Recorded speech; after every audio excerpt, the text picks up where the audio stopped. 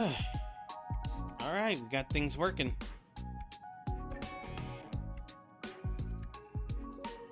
Alright, Twitch is working, YouTube working. And my government is committed. Alright, and Kick is working.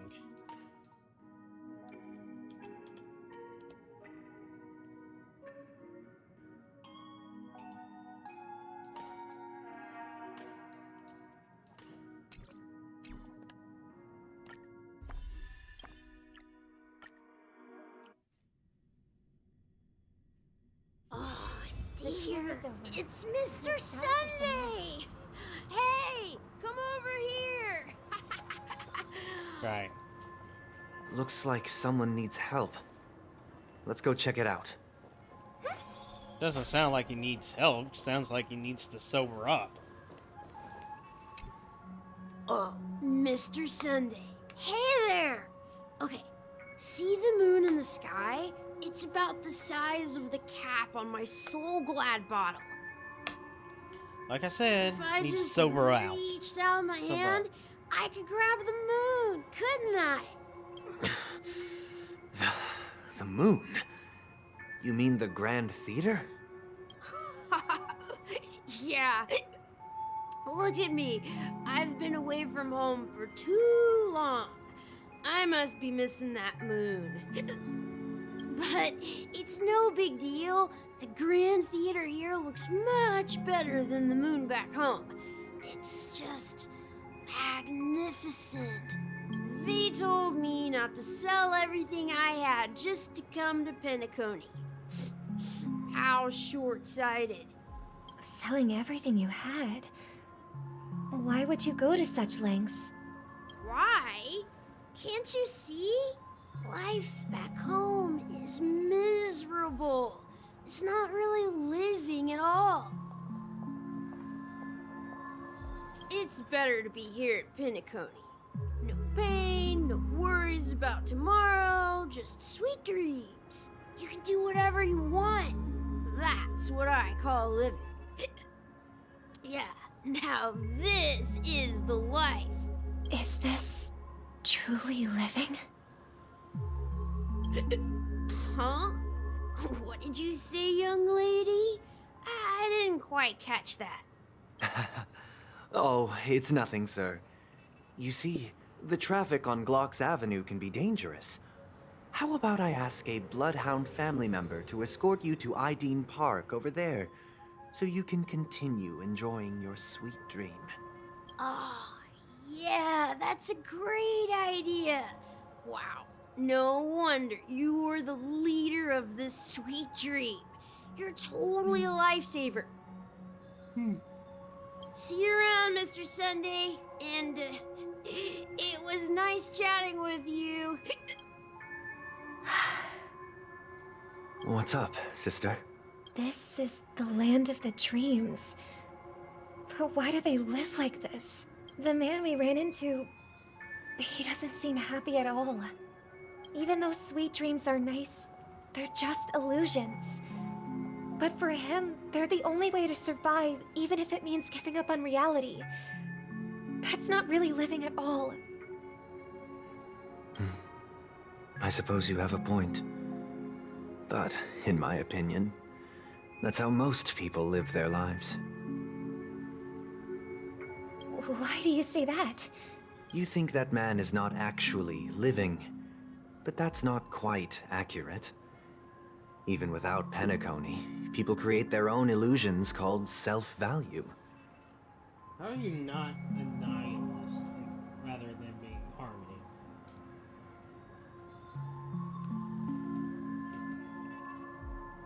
People believe they have a predetermined value to fulfill. Gaining value means gaining power, and those deemed worthless are seen as the weak. However, value doesn't come out of thin air, and there's a limit to it. To accumulate value, people have to take from others. So, the weak get exploited and oppressed. Oh, wow. Yeah, this guy is not good.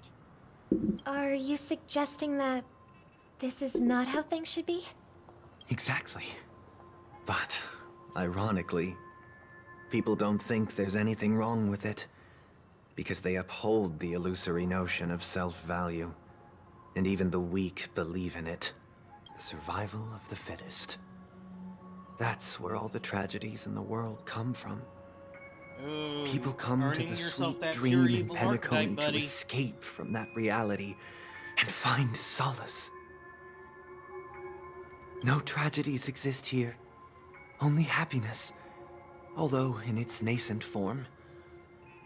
Isn't that the same paradise we yearn for in our dreams? Perhaps that man is just an exception. Let's not jump to conclusions. We should experience the dreamscape ourselves, just as I did at Dreamflux Reef. Yes, seeing is believing. I'll accompany you. The Dream Master hasn't shown up yet, so we have some time for a stroll.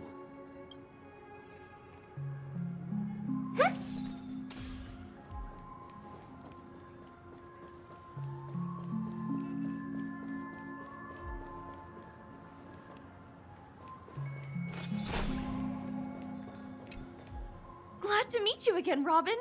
How are the preparations for the Charmony Festival coming along? We're all so excited about it. It's going smoothly. Thanks for making the trip to join the festival.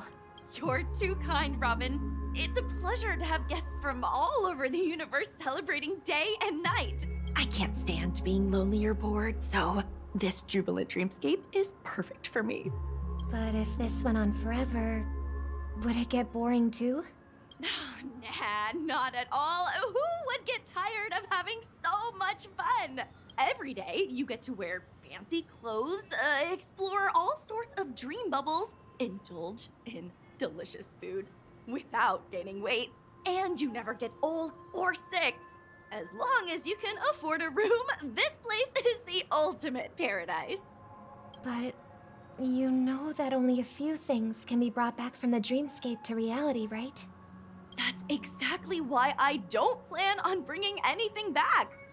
Just enjoying the dream itself is good enough for me. I mean, I'm not one of those long-living species. I only have around 60 or 70 years in this lifetime, and there's so much to worry about. Being happy here is pure bliss. Only in this sweet dream can I truly feel like I'm in control of my life and fate. Who would want to go back to reality after experiencing this bliss? I see. I genuinely wish you all the happiness in the world. And I wish you a fantastic performance, Robin! I'm off to the Blue Hour for the ball. See you later. Seems like that guest's perspective didn't resonate with you either. She had a valid point, and I could sense her genuine happiness. It's just that... What you're trying to say is, she thinks she's in control of her life. But in reality, she's just escaping from reality and seeking solace in this sweet dream. Once she steps out of this sanctuary, everything will be lost. Well, she did make mention of being able to afford a room. Didn't she? However, the paradise in our dreams, it doesn't have to end. No. And the paradise we yearn for shouldn't be just a fleeting dream either.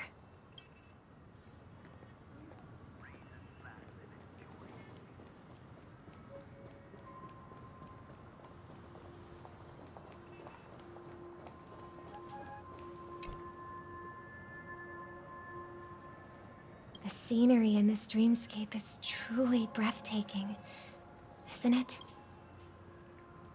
Oh, Robin. Can't believe I'm meeting you in person here. What an honor. You're right. Even though time stands still in this dreamscape, it always feels fresh. I find something new every time. A philosophical mind. I hope I'm not intruding. My mouse Oh, fell. not at all. It's out of No. reach. With little time left, I yearn for meaningful conversations, especially with someone as esteemed as you. Do you mind if we chat? It's my pleasure. Yeah. No need to be formal. Just speak your mind. Got it. You said, with little time left. Please, forgive me for being blunt. But is that why you came to Penacony? Yeah. I was part of a war, and while escaping from the Sarkosian mothership, I got exposed to some radioactive materials. And then, all my comrades died, and my hometown was wiped out by neutron bombardments. I couldn't bear to live with everything I knew gone. That's when I heard about a possible solution here, so I came. How heart-wrenching. I hope the family has been able to help you. They have, and I'm truly grateful for that. They provided me with a comfortable room, the most advanced life looks like we support got a devices in the kick trap. cosmos, and a stellar team of caregivers. My physical body is now in the dream pool, sustained by life support. 188 people that murdered. The me you see here is whole, rational, and no different from any other person. But I can't say the same for the me in the hotel room. My true appearance. Well, I hope you never have to witness it, Robin. So, you'll be living forever in this dreamscape, right? Just being able to live at all is good enough for me. Whether it's in this dreamscape or not, well, I don't really have much say in the matter. This is the My most world has been justifiable. torn apart, and my life could end any second. So, even if this whole place is an illusion, it's still my paradise, His body and I'll is treasure shutting every down. moment I spend here. This is the only way he has available to live. Now I envy those everlasting things. That old man's story. It's so tragic. Fortunately, this sweet dream gives him joyful memories to hold on to. That's precisely why this sweet dream in Penacony exists. However, even this sweet dream has its limitations. While it provides solace to the disillusioned, it can't completely eliminate pain in reality. There will be a way out. Penacony is already on the right track. Red flag.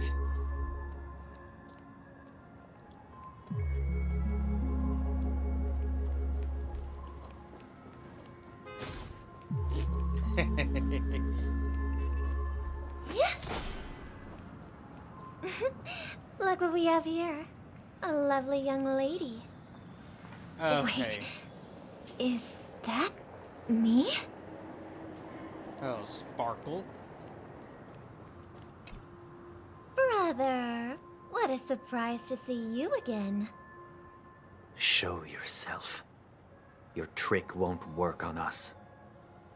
I've heard that a skilled mass fool received an invitation too. That must be you, right? Did you enjoy yourself? Barely. The people here are way too gullible. A little bait is all it takes for them to bite. And they run away at the slightest hint of danger. In other words, they're naive and cowardly. Now that you've had your fill, it'd be wise to leave before it's too late. The music of the harmony doesn't tolerate discord. What? Now that you have the real Robin, I'm useless? Oh, how disheartening. I've done so much for the family. You should be thanking me, because if it weren't for me cleaning up this mess, Penacony would still be in shambles. Don't you think? That was a personal request from the head of the Iris family, and it has nothing to do with us. Step aside and stop causing trouble for the Charmony Festival. The Charmony Festival? You think you can scare me? You think I've no idea what you're planning? I don't care what you're thinking, Chicken Wing Boy. But I'm pretty sure our lovely Robin won't be appearing on stage. After all, you're well aware of what a sorry state this dreamscape is in under the banner of harmony. Penacony, the land of the dreams. Is this truly the paradise you desire? Stop it. What's the rush, Chicken Wing Boy? Did I get to you? Our paradise is none of your You get to concern, everyone. Masked Fool. Leave now, or the family won't tolerate you anymore.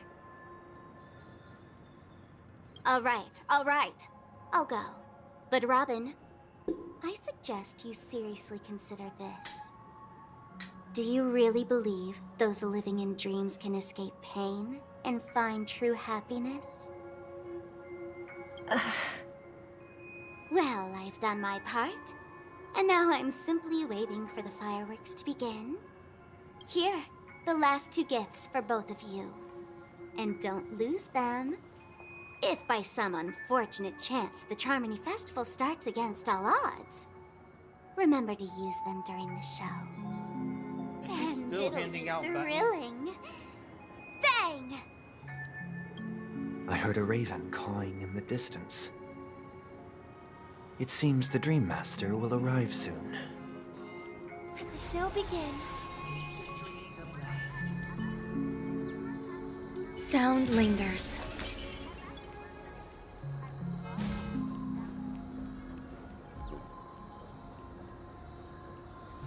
Let's wait here for the Dream Master to arrive. Okay. By the way, brother, I heard you no longer have a sweet tooth. Back when we were kids, you used to steal my desserts. I'm gonna get me a drink. Seems like a lot has changed during my absence. What exactly happened? Well, someone has to stay awake even in this sweet dream.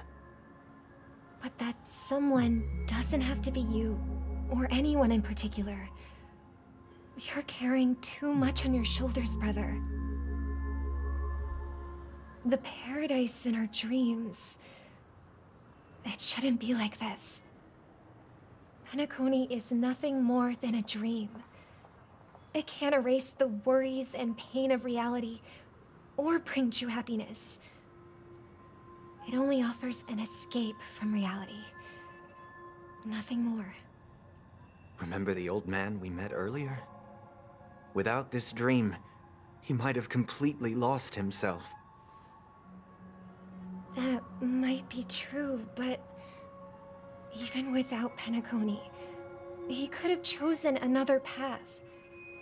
As far as I know, the Intelligentsia Guild has been promoting their rehabilitation techniques for a long time now. That path may have been more ordinary and challenging, but now he's in a comatose state, and that sweet dream has become sort of end-of-life care. His fate is sealed. Is Penacony granting these people a future? Or is it taking it away from them? Well, don't forget this. Not everyone really has a future.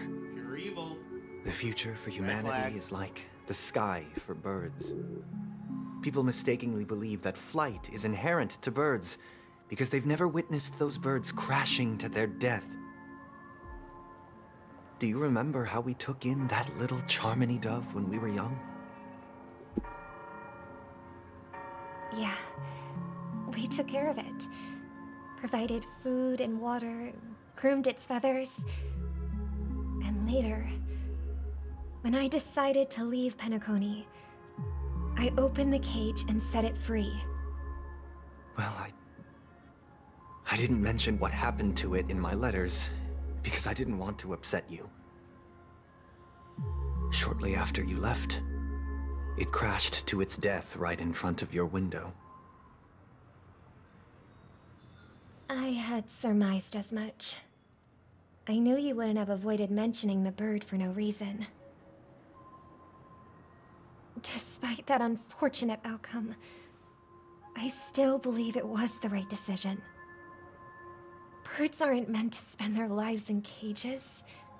They belong in the sky, even if they can't fly. But here's the thing. If there are birds in this world that can never fly, can we really assert that they belong in the sky? Are you implying that the same goes for humans too? Let's take the Astral Express as an example. The Nameless made tremendous efforts to bridge worlds, gaining fame across the universe. However, only a few extraordinary individuals can endure such a perilous journey. You're evil. Assuming That's that just because you can't the be pursuit of the exemplar, Trailblaze exceeds the capabilities of exemplar ordinary doesn't mean- humans. Otherwise, why would this path be filled with broken rails, an abandoned express, and even a fallen Eon?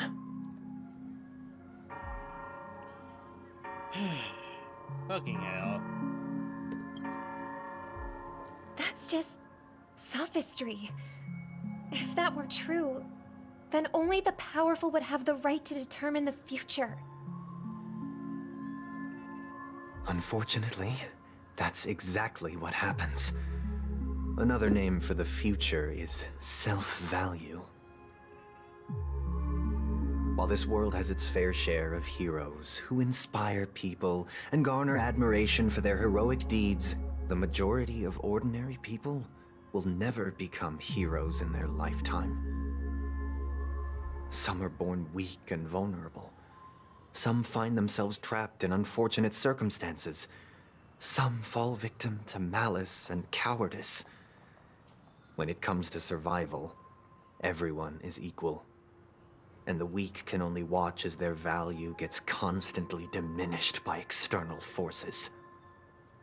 That's why we should care for the weak and support them as if their suffering were our own.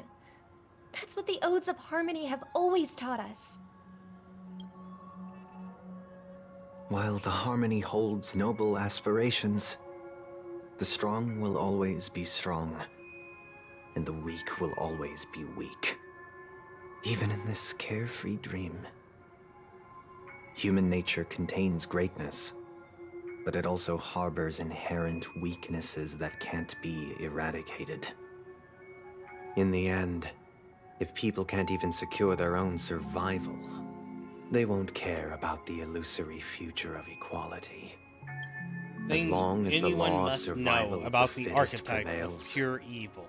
there will always be fledglings crashing to their death. Alright, back to the start. The one thing anyone must know about the archetype of pure evil is that they will take what is true and they will weave it into a web of lies. And that is what he is doing right now. But if people don't live for the future, do they merely exist for survival? If even you, my brother, don't believe that the Harmony will save the weak, then which Eon can make our dreams come true?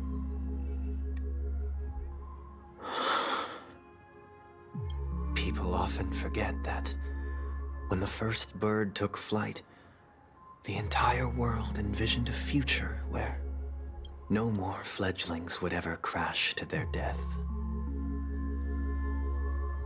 Are you reading, sister? What are you reading? Mr. Gopherwood gave me a picture book. It's about the story of the harmonic strings.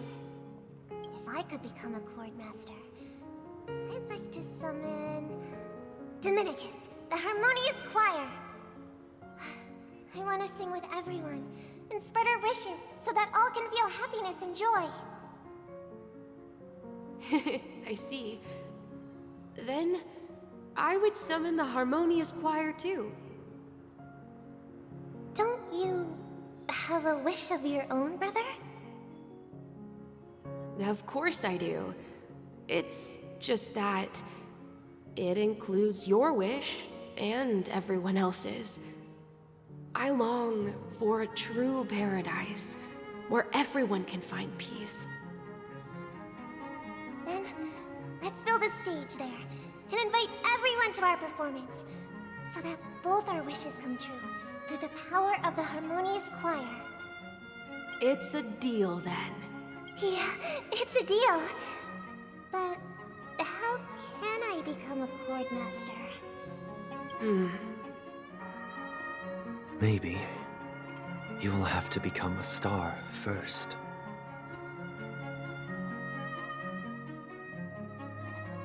All right. You're back sooner than I thought. Any results? All right. That Yes. chat. And now, That section's done. it's up to us to forge ahead. Since his last will has now been conveyed, my final mission is complete. But pardon me if I sound curt. It's good to have determination. The path Mikhail left for you is not an easy one to tread. Why else would he have chosen to sleep in solitude, staking everything on some nameless in the future? But you have the numbers, and in numbers comes strength. So that might just delay your inevitable a little more. Got any more encouraging words? As I see it, relying on Welt's negotiations alone is far from enough. Regardless of whether the other party will be compliant, negotiating simply allows us to meet them as equals. It won't grant us an upper hand. Penacony is our rival's home turf, and we already have very few chips left to play with. Rather than idly sit around while the family's got us blocked off, an offensive approach might be a wiser course of action. We're more familiar with the Stellaron's properties than most, and since it's the key to stabilizing the sweet dream, it's vital to the family's interests. By attacking their core interests, they're bound to retaliate hastily. And as the saying goes, haste makes waste.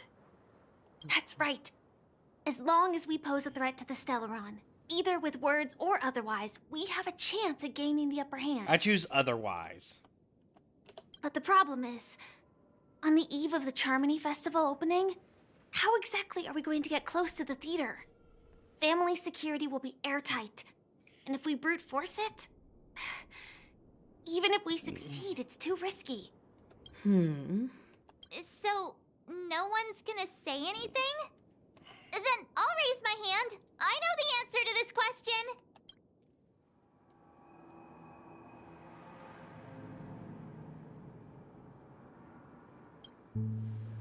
Time for Why are you Master speaking like the general of the law, Fu? So, I heard that before the Charmony Festival begins, there'll be a pageant to kick off the festival. It's called the Soul Glad TM Festivity Auditions, or something. And it's going to be held in the moment of Scorch Sand. As long as we clinch the top spot, we'll be able to attain the title of Festive Superstar, and be able to personally bask in the graces of Miss Robin. Not that that's important. What's crucial is that we can enter the Grand Theater before the audience arrives. So, how do we go about participating in these festivity auditions? I've already procured special invite tickets from Miss Robin's fan club. To tell you the truth, I had been preparing to join the auditions all along. But now it looks like even if I scrape through, I probably still won't have the chance to shake Miss Robin's hand. So they're still running this thing, huh? It was originally just a publicity stunt, set up by Mikhail to drum up attention. But it looks like it might be worth a shot. We'll follow Marge's plan. Mr. Gallagher, will you be joining us? I'm afraid I won't have the time. As a virtual character, I've already completed my final mission. Whether Penacony can awaken from this dream is all down to you. Should we ever cross paths again? I'd love for you to visit the Express. All right. I'll have to add to that data bank of yours you've got on the Express. And Miss Firefly, we thank you for all your support. We're faced with a formidable enemy. As long as the Astral Express and Stellaron Hunter's objectives are aligned, we're willing to cooperate with you. We've already come this far together. I'd like to join you for the rest of your journey on Penacony. I'm pleased that we can finally fight shoulder to shoulder. I couldn't ask for a better ending. This is also the spirit of the Trailblaze. Now, everyone, let's prepare to move out.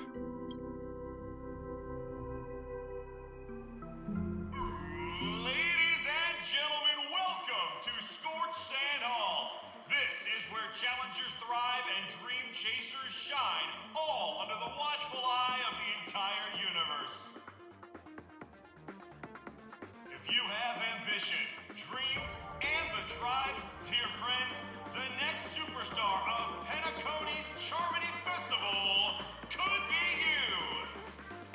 Oh, wow, they've really outdone themselves. Oh, I'm starting to get excited. Behold, here come 4 friends with spirits high and full of steel. Are you aspiring to be the superstars of the festival? Is he talking about us? Yes, you!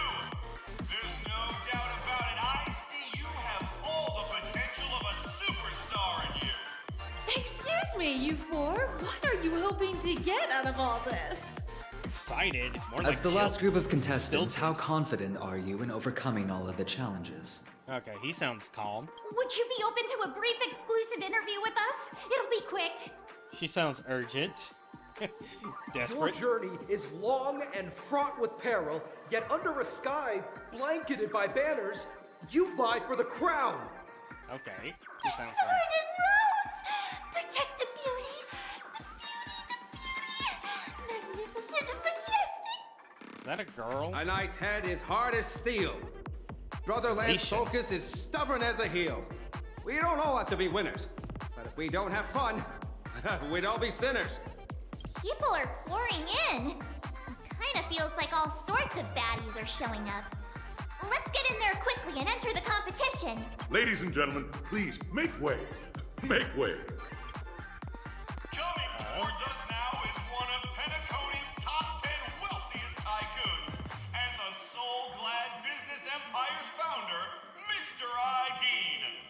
Allow me to introduce myself. I'm the director Them of again? Soulglad's factory, Ideen Lena. My 4 friends, introduce yourselves to the audience across the cosmos. Hello, everybody. I'm Himiko, a nameless from the Astral Express, and these are my companions. Don't you guys need to hide your identities? Can't hide it anyways. Penacony is plastered with our posters. And because the Astral Express is so well known, the family won't dare to make any rash moves. Why are you saying that out loud?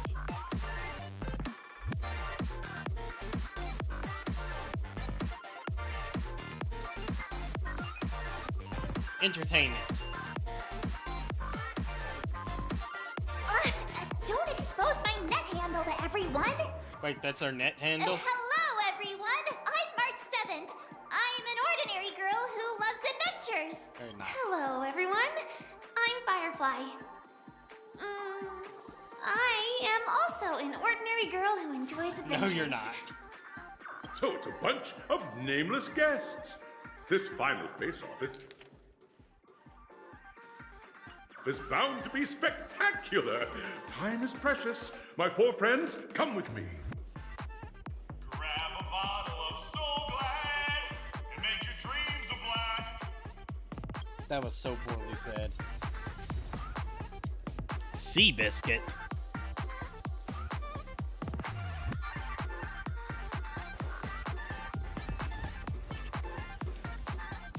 Let's check our map. So glad Scorchkin's audition venue.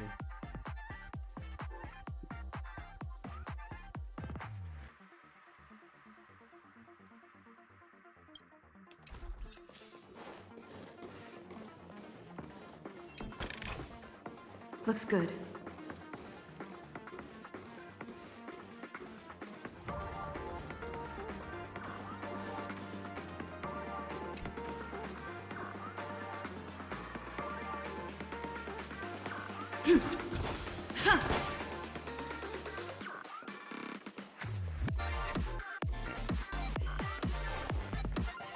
This place is buzzing.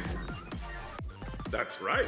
This venue is a miniature representation of that time known as the era filled with boundless possibilities.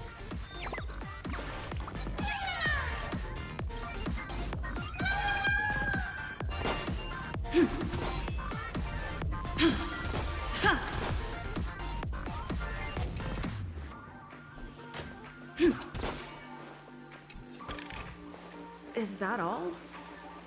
Grab a bottle of Soul Glad and make your dreams a blast.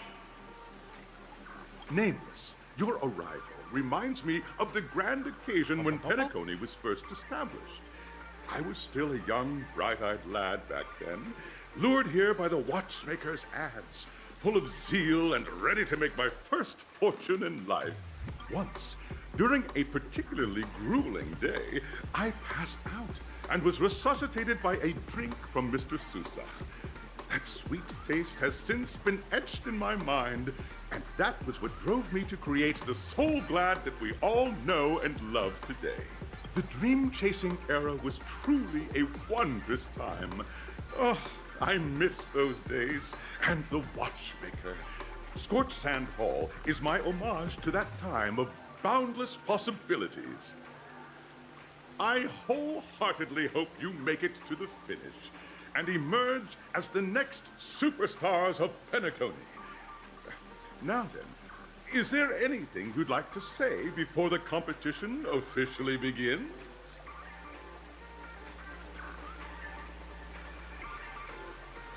Nah, we'd win. Ha! That's the trailblazing spirit. How about you, Miss March? Hello, everyone! Next up, get ready for the Mega March 7th Adventure, where I'm going to break the speed run world record! Trailblazing into the uncharted and challenging the limits. That's Miss March 7th for you. How about Miss Firefly? I hope that by the end of this journey, everyone will have achieved the outcome that they hoped for.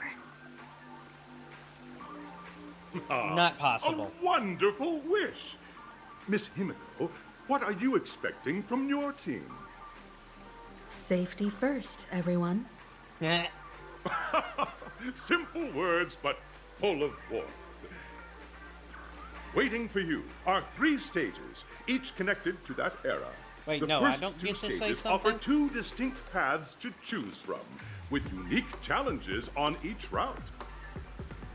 And in the last stage, you will face off against a champion who has defended the title to this very day.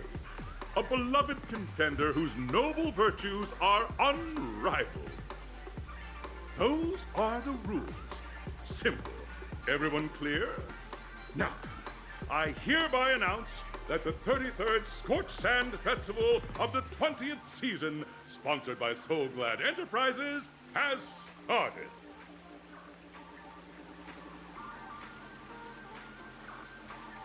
Everyone, as the Charmony Festival is drawing closer, we must reach the end as quickly as possible. Factoring in efficiency and safety, splitting up into 2 groups is the best choice. March and I haven't known Miss Firefly for too long and aren't overly familiar with her. It'd probably be better if the 2 of you paired up. Fine by me. Let's do it. All right. I don't have a problem with that.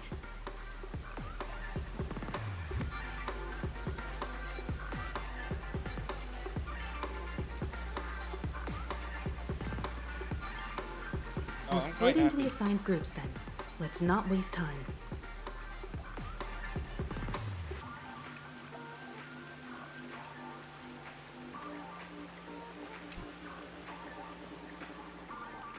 Oh, I like the background reverb. Welcome to the first stage of Soul Glad Enterprises' 33rd Scorched Sand Festival of the 20th season, Dream Play Fantasia. In this stage, you can choose between two challenges: the School of Acting or School of Action. In the School of Acting challenge, you have to complete 3 performances from 3 scripts and move the panel judges. In the School of Action challenge, you have to defeat 3 groups of enemies convincingly and reach the end. Now, make your choice.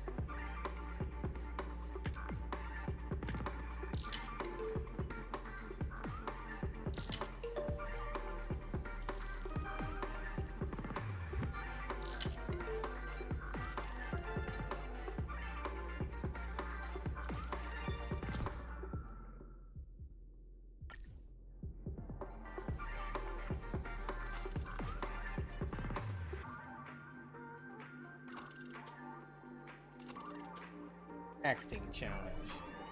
Fighting is just so easy to do. The stage of dreams for those who dare to dream. Welcome to the School of Acting stage. Step onto the stage and move the judges with your heartfelt performance. The next cosmic star of Penacony could be you. Competitors, allow me to introduce the rules of this challenge to you. There are 3 stages up ahead. On each, you will find an outline of a script. These 3 scripts were written by the legendary filmmaker, The Watchmaker, and depict various stories from Penacony's era of pioneering. Your task is to bring those moments to life, find the right words, and act convincingly to make the judges feel the script's intended emotions. Oh, I wish you a successful performance. Also, a bit of trivia. The record score for this stage is held by a participant with fiery red hair. His exceptional performance brought even the strictest judge to tears. Oh, it's like he wasn't even acting at all. We are running out of time, so let's get this over with quickly. Right, what we got going on here?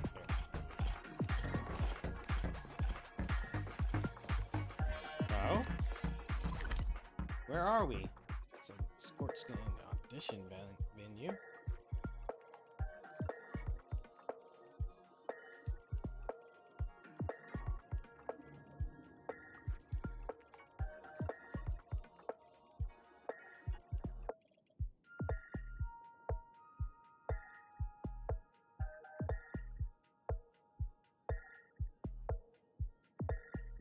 Must be in some kind of special area they don't have.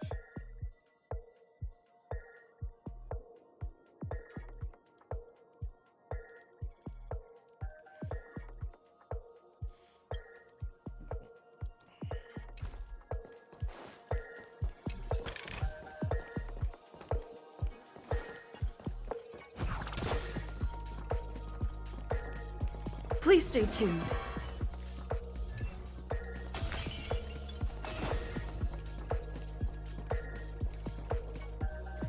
Just take a look at this pair! Such star quality. Since you come as a pair, I'll prep a 2-person scene for you. You two, are you ready? Ready? Envision that you both, driven by the spirit of exploration, are arriving at the land of dreams that is Penacony for the first time. But instead of lush lands, you find yourselves amidst swirling sands and desolation. far from the paradise the watchmaker described. You're driving an old clunker through the wilderness of the dreamscape, braving the cold wind, choking on the dust, and suddenly, a fierce memory zone meme blocks your path. Now, Miss Greyhair, what line would you deliver to express your disappointment in Penacony?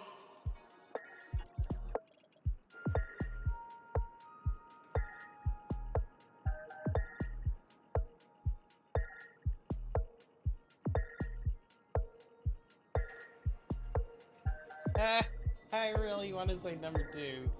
I don't want to ruin my chances.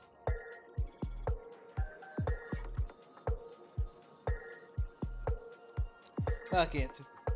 All roads lead to success. That's the trailblazing. Do you usually express disappointment this way? Damn it. Very good!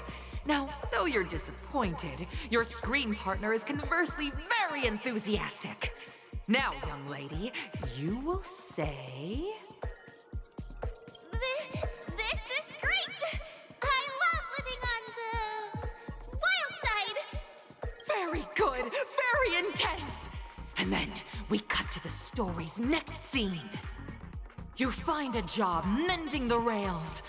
But the days are long, and your endurance can't keep up, and you finally collapse in the endless expanse of desert! Suddenly, sweet rain falls from the sky, wetting your lips and rousing your spirits! Now, Miss Greyhair, what line will best express your surprise at this moment?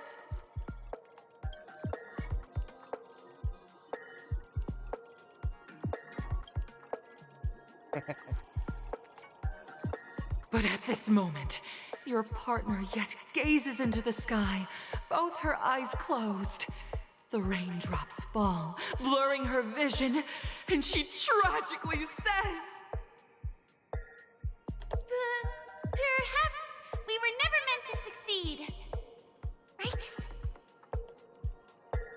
Fantastic! Both of you have an incredibly solid foundation in dialogue delivery. However, lines aren't everything in a performance. Damn. Please continue the Wasn't allowed story to be on the with a weirdo. second stage. Up next, you'll be challenged with a body language test. I hope these tests won't take too long.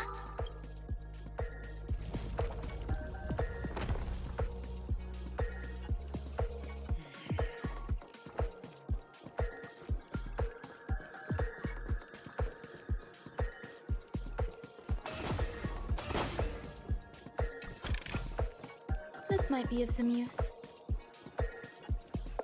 Here, you two are required to skillfully utilize body language to portray the story context I've laid out for you, picking up from where we left off.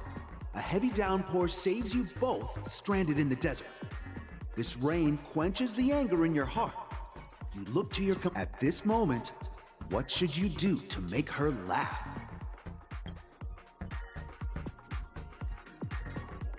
Ooh, that don't look good.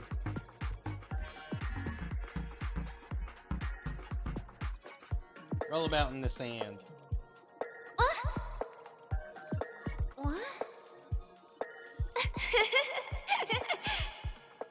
Right answer! Your companion sees you rolling about in the sand and thinks about the arduous obstacles along this journey. That would be funny. She can't Okay, help but now let I loose a was allowed laugh, to be silly. rekindling hope in her heart. And so this girl...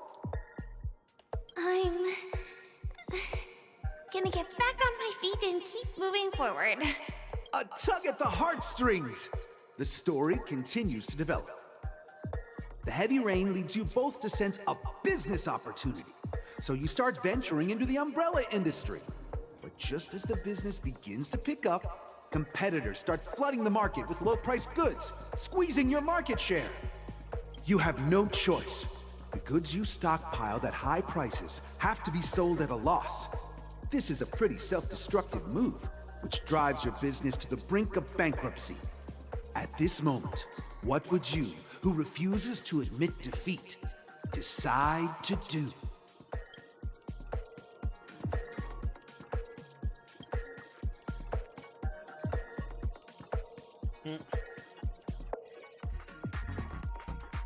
Fantastic! But it's a pity your friend does not agree.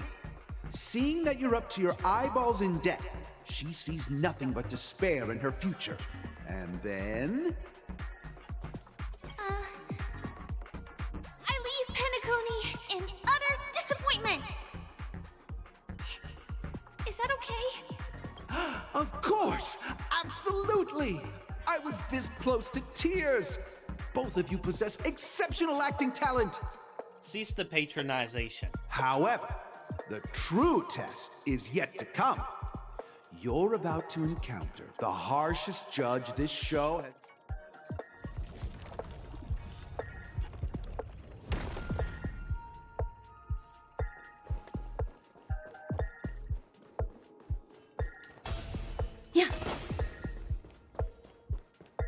No!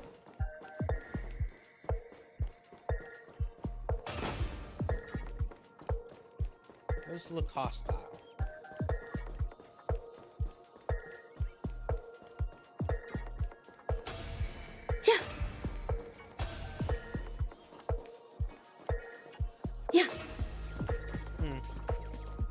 And to think. Welcome to the final stage. Actually, all the scenarios that you previously encountered were all from the film Once Upon a Time in Dreams. Two companions arrive on Penacony with nothing but a dream. Their desire for achievement is met with continuous setbacks. Ultimately, one continues on, despite spiraling into debt, while the other concedes defeat. And many years later, their paths cross once more in the thriving Penacony. Yet, they refuse to acknowledge each other because...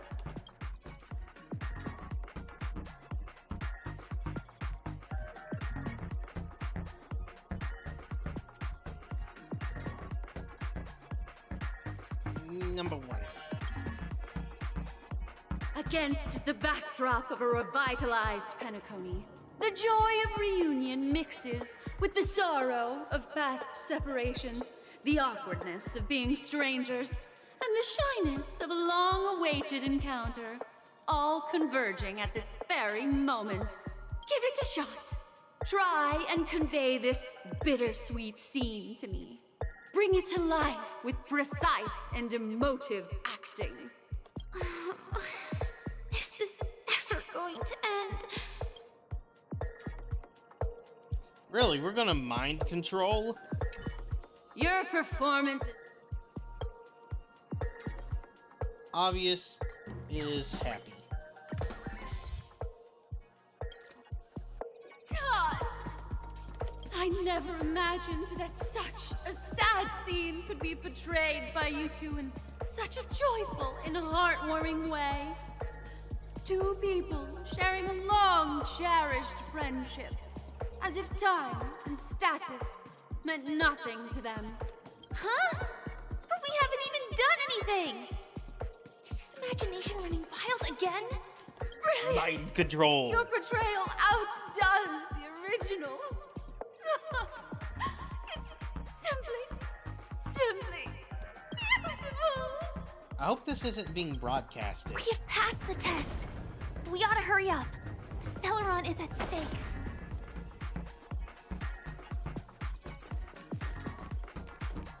I don't know if I'll ever come back here.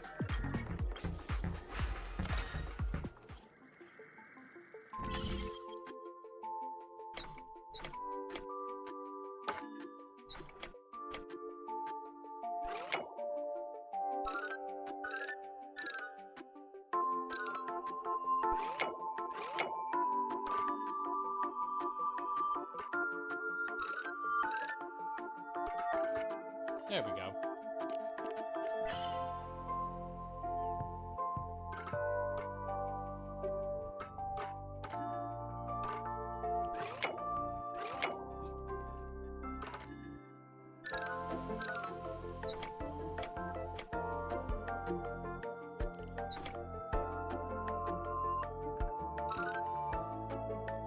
Ah.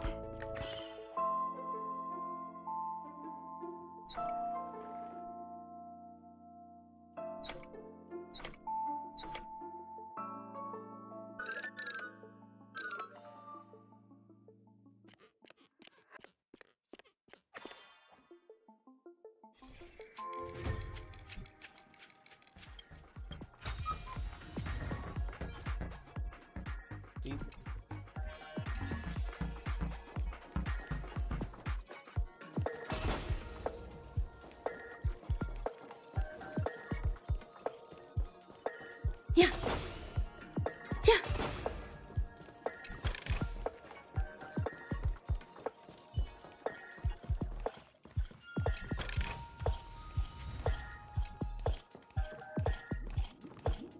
Congrats to both of you for clearing the stage, but more importantly, look at the time! You finished much faster than that red-haired contestant did.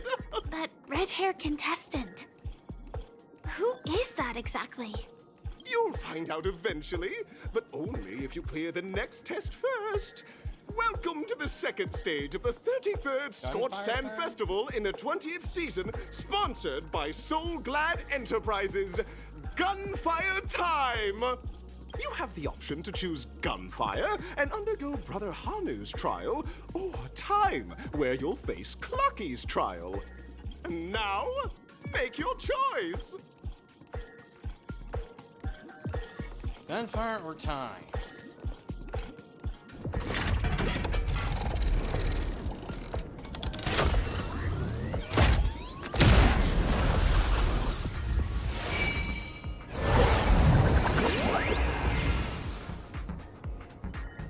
I'm gonna try gunfire.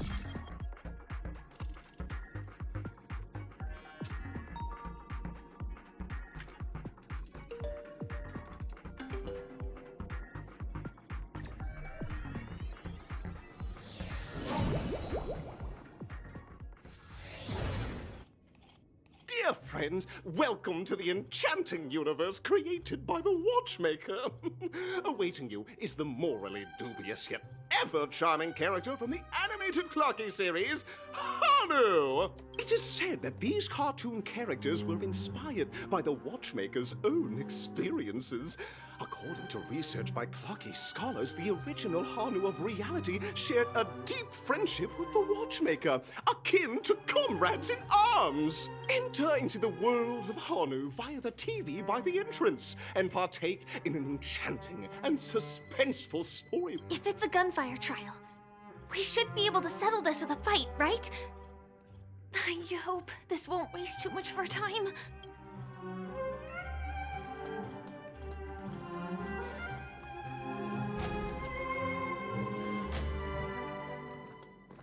Birdie.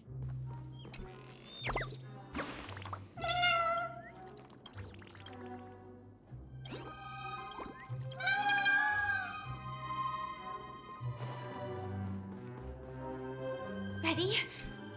1, 2. Are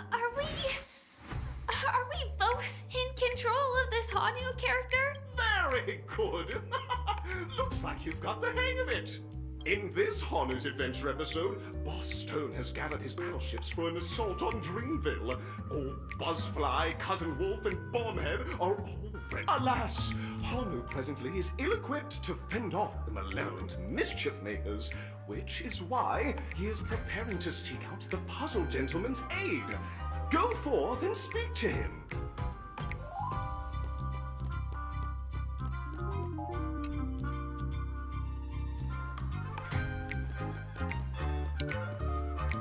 Oh, brave Hanu, you look like you could really use some help.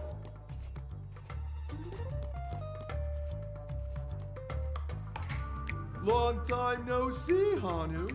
You look pretty stressed out. How about an intense and thrilling game of Dream Jigsaw to blow off some steam?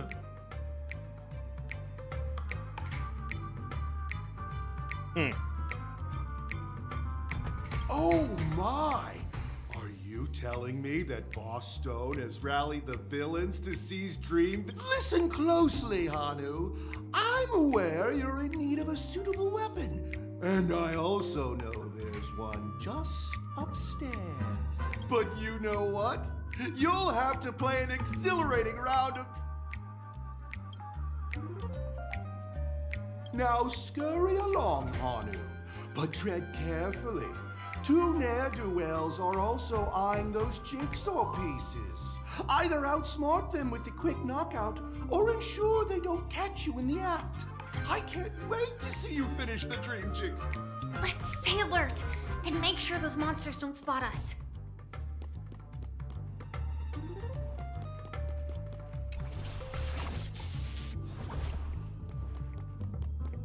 Look up there!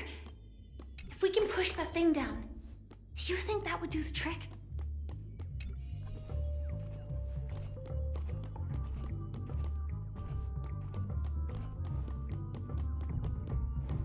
Heard.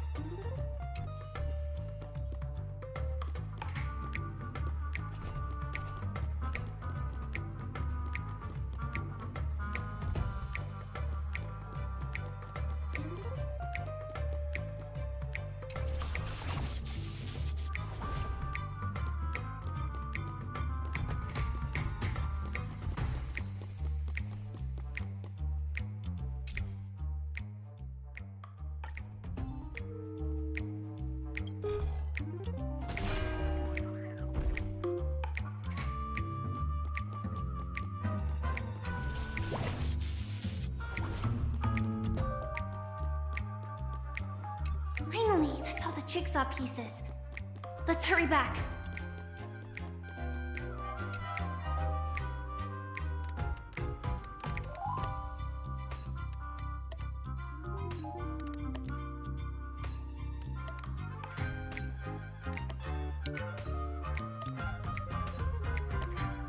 Oh my!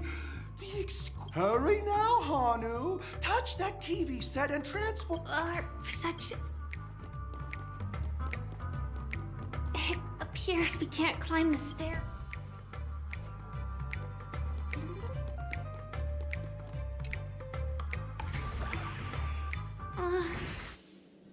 Disconnecting from that thing so suddenly has left me feeling slightly disoriented.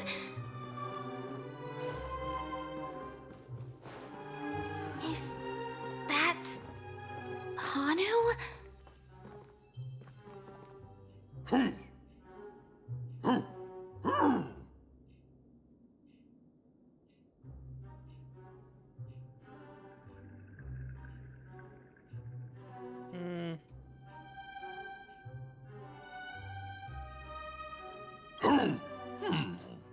What exactly is he talking about?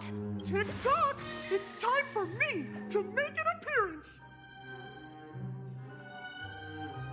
Clocky? Plot thickens.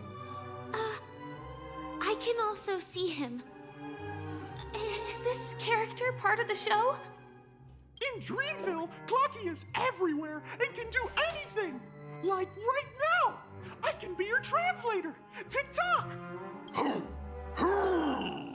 Hanu says, battle! We must do battle! The enemy is at our doorstep, and we have no path of retreat for the future of Dreamville! Touch that suspicious-looking TV right now! So they just... Sheesh. Logic in this... Huh.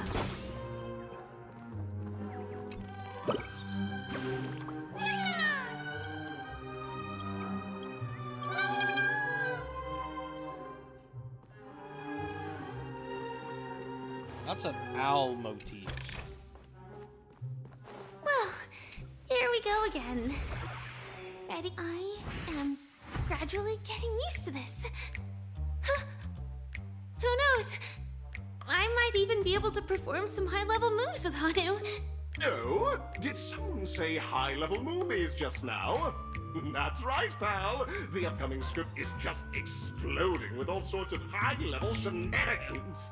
Last we saw, Hanu was preparing for battle.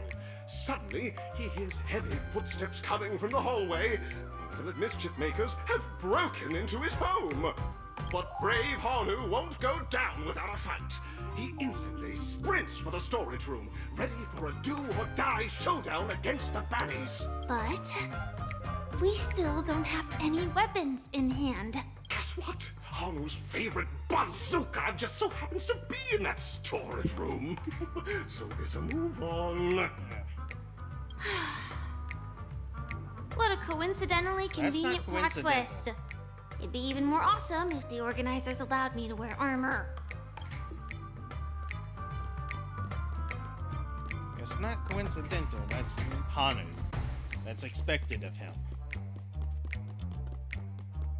The storage room. It's behind the shelves, right?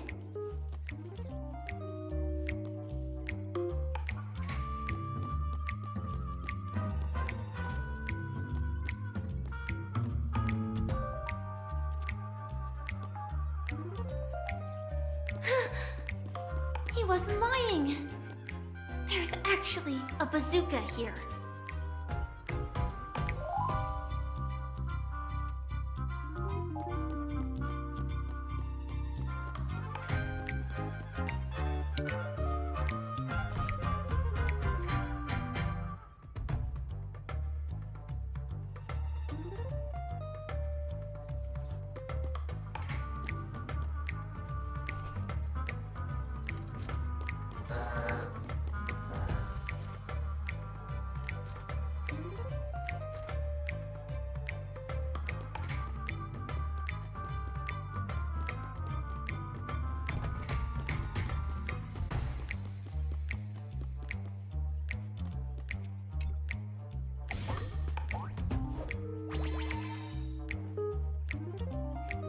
Now we should have a way of dealing with those baddies.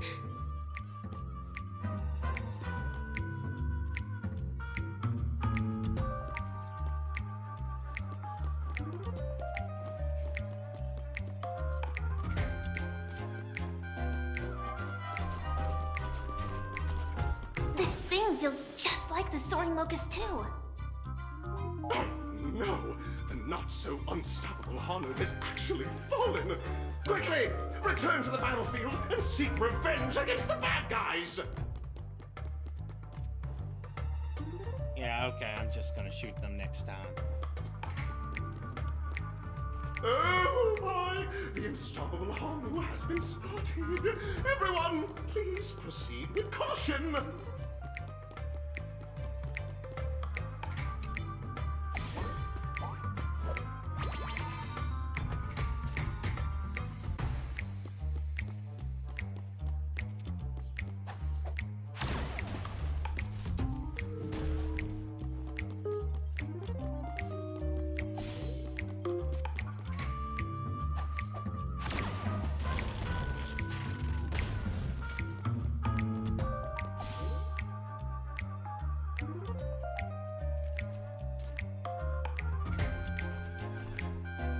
Careful. It looks like we've got more company. Get ready to fire!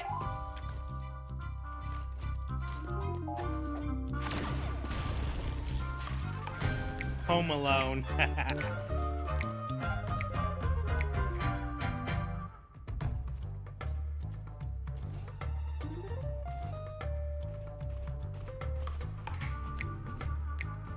Here we go again. But no big deal. We're pretty handy with this bazooka now.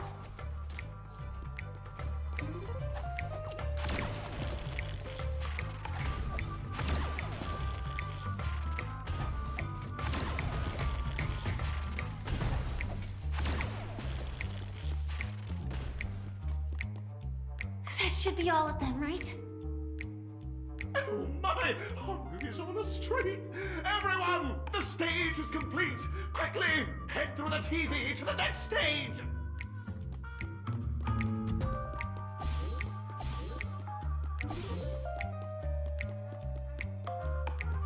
Compulsion to have full ammo even though I'm not using Hanu anymore. Actually, what's here?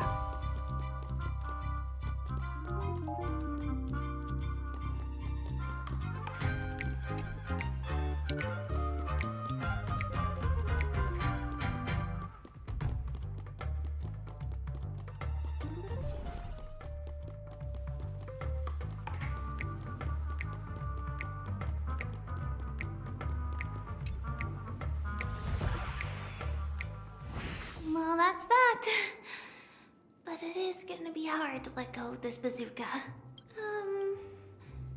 Never mind. Let's hurry over to the next stage.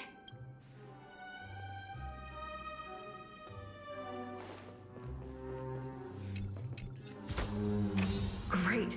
The more the better.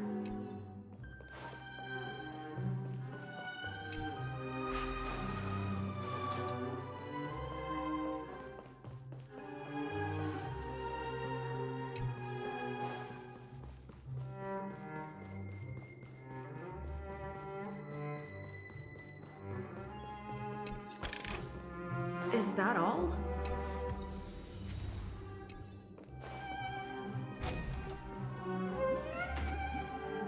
Congratulations to both of you! Oh, you've overcome all obstacles, and in the final stage, you will face the defending champion. Welcome to the 33rd Scorched Sand Festival's third stage in the 20th season, sponsored by Soul.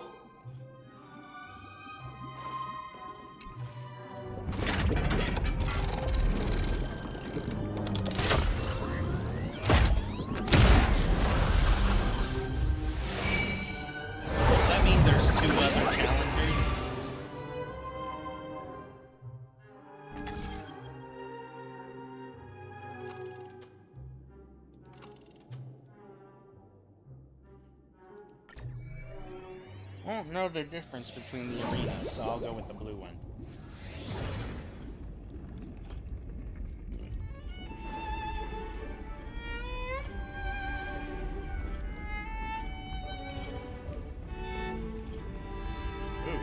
Please stay tuned.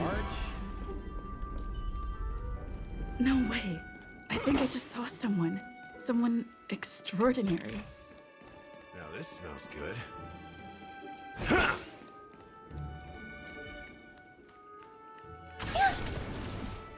No, that didn't work out.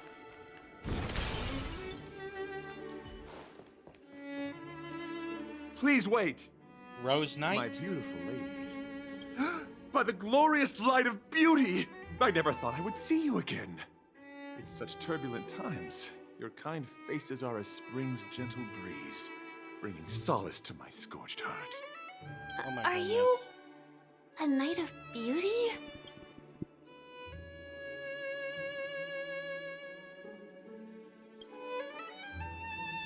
Hear ye! The rosy glow of the beauty has rendered you speechless. What an honor. Upon hearing of the impending festivities, I commanded the one and only to bring me to Penacony with full haste.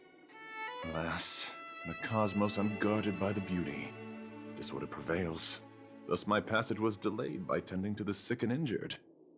Fortunately, the mini-rabbit mech pilot, stray cat duelist, galactic ninja, and quad-drive Intellitron, along with 32 other souls in distress, all emerged from their predicaments safe and sound. I then led them all here to revel in the harmony with the countless other splendid beings.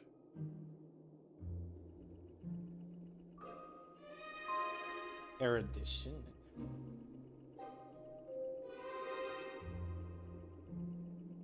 I do not deserve such praise. Unfortunately, that dashing IPC ambassador, whose radiance matches that of a beautiful peacock, remains in a woeful state. Ugh, how I wish he too could partake in this splendid occasion. Okay, let's get back to business. Since fate has brought us together, it stands to reason that you both seek the accolade of the audition's victor, correct? Though upon arrival I was once mistaken for a towering silver-armored fugitive with fiery red flames due to my lack of eloquence. It matters not, for all these trials stem from the land of the dream's beauty. What matters is that I now stand before you. Our paths have crossed. I, Argenti of the Knights of Beauty, am humbly requesting a battle with you both, in the name of the Code of Chivalry. If I am fortunate enough to emerge victorious, kindly grant me passage to the Crown of Victory, and recognize that Idrilla, the beauty, is the most peerless beauty of them all.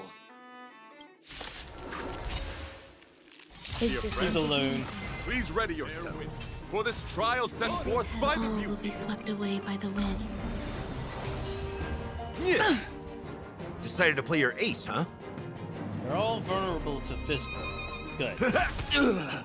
Nice, like my friends. Indulge yourselves! Dreams do come true. There's more to life. Eternal. Hide. I want to protect everyone. Help me, Mr. Spark! I like the music. You're fighting a gentleman. Put forth all your might. As you command. Step up, let's see ya. It ain't over. Rise to the challenge. Annihilate. As you command. Pledge thine loyalty. Your convictions, my friends, are indeed awe-inspiring. Sucks to get broken that hard. The laurels of victory belong to Idrilla. Behold, this symbol of pure I want to beauty. protect everyone. Help me, Mr. Spark! I didn't want to do that. The mood is set. Let the show begin. Let the duel commence. In the mood for another beating?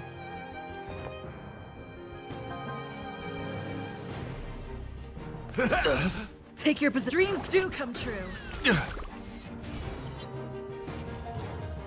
There's more to life. Existence is unity. Confess. It's nothing. Every petal, all will be swept away by the wind. Put forth all your might. As you command.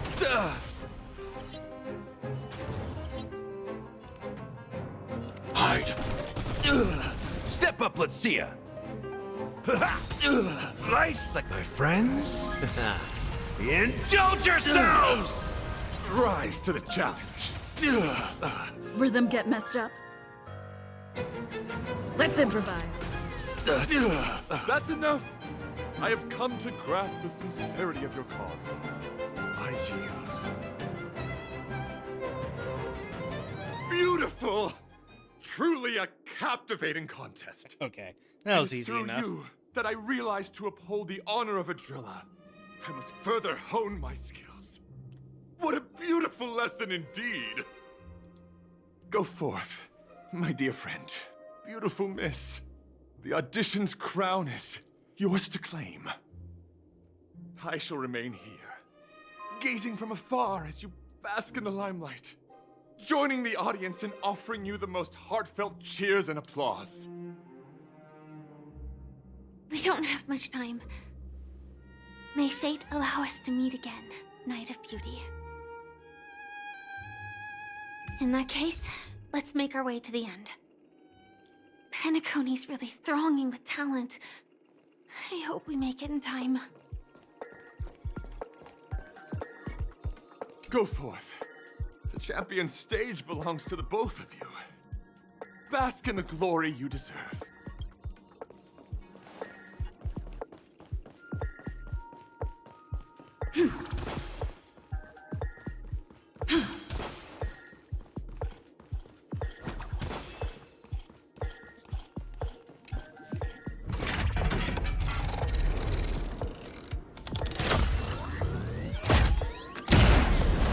This part's turning out to be a whole hour.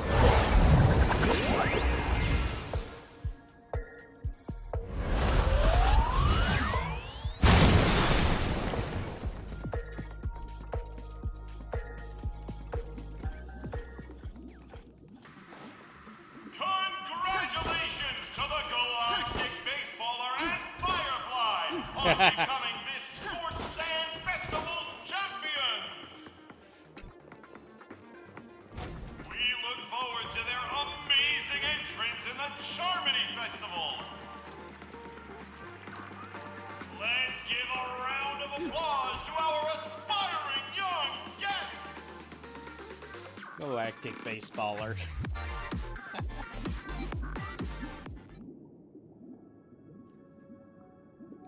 Congratulations to the both of you on becoming the festive superstars of this year's Charmony Festival. Before entering the Grand Theater, I, on behalf of the organizers, extend my sincere congratulations to you, wishing you joy under their radiance.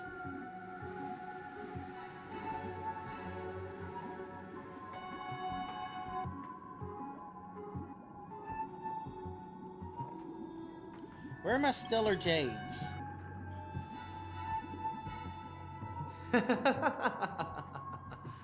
Your endeavors are worthy of extra recognition, and I've taken steps to ensure that. Can you However, stop sounding evil? This reward is not a material one, but rather the opportunity for an open and honest communication between us. As previously promised, my sister, Mr. Yang, and I have met with the Dream Master. We delved into the truth about Penacony and its Stellaron, and have come to a consensus. Both I and the Oak family cannot acquiesce to your request. Just as expected. We acknowledge the perspective of you, Nameless. Penacony does require change, but not as you propose. The planet of festivities cannot and will not revert to a place characterized by chaos, disorder, or anarchy. Through your journey of overcoming obstacles, you must have glimpsed the essence of that era. The vulnerable ruthlessly eliminated, equality non-existent, common folk living precarious lives, eking out a dreary existence. Ultimately, only heroes like yourselves manage to achieve success. But I would dare ask, if you did not possess the special status of having a Stellaron, and you were but an anonymous and frail member among the masses, which Penacony would you prefer? A dystopia for the survival of the fittest? Or a sweet dream paradise for all? The fuck kind of question? The fuck kind of question is that?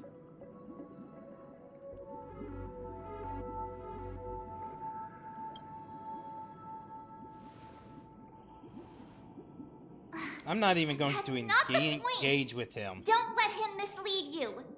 Mr. Sunday, even if the members of the Oak family can't fully agree on what to do about the Stellaron, now's not exactly the time to be holding an extensive discourse about Penacony's past and future, is it? The Stellaron issue concerns the life and death of everyone on Penacony. If anyone has a better suggestion, the crew is more than willing to listen. Also, it'd be best to tell us the ins and outs of that meeting. This way, we'll at least know what Welt and Miss Robin are dealing with, and the reason why they failed to make our appointment. Ah, Navigator. That is precisely my intention. With all present, let's begin by discussing the details of that meeting. Let's talk about our tribulations and choices, our ideals and beliefs, and our final course of action. The only path to take.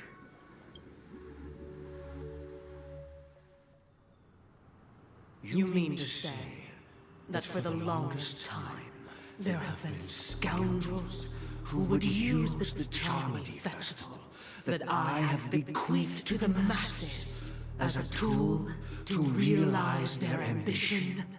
Indeed, Dream Master. Once the Charmony Festival begins, the Stellaron's powers, along with the song, will be broadcast across the entire planet of Penacony. And then everyone in their dreams will be unable to awaken. This is indeed surprising to me. The dreamscape is maintained by the collective effort of the 5 families.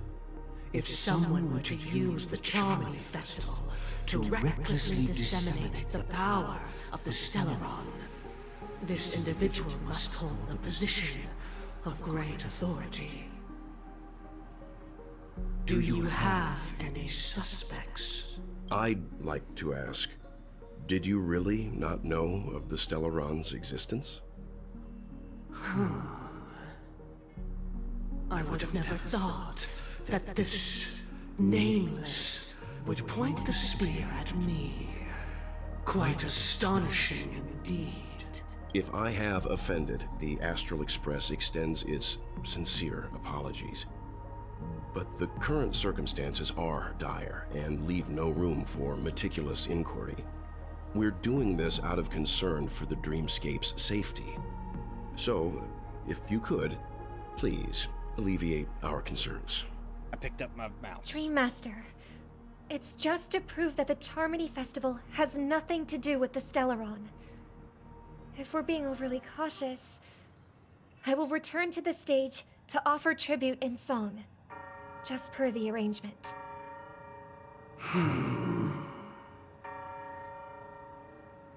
Sunday, Robin. I've watched you two grow up and know your dispositions like the back of my hand. Both of you, right now, can surely be lauded as their most devout advocates. I already know your resolve.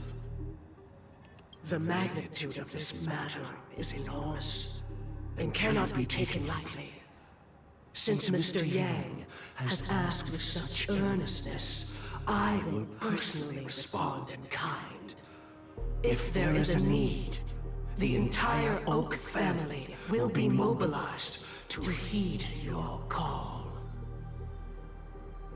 Someday, might I ask you to beseech them to cast their light unto me, and question me in their stead, so that no lies may be concealed? I will do as you command.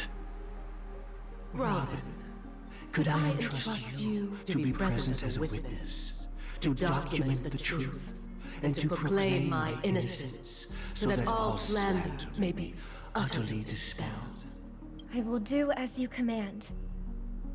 May thy will be carried out on earth, just as it is in the heavens. Oh, triple-faced soul, please sear his tongue and palms with a hot iron, so that he will not be able to fabricate lies and make false vows. Let us begin. There is nothing else to prepare. Understood? Question. Have you devoted your life to your god, never worshipping other gods? Naturally. Do you love your god as you do yourself, always heeding their admonishments? Naturally. Have you strayed from the path expected by your god, betraying their name? Never. Have you ever been inordinate with your asks of your god, coveting more than the foundation of the creation itself? Never. Then, a final question. Do you swear to fulfill all vows, past, present, and future? With the Eon as my witness, if I do not deliver on my words, or if I renege on my vows, may I be cursed in accordance with divine law. We actually have a full cartoon They playing. have seen your faith, and have endorsed your faith. With this, it can be evidenced... Just a moment. What is it, Mr. Yang? I have another question I hope to have answered. To my understanding, the family's harmony and prosperity have never relied on so-called divine laws. The god you both mentioned, are they truly Shive? Mr. Yang should know that those belonging to the family toil together as if they were kin, embracing solidarity and unity under their light. All duplicity is laid bare before the harmony. Such a delicate and complex symphony. Which other god could perfectly harmonize this, if not for the Great One? Shipe. Perfectly harmonize. Therein lies the problem. It isn't an outsider lurking in the shadows who changed the harmony, but a dissonance that has surreptitiously emerged from within this very symphony itself. In the distant past, there existed an Eon. With one flick of the wrist, they crafted the laws of the cosmos. Their followers formed the Beyond the Sky Choir, spreading solemn and reverent hymns throughout the universe. Later, they fell. The route traversed by this Eon clashed with the harmony, ultimately being absorbed and fused into it. The chorus that once reverberated across worlds fell silent, and when it echoed anew, it was transformed into the hymn of harmony. Though an Eon may perish, paths with no masters still linger. In the all-forgiving harmony, echoes of bygone dissonance may subtly arise. Mr. Yang, being overly astute can be a detriment. Especially when you find yourself alone and without allies. So this is how it is. For the sake of our grand cause, Sunday, please afford these two an opportunity to rest. What?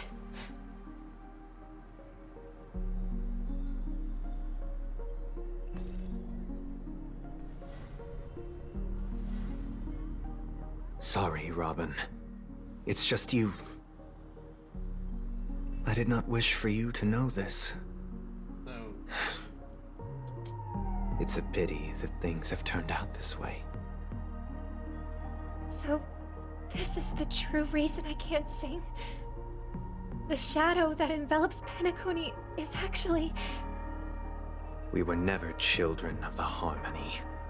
Our ideal paradise could not have been crafted by Shipe. True bliss can only be guaranteed by the one who transcends the many. Within the foundation of law, humanity establishes civilization, and through harmony, we obtain order.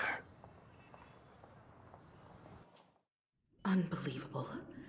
To think that there would be remnants of the Order on Penacony.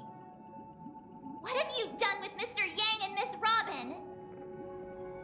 Don't worry.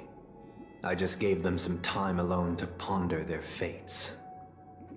You should know that these actions make you an enemy of the Astral Express. Should we need to stand against the Nameless, it would only be myself and the Oak family involved. But we haven't reached that point yet, have we? Your efforts for the justice of Penacony are evident to everyone, and have been widely observed.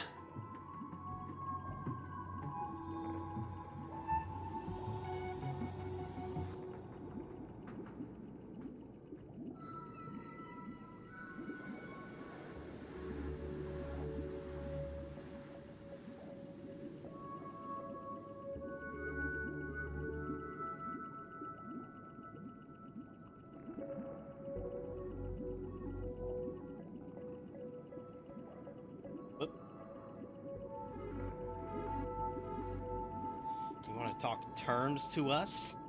Smart kid. You're just as sharp as the other one.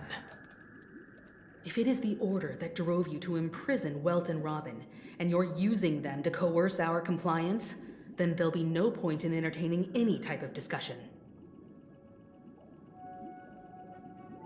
You're mistaken, Miss Himiko. They are in very safe hands, and just as the family has always proclaimed, No one can be harmed in the dreamscape, least of all in the beautiful new world belonging to the Order. Penacony and the entire universe have witnessed far too much innocent bloodshed. The strong wield their blades against the weak, and the victors push the vanquished to the brink of life. Natural selection. The world abides by this principle, establishing the well-being of humanity atop the corpses of the downtrodden.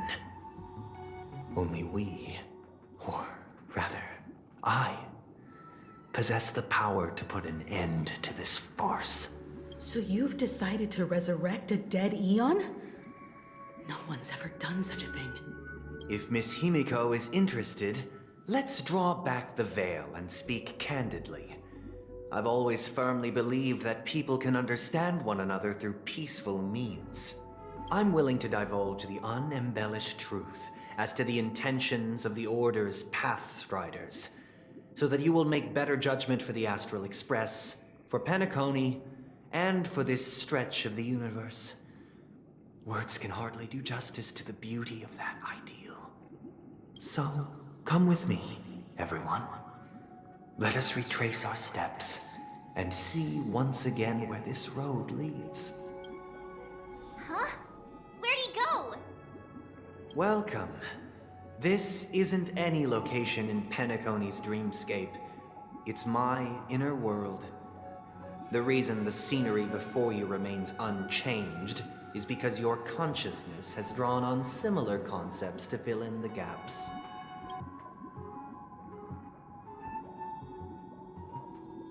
Did you do the same to Welt? It's a tuning process.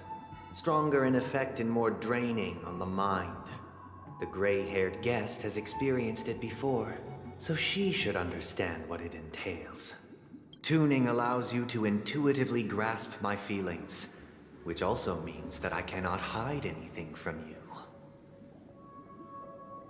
Now, everyone, please look at the huge screen. The road we once took begins here. From this point on, you will witness the numerous decisions I've faced. I've selected a portion of these to share with you. I believe after going through similar predicaments, you'll be able to better understand my thoughts. Let's begin. The first decision. A story about a baby bird. This story happened when Robin and I were very young. We were victims of the Stellaron disaster, and the family's Mr. Gopher Wood, who would later become the Dream Master of Penacony, saw that we siblings had no one to turn to and took us in. Later on, Robin and I lived a time with nary a care in the world. One day, after dinner, while my younger sister and I were lounging about in Mr. Gopher Wood's yard, we spotted a fledgling Charmony dove all on its own. That baby bird was tiny.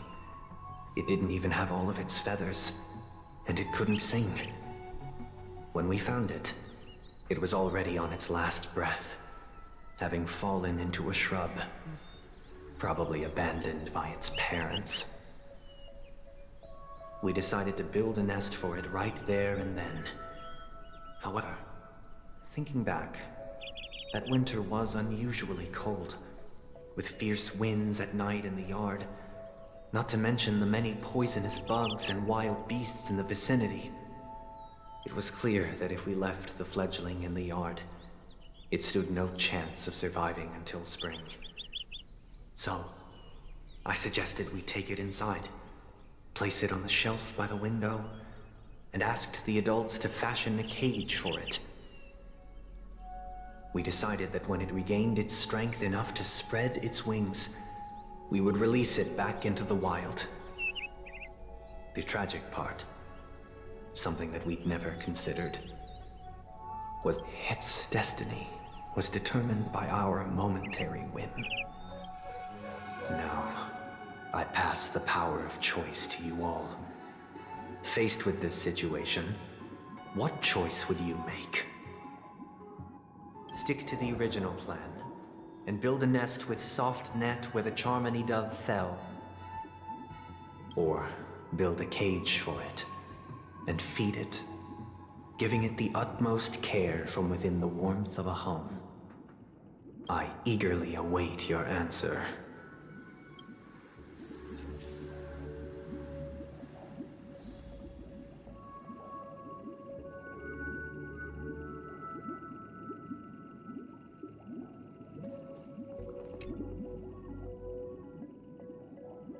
I can't decipher his intentions right now, but based solely on that question, even if I was gonna release it back into the sky, it'd have to be strong enough to fly first.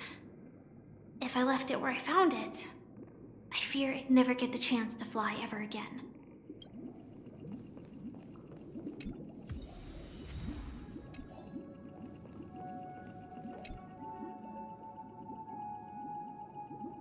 It looks like he really has no intention of imprisoning us. If it's just a quiz, I suppose it's fine to humor him.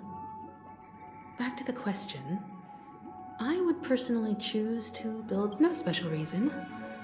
I do think that a fledgling should have the right to fly into the sky. He's specifically designing these questions to feed his own delusion and assume if things would play out the exact same with us as it did with him.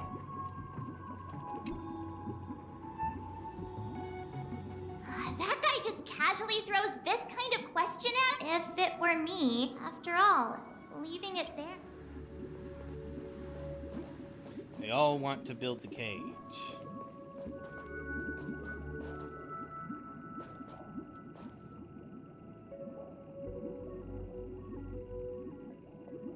However, when it comes down to it, I'm a naturalist. Though building the nest actually violates that. Both of these violate being a naturalist.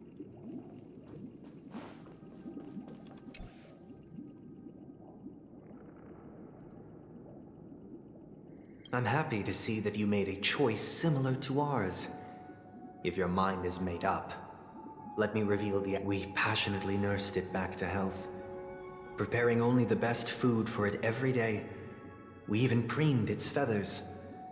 Later, on the day that Robin left Penacony, we opened the cage door and let it fly back into the sky. Except you didn't do what I would have done. I would have trained the bird. Not in a behavioral sense, but in a physical sense. I would have taken the bird in a enclosed area, a room, a house, and I would have just gently tossed it in the air and allowed it to attempt to fly, to learn how to fly. Once it could comfortably fly, then I would take it outside. I watched it for a long while by the window, probably about 3 or so days. In those 3 long days, the little Charmony dove tried again and again to spread its wings to fly into the sky, but fell to the ground, only to keep trying.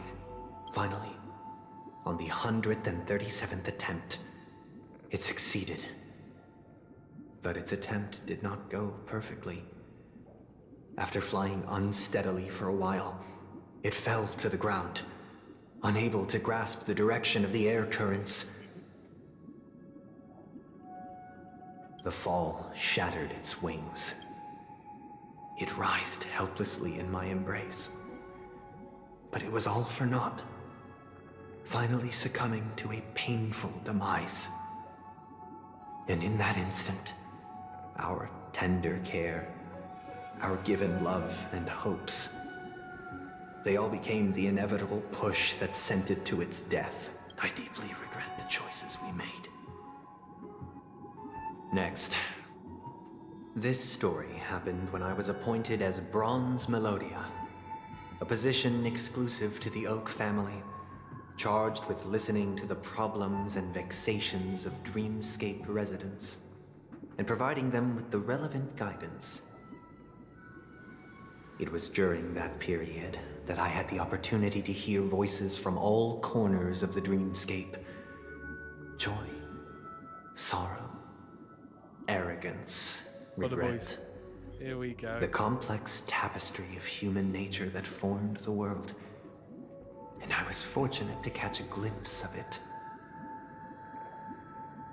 He was a dream chaser and an illegal stowaway. Just like the rest of them, he came to Penacony in search of a better life. Except that, to most people, the price he paid, I suppose you could say it was everything.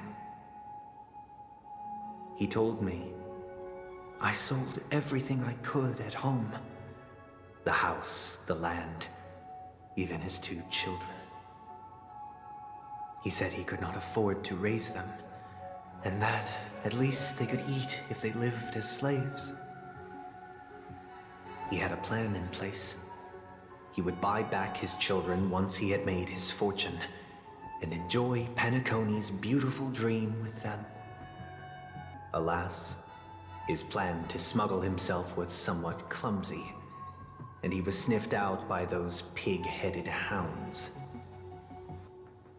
After hearing the Dream Chaser's story, I immediately appealed to the Bloodhound family to cease their pursuit. That way, at least he could live peacefully. But I was still too naive to the ways of the world. I did not anticipate that what I thought was a kind gesture would later lead to dire consequences. I'll tell you the outcome soon. For now, I'd like you all to make a choice. Will you do as I did, and try to convince the Bloodhound family to stop their pursuit, so that the Dream Chaser may live peacefully and realize his wishes? Or will you remain silent, leaving him to languish while the hounds are hot on his heels, until his inevitable judgment arrives? I look forward to everyone's decisions. Who knows?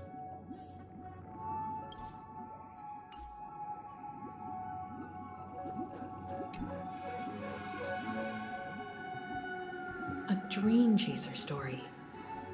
If I acted out, but what cruel repercussion would this choice result in? I think... This question... Surely it has some connection to the baby bird story. I'd probably choose to ask the Bloodhound. It seems illegal stowaways are really quite common. He sold his kids to chase a dream. Even if he intended to go back for them, it's still insanely irresponsible. With that thought, there's only one choice. Ooh. Yeah, I'm going with March's assumption. It seems you, like me, are pondering whether a different choice could have led to a better outcome. Say he never gets caught. He would only die from delirium. The methods with which illegal stowaways enter dreams are unorthodox, not flawless like the hotels. Living in the dreamscape would be a mere pipe dream, should he be apprehended. Could the hounds afford to turn a blind eye? The answer is a definitive no. They couldn't bear the resulting consequences, and thus wouldn't dare extend a helping hand. As to your choice, I once again offer, and the story this time. This story happened the day I was appointed the Oak family head. At that time, Mr. Gopherwood was the current Dream Master, and as per his wish, we had a private conversation. What surprised me was that the Dream Master had only come to deliver a letter to me. He let me read its contents, and it was a letter from my sister. The letter contained the usual pleasantries, anecdotes from her travels. Nothing out of the ordinary. Just as I started wondering how this letter related to our discussion, the Dream Master began to speak. Do you know who wrote this letter? My sister, of course. But why would you personally visit me to hand me a letter from my sister containing mere trivialities? To help you grasp the full scope of this issue. Do you know where Robin is at this moment? From what the letter indicates, she must be in Caspelina 8, correct? She's touring there right now. Correct. Has she mentioned anything about a stray bullet? A stray bullet? What? A war has broken out on that planet. It is because of this very reason that Robin chose this destination. To spread the word of the Harmony. And to save the lives of that planet. She personally made for the front lines. She hoped to ease the people's suffering with song, and was willing to brave mortal danger to deliver the IPC's medical supplies. Unfortunately, stray bullets show no such compassion. Is she all right? If the operation was successful, she should probably be recovering in the field hospital. By the eon above, the bullet struck her neck directly, yet possibly as a reward for her consistent deeds of harmony, it didn't hit any vital arteries. Once you've attended to your outstanding tasks, it'd be advisable to write her back as soon as possible. Those damned savages! I'll pack my bags right away. My gratitude for bringing this to my attention, Mr. Gopherwood. Now you understand why she always wears such elaborate neck ornaments, don't you? How could this happen? Miss Robin. It's all in the past, so please don't worry. I share this in the meager hope that you will understand the Harmony's limitations and predicament. As grandiose as the strong defending the weak sounds, many times, it is nothing more than wishful thinking. Likewise, I've prepared one last question. One last choice, because this is merely a figment of imagination. A nightmare that has haunted me through countless nights. If you ever had the opportunity to make a choice like I did, would you still support Robin's journey on the path of harmony?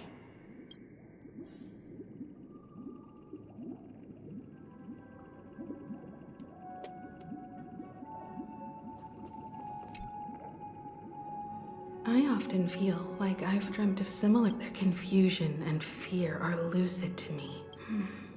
If Mr. Sunday's with each trailblaze, dangers and tribulations will surely follow. But would you ever back away? Would you stop March and Don Hung from reaching their next destination? I believe you have an answer of your own in your heart.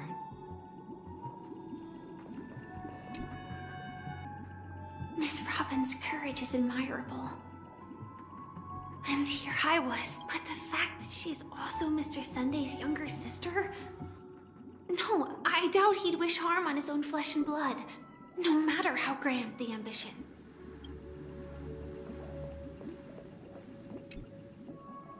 So long as he Can't doesn't believe envy that her. happened to Miss Robin. The strong defending the weak is a great mantra, but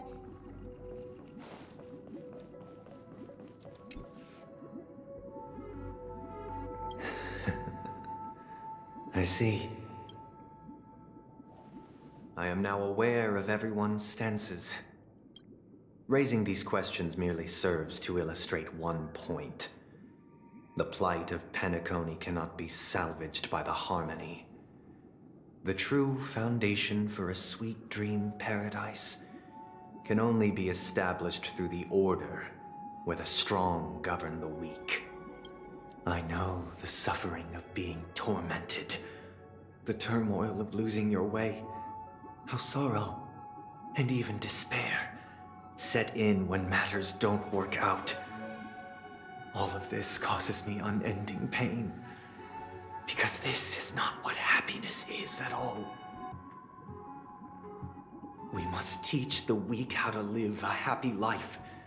And this life isn't some noble propriety that the upper crust preaches, but in definitive terms, a way of survival that belongs to everyone. So what is your definition of living a happy life? Good question. Human consciousness is fundamentally an illusion, a cage known as self-worth.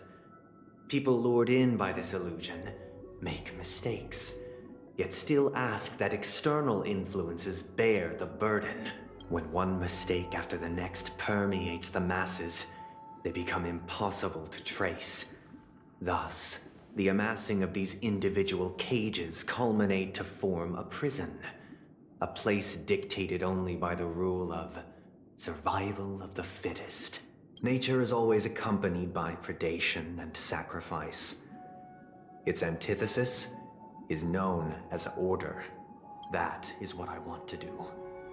Unite people's happiness under the banner of order. They won't need to make bitter choices any longer, nor face the weaknesses of humanity. They can cast aside their primal instincts to build a haven for mankind. Simply describing thoughts is far too abstract, so allow me to provide a simple example. As you all may know, there are societal norms like weekends and long weekends that exist on some worlds. During these hard-earned rest days, people are given the chance to extricate themselves from the stresses of everyday life, allowing a certain tranquility to return to their souls.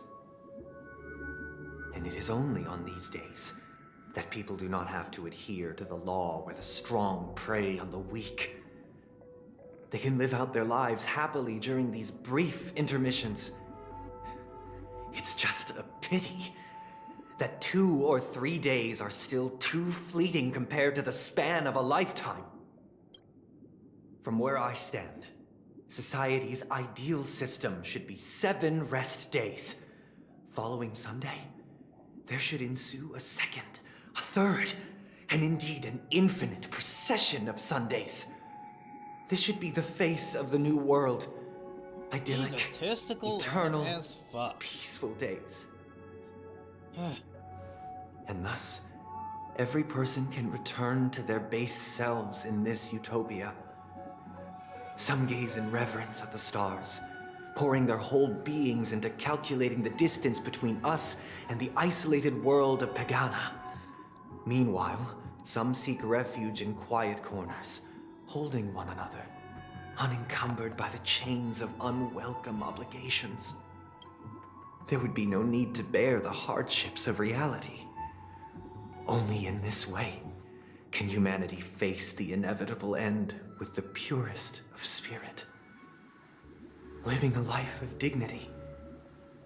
This is what it is to live in bliss.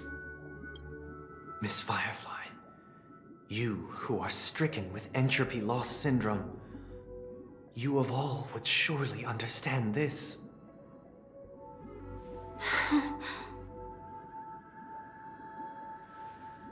It sounds like a flawless theory.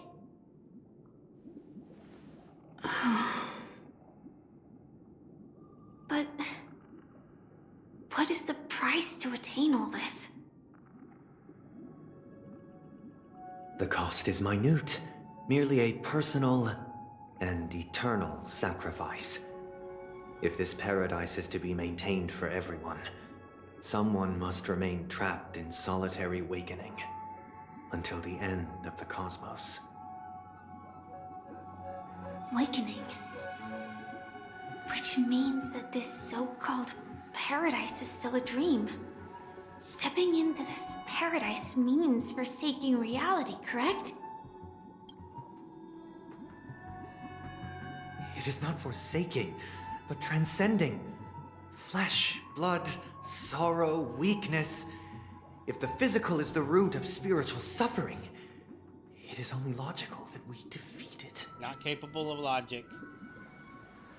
But in this supposed bliss, people won't have defeated their demons. The chance to overcome their tribulations would be forever lost to them. In other words, it is an escape. That's another way of understanding it. But there is no shame in escape. On the contrary, the seeds of escape exist in everyone's hearts. Alright, ask me what?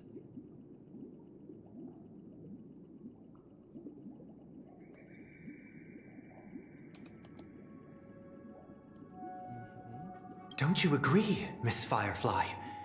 And as for why life slumbers, it is because we are afraid to awaken from our dreams. But this is not in conflict with the grand plan.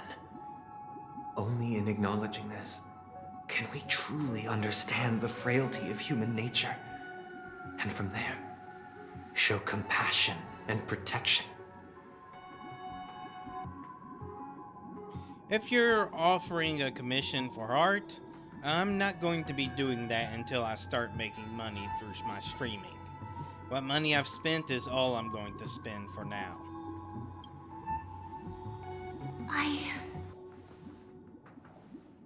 I admit that you are a born leader. Your perspective on humanity brims with pessimism. Yet you express compassion for all, even when your heart pities them.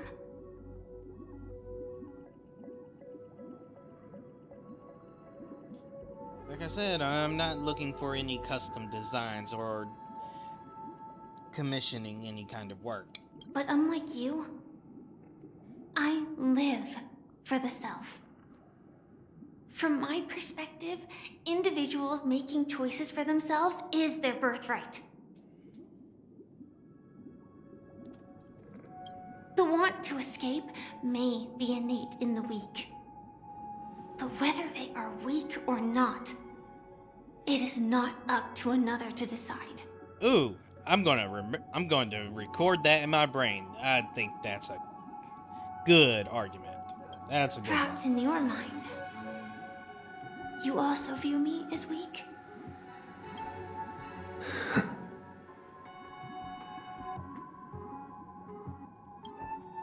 Because I don't think so.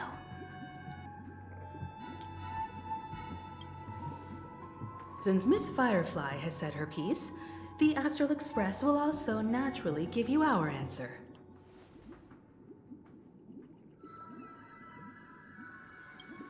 We'll leave it to you. Just as Mr. McHale instructed before. Tell him our choice.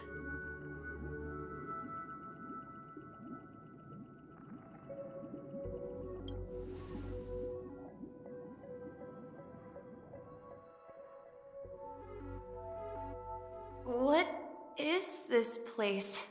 Does this place ring any bells, Misha? I don't know, but I feel a sense of deja vu. What is this place? It's the realm within a dream bubble. This was left to the Astral Express by a nameless, but weirdly, when we entered it, it was completely empty. Dr. Edward from the Dreamscape sales store told me that dreams are formed from memories, and a dream bubble can't take shape if its core is empty. So I thought you might be able to help us in unraveling this mystery, Misha. As a hotel doorman, you know Penacony best among us.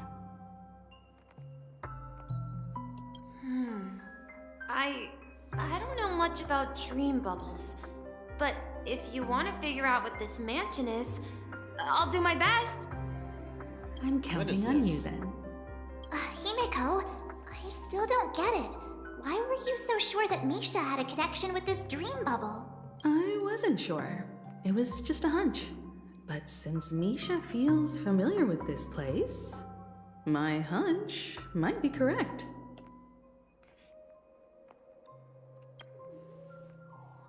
Exactly. This is where you and Firefly encountered death, which we now know as dormancy. Considering its connection to Dreamflux Reef, it's not surprising it appeared here. The question now is, who brought you here? Based on the clues we have so far, it's unlikely to be that masked fool. So identifying them is crucial to us. We're drawing closer to the truth once more.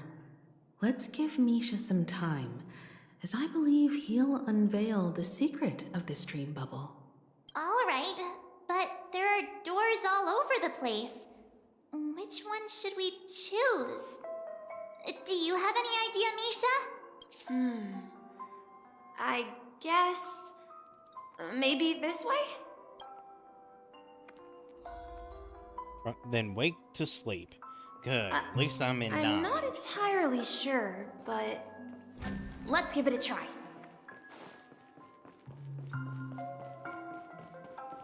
We're back in the child's dream you map. managed to choose the right door on your first try? Weird. This place is quite different from the hotel. But I feel like I've been here before, and even lived here for a while. If I remember correctly, there should be a fireplace down that hallway. Clocky and I used to sit by the fire, listening to the crackling of firewood. And the room on the other side was the toy room. Hold on. This doesn't make sense. Didn't I grow up in Dreamflux Reef? So, what is this place? This could be a case of amnesia. Don't worry, Misha. It's common for everyone to forget certain aspects of the past. Those memories haven't vanished. They're just lying in the depths of your mind. We can surely get them back. Since this place seems familiar to you, why don't we explore a few more rooms and see if you can recall anything more? Yeah, then let's check out the rooms I just mentioned.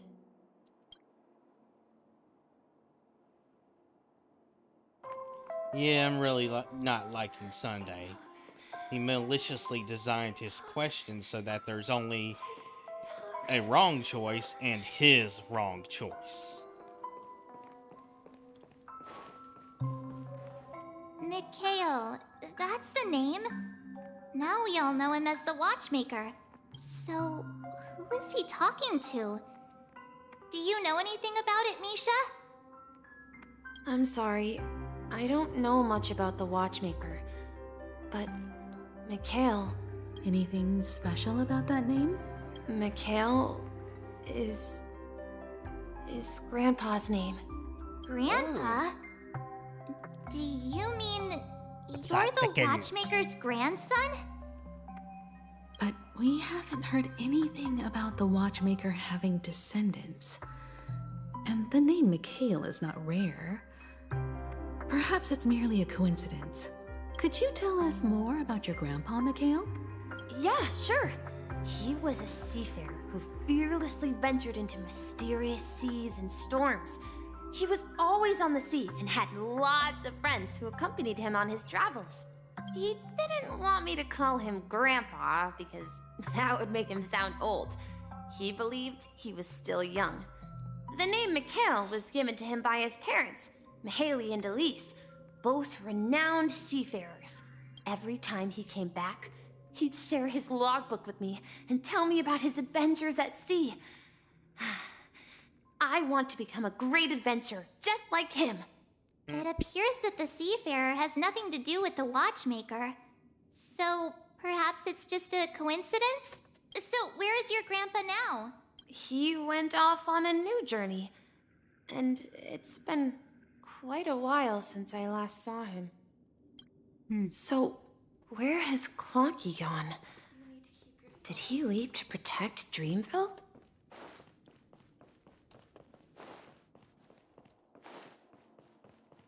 Tick-tock. Tick-tock. I heard some noises from the room. You and Origami Bird are friends? Yeah. It's a member of the Compass crew, just like Clocky and Miss Mirror. And there's more than just one Origami Bird. They are a big family with lots of brothers and sisters who look the same. They follow Miss Mirror's orders and handle all sorts of jobs on the ship. They're the best sailors. Sailors? Can Origami Birds be sailors? Could you tell us more about the Compass, Misha?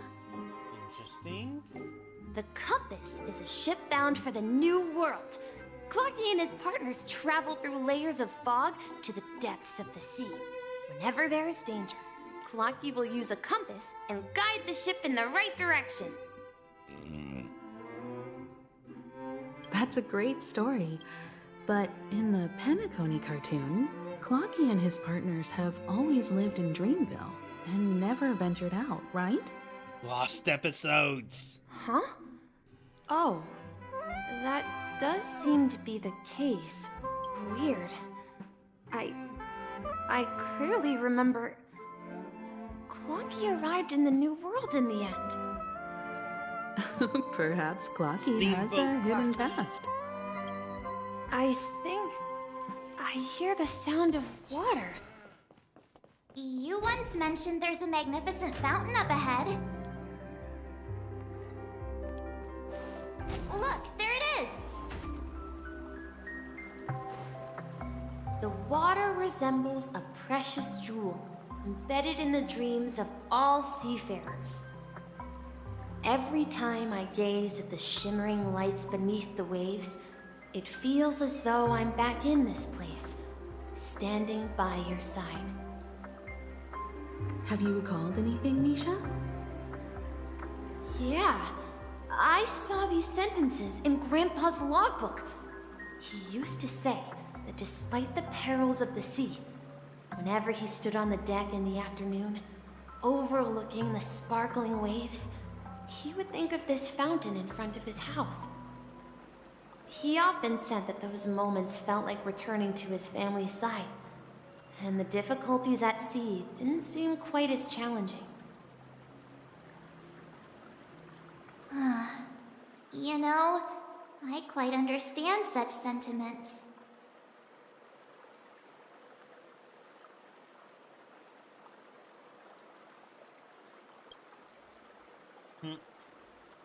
Hey, don't tease! I was just being a bit sentimental. What would it mean for the Perhaps every adventurer far from home carries a fountain just within turn their white? soul. Even though the other side of the sea remains shrouded in the unknown, the fountain in front of his house serves as a compass, leading him back to his cherished ones. Yeah, while Grandpa was at home, we would stand by the fountain and place the compass, a toy boat that I made, into the pool. Back then, I would ask him when I could go on adventures like him, and he would always laugh and say I was still too young. It seems this Mikhail is truly a seafarer and has nothing to do with the watchmaker. Yeah, based on Misha's recollections, the scenes in the dream bubble appear to be his childhood memories. But this raises more questions. According to Misha, he was clearly born on an oceanic planet and led an ordinary life, with no connection to Penacony at all. Could this be some sort of metaphor? Perhaps the sea refers to the memory zone. I'm sorry. I don't know, but my memories keep pouring out uncontrollably, like water flowing from a fountain. Perhaps I'll remember more things if we go further.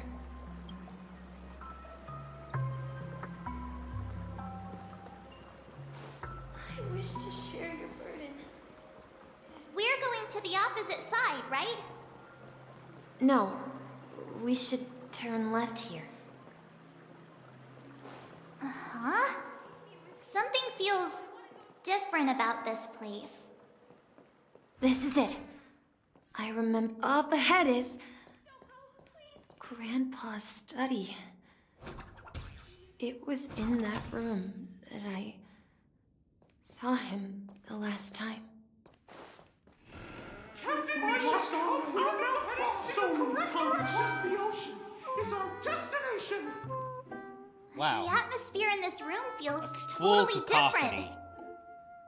Misha, you finally come!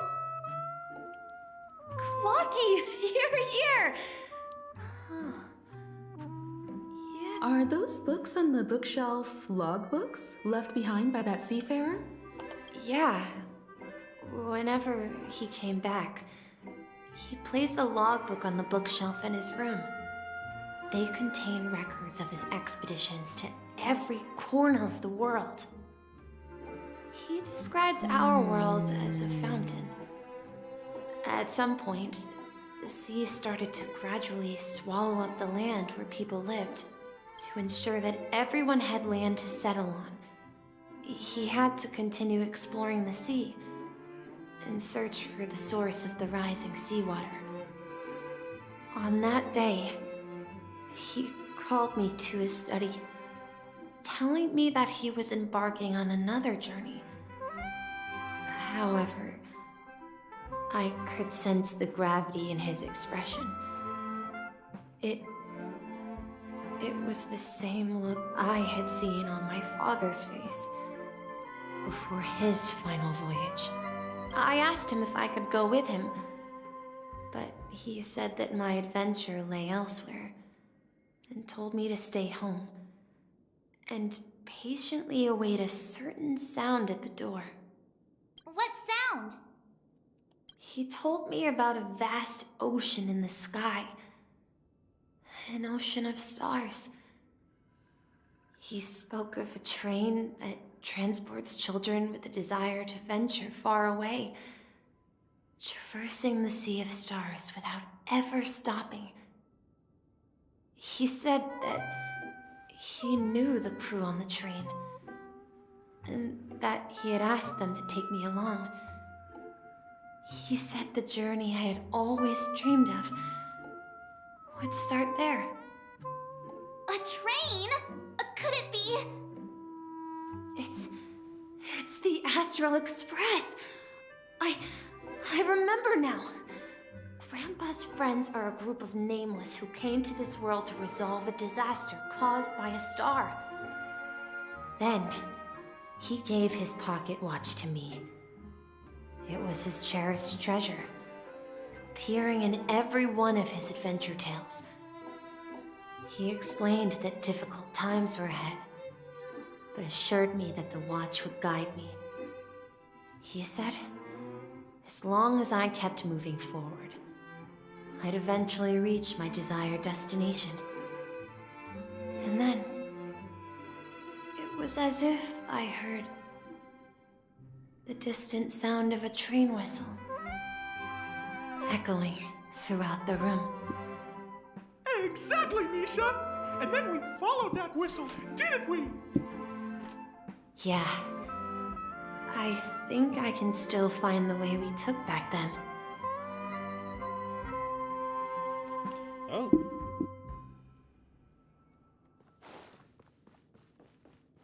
I was informed there's a treasure chest here, but apparently not. This is the dream jigsaw, right? So we're supposed to find the exit. But where can we find the last piece? Do you remember? You said you obtained a mysterious shard when you stumbled into this place. Check inventory. Hey, the shape seems to match. So this shard is also connected to Misha? Looks like we're just one step from revealing the truth. Let's get to the other side and investigate.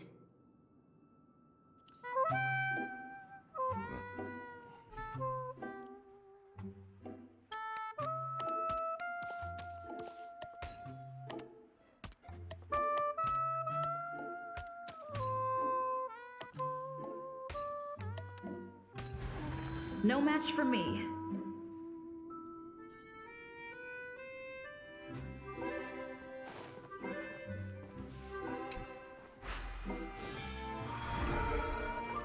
This is it. This is my room of clocks. While I spent my time waiting for Grandpa to return from his voyage, Walter gave me this workshop, and it became my secret base. Here, I learned how to repair clockwork and gears out of my fondness of precision mechanics.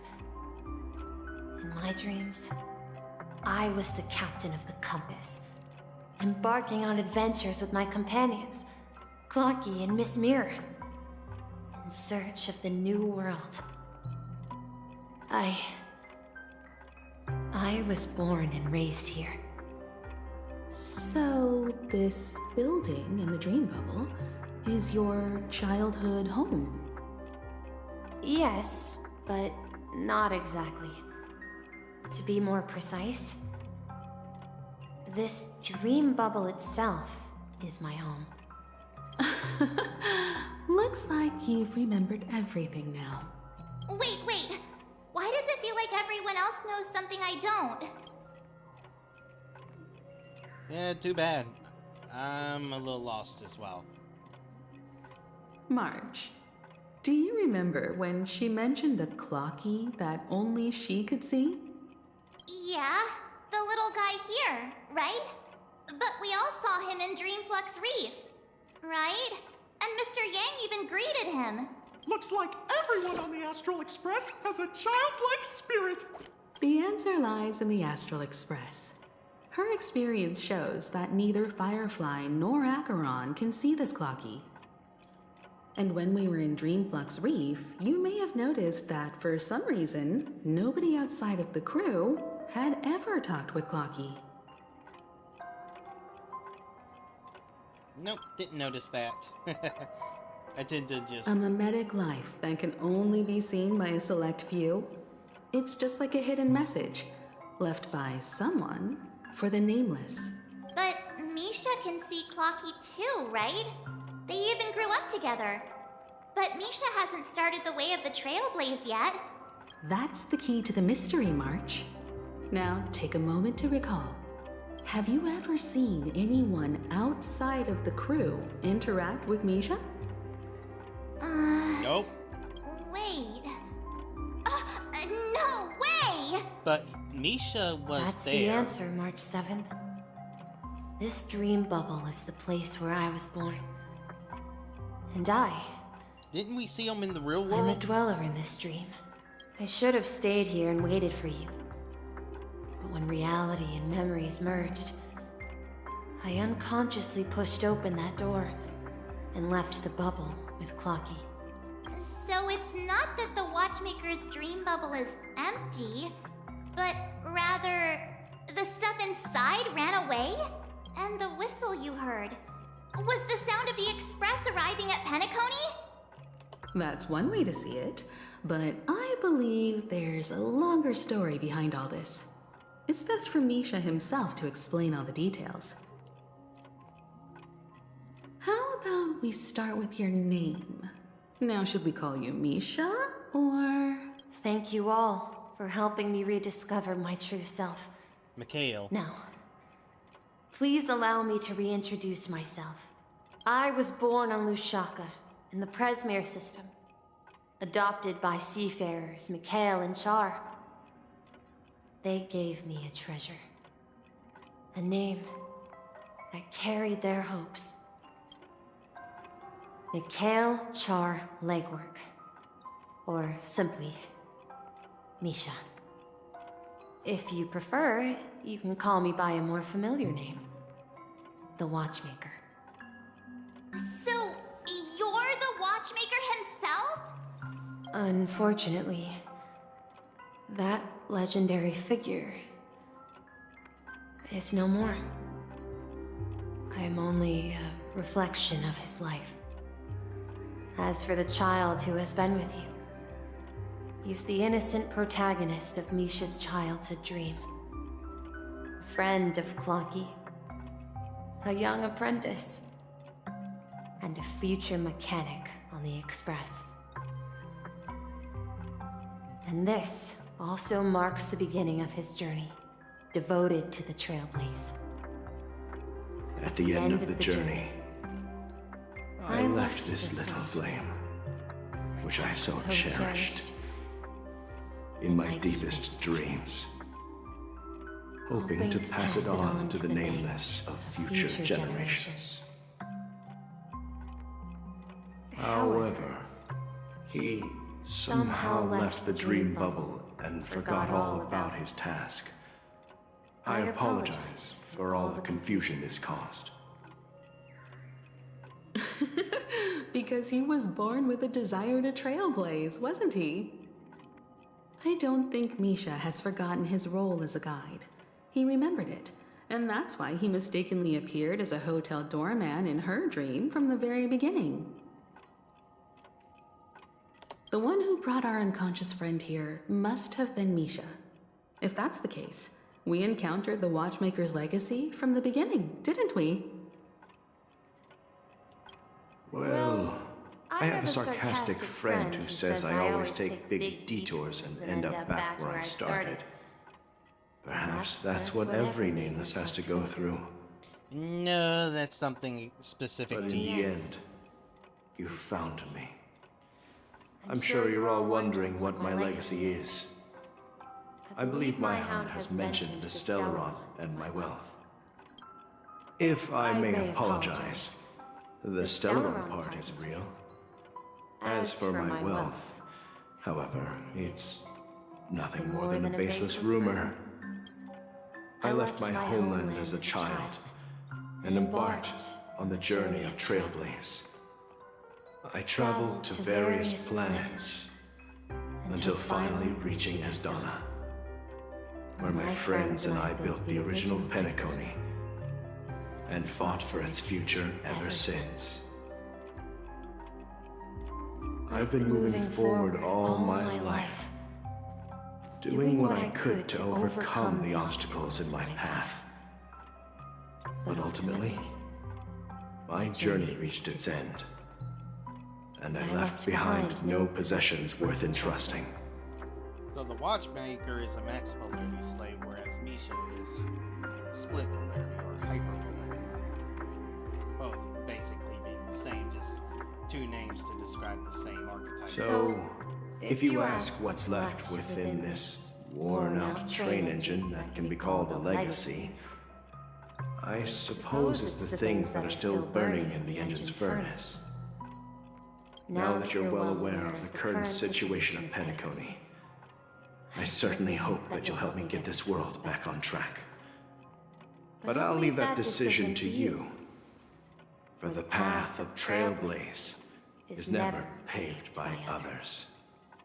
All I have for you is a story and two gifts.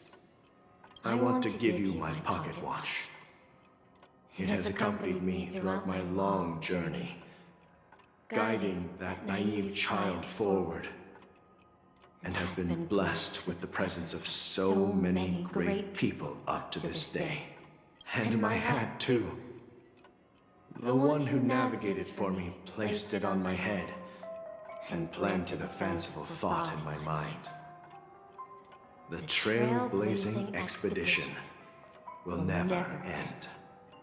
Now, it's time for you to make your choice. Once you've made up your mind, open that door and enter the long dream of an old man. I'll be waiting for you at the end of this corridor of time. All right, everyone, let's make a decision. Although I don't think anyone will have any objections.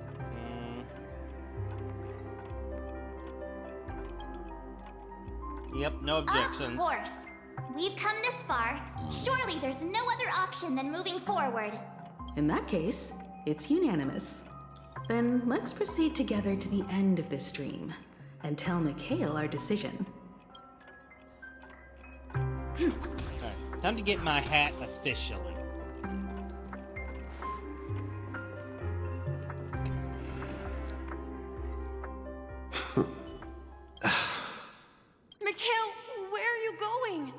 Someone has to step up and save Lushaka. So why can't it be me, Misha? Please don't go. And if you must, please take me with you. Don't leave me alone. Even without me, you know how to proceed forward, brave Captain Misha. The compass is waiting for you. Haven't you? Now go! Board that train and start your journey! Where are you going, Mikhail? I'm going to clean the floor in the parlor car. I've promised the conductor. Wait, first tell me, did you fix this watch? Yeah? I know what it looked like before. Its chain was broken, the back case torn, and the marks on the dial all worn out. How did you manage to fix it? Well, it's hard to explain, but I knew it could be fixed. It's the hands, Mr. Amundsen. Its hands were intact and pointing in the right direction, so I knew there would be a way to fix the rest. I see. You'll work with me from now on. Haven't you always wanted to tinker with this train? You're its mechanic now. As for the conductor, I'll do the talking. But I only know how to fix watches. Don't worry. You've got what it takes. I'll teach you what you need to know. Where are you going, legwork? It's time to head to our next stop. I'm staying in Astana with Rosalina and Tiernan. I see. This place reminds you of home. The people of Astana have only achieved a tiny victory, and still have a long way to go towards true freedom. Hanunu needs us. Don't worry, not all journeys lead to the stars. Even if I leave the Express, our path of trailblaze will continue. Yeah. I knew you wouldn't stay on the Express forever. Leave in peace, my friend. And, take this with you. This is Mr. Amundsen's hat. But why? When he departed, he said he would leave it to his best student. Well, I suppose the time has come. Farewell, legwork. Take care of Tiernan and Rosalina. And don't forget to write to us. Where are you going, Watchmaker? Don't worry, Micah. Just going on a little trip. Someone has to be at the forefront of the interstellar frontier, and I'm the only former Nameless in Penacony. So why can't it be me? Because you're all we have! Have you forgotten about Tiernan? The cosmos is way more dangerous now. What will happen to Penacony if we lose you too? But what will happen to Penacony if we don't find a way out? Tiernan. How could I ever forget him? I've spent countless sleepless nights asking myself why I didn't go with him back then.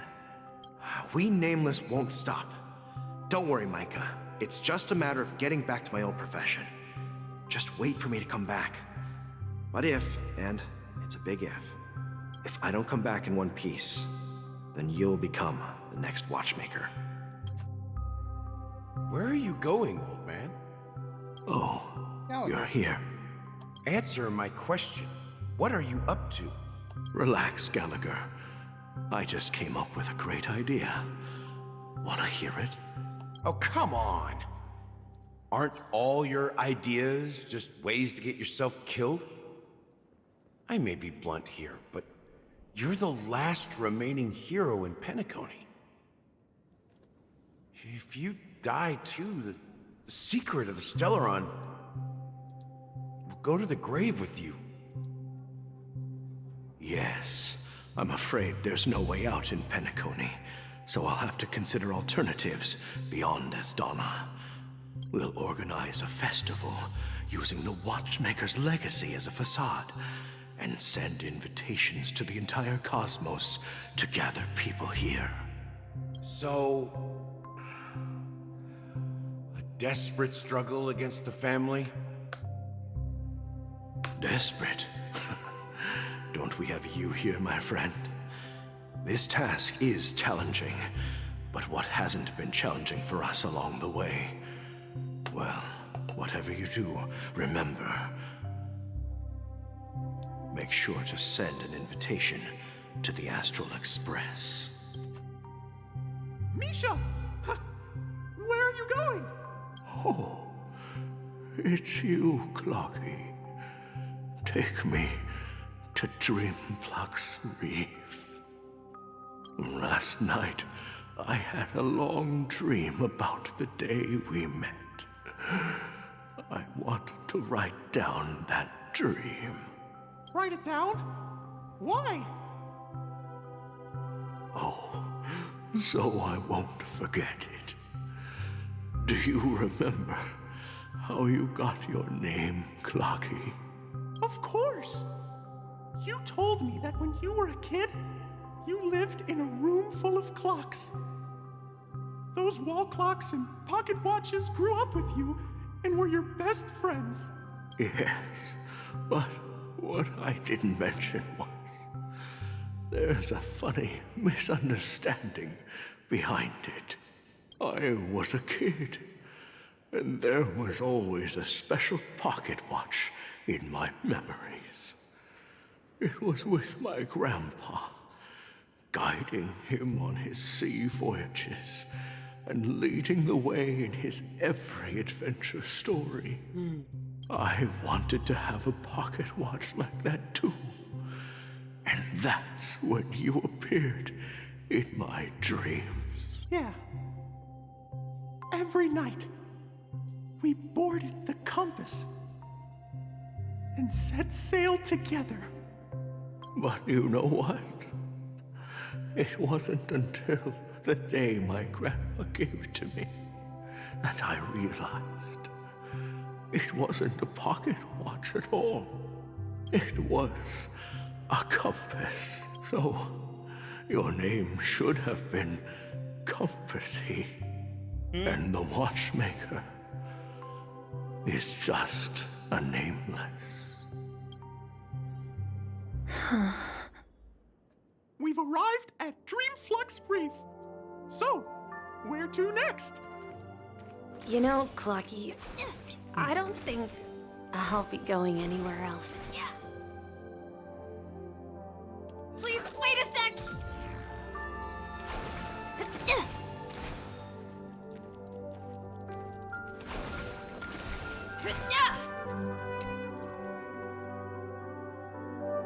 I've traveled far enough, and it's time for a little break. Oh. So, we'll set out again. When you're rested? No, I'll stay here. And then, this is where it ends. This is... where it ends? What do you mean, Misha? You told me that the trailblazing expedition would never end. Yeah, but... Yeah, that's what I said. So now, it's up to you to decide your next destination. My next destination? What's that supposed to be? I've been following you. Misha? You're acting weird today. If you're feeling down, we can just do what we usually do. With the clockwork. No, I'm not feeling down. As for clockwork, yeah, it resolves all problems in this dream. So, do you know what clockwork actually is? I'm not quite sure. Well, everyone gets lost at times. They may hesitate and doubt which way to go. That happens in this dreamscape and beyond. But don't worry. Everyone goes through moments of uncertainty and hesitation. Eventually, they gather the courage to make bold decisions. Whether it's calming, happy, angry, or sad, All they need is a little nudge to take that step toward where they truly belong. I'm leaving that little nudge with you, and I hope you'll share it with others. Such is the essence of clockwork, the will of the Trailblaze. Clocky's hands spin around non-stop, indicating confusion, frustration, and weakness. But ultimately, people still need to move forward. Just like your hands, always pointing ahead. This is where my journey ends. From now on, it is your path to walk. Trailblazing means taking paths your predecessors forswore and venturing even further. Here we go. The Penacony and Mikhail's dreams does not belong to Order.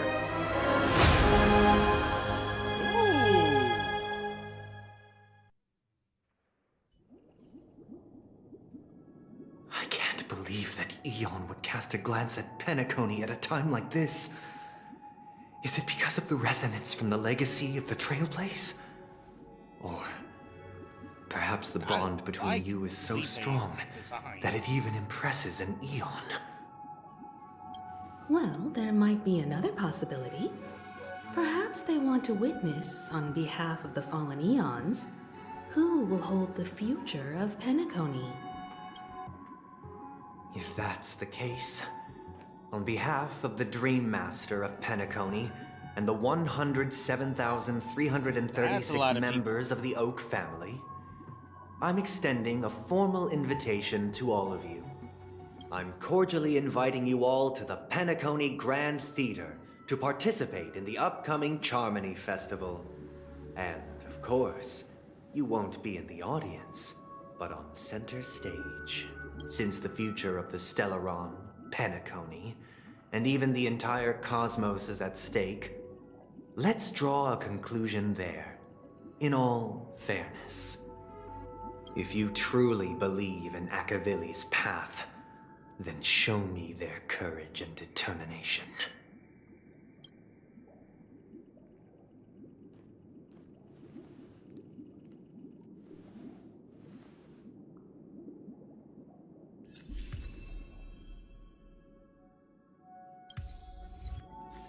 Converted to the shadow of harmony, which means I can finally Unknown to each other, yet united in purpose, we make the same choices. Oh, that's a cheat.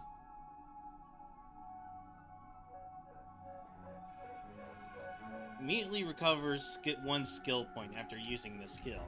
That's useful. Does that mean he wants to fight us during the Charmony Festival? I'm afraid so. This is weird. Aren't Arc villains usually plotting some dirty conspiracy in the end? But he actually said something like, "In all fairness." Could it be that he's underestimating us? Well, in my opinion, Sunday is deeply committed to his own philosophy and genuinely wants to prove that the Order is right. Plus, his idea of fair might be I sensed a engineering strong this. conviction and a desire for dominance in him. Maybe he won't accept the outcome unless he wins fair and square. And he might, again, engineer the situation so that he is advantaged. And he might consider that fair. Because when it comes down to it, we are stronger than him. That's why he'll give it his all in the upcoming battle. Yeah, you're right. We've even dealt with a Lord Ravager of the Destruction, so a follower of the Order won't be a big deal. Anyway, we can't leave the Stellaron unchecked. This is about trailblazing a bright future for Penacony and fulfilling Mikhail's and his predecessors' long-cherished wishes. Now that we've taken up the mantle, we can't afford to fail them. However, the same applies to the Order. Their plan didn't materialize overnight. And they have the profound collective consciousness of the planet of festivities behind them. A desire to dream, to slumber and escape reality. All those hidden emotions have given birth to the sweet dream of the Order. They've harnessed the will of an entire planet to create an Eon. This confrontation is far more complicated than a simple power struggle. To secure Penacony's future, fighting on the stage alone is not enough. What do you mean? Are you not coming with us? I believe Firefly is trying to say that she's heading off to another battle.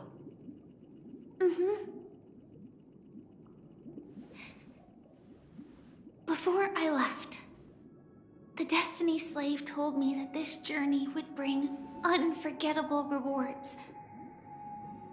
Even though the script he gave me only had a few lines, I couldn't ignore them. Because one of the lines said, "I'll experience death 3 times in the land of the dreams." 3 times? This can't be serious, right? The first time was a painful death when I was stabbed by the Blade of Dormancy, which led to all subsequent events. The script will always come true, but in a way that will only be revealed when that page is turned. So now I've understood the meaning of my second death. And I am prepared to face it. If all goes well, my efforts will provide crucial support for you. Only by achieving victory in this battle can we secure a future for Penacony. And only then, my third and final death won't come true in the most terrible form. The most terrible form? Does that mean... The true death, where everyone in Penacony loses themselves completely in the eternal sweet dream of the Order. We must do everything we can to prevent that. Have you made up your mind, Firefly? Yes. Otherwise, I wouldn't be here. Thank you again for your assistance for the Astral Express. May we meet again, in reality. Yeah. Farewell, everyone. May your trailblazing expedition never end.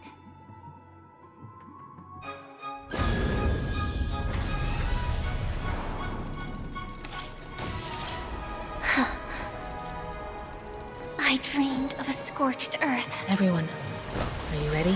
A new shoot sprouted from the earth. It bloomed in the morning sun and whispered to me. Like fireflies to a flame, my biggest death. May we meet again in reality.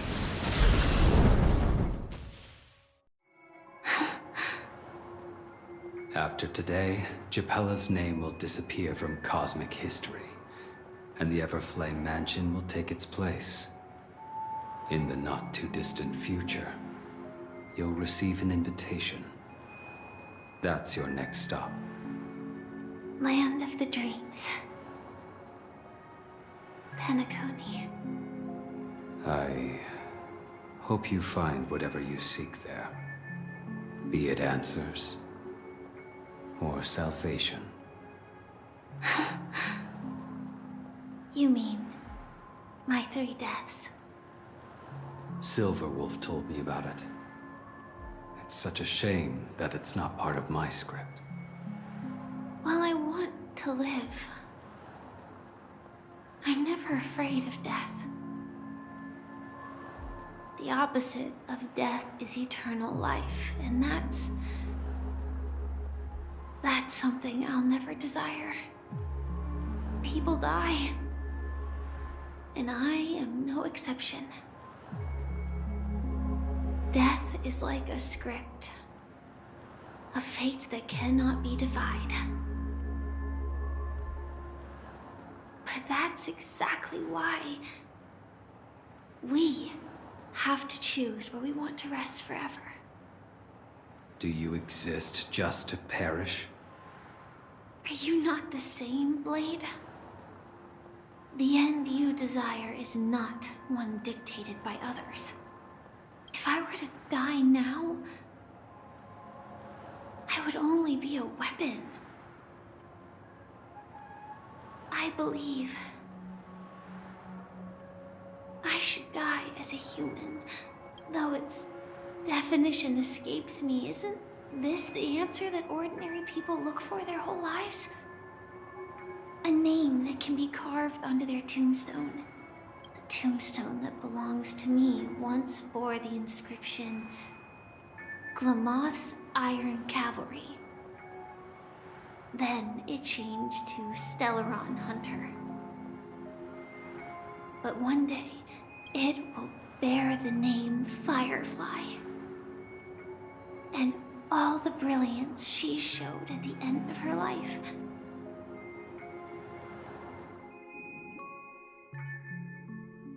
That's quite unexpected, old man. Who would have thought your crazy plan would actually work? Do all you nameless fools just act on a whim? I can sense that this false sweet dream is coming to an end. The Nameless may be young, but they had the ability to achieve this goal. Just like you did in your time. It's a shame you won't be able to see it firsthand. Maybe I won't either. Once something fictional is seen through, it ceases to exist. Yeah, not just those Nameless. Even Mr. Wings is just like you. Stubborn, won't listen or give up, no matter what. Well, fate is unpredictable, I guess. If we weren't bound by those cursed paths, maybe we could have had some good talks. But in the end, we managed to do it. And now we can find solace. Remember how those idiots cursed us? They said, "Go to hell, you worthless traitors." Well, I don't know if they really meant it, but if longing for freedom means going to hell, then I'll be joining you soon, you fool. Let's get together and have supper again in hell.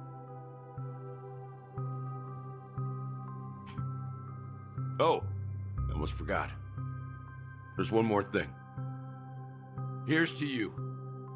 A glass of hello and goodbye, Trailblazer. To the imperfect tomorrow. It's warm here, isn't it? Parker on, and You're lucky to have found shelter from the rain.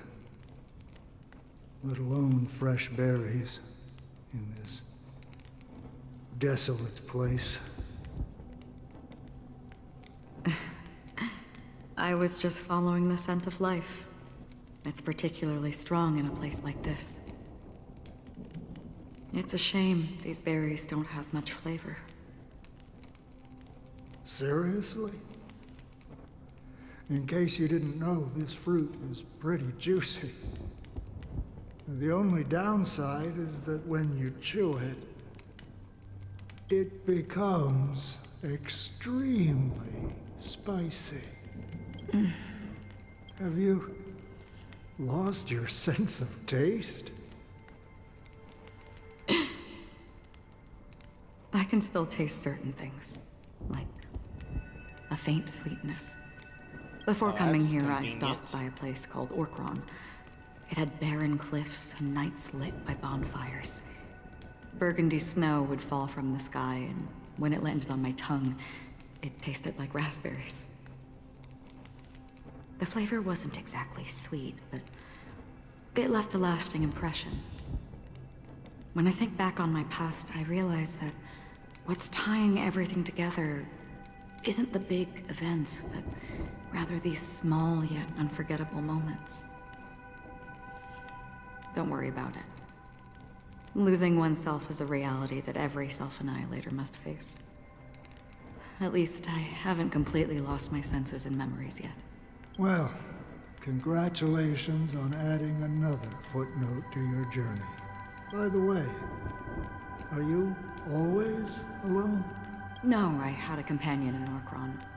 She's a short, nameless girl who aspired to explore IX. She always said she'd walk a path deeper and farther than Akavilis. So a trailblazer. Quite an ambition for such a small girl. So, what happened? She became stagnant water. Well,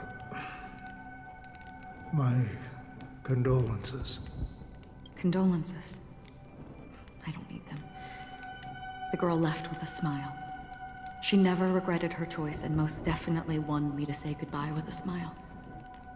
So, that's what I did. That's proof that you're grieving for her. Or perhaps I'm just afraid. Afraid?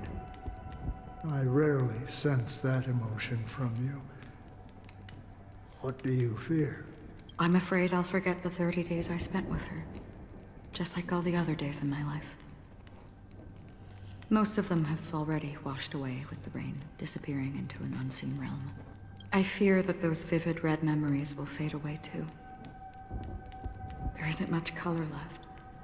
And besides this faint, warm red, there's almost nothing. Hard to imagine. A ranger accustomed to bloodshed, destruction, and chaos finding warmth in the red color. Because I have experienced this warmth many times. Long ago, I promised someone that I'd bring it to more people. And that for every remaining moment of my life, I'd strive for a better ending for all.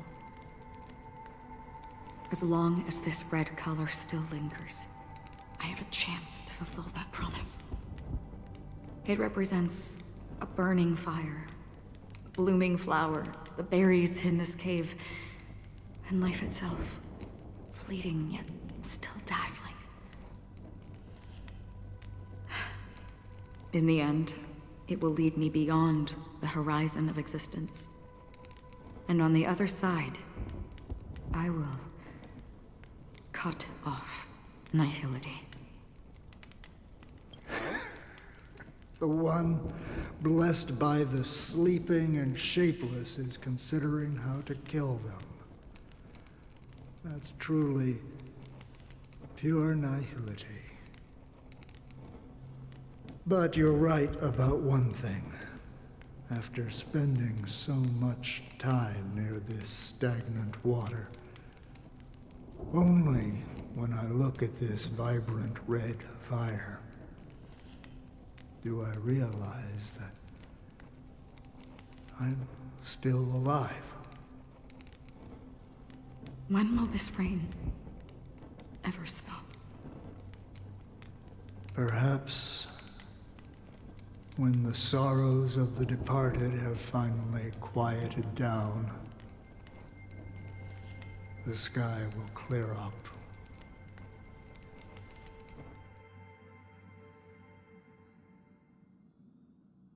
Have you heard of a planet named Biari Scamandros, Don Hung? It's one of the paradises under the influence of the Harmony, a sought-after wonderland for the inhabitants of the Dardanu Major and Minor systems. Half an Amber era ago, the family held an unprecedented festival there. And after that, everyone on the planet became part of the family. Do you think the same thing will happen on Penacony? Yes. Or how else can we explain it? The family deliberately used the Watchmaker's invitation to keep all the Pathstriders here, but banished the Emanator of the Nihility.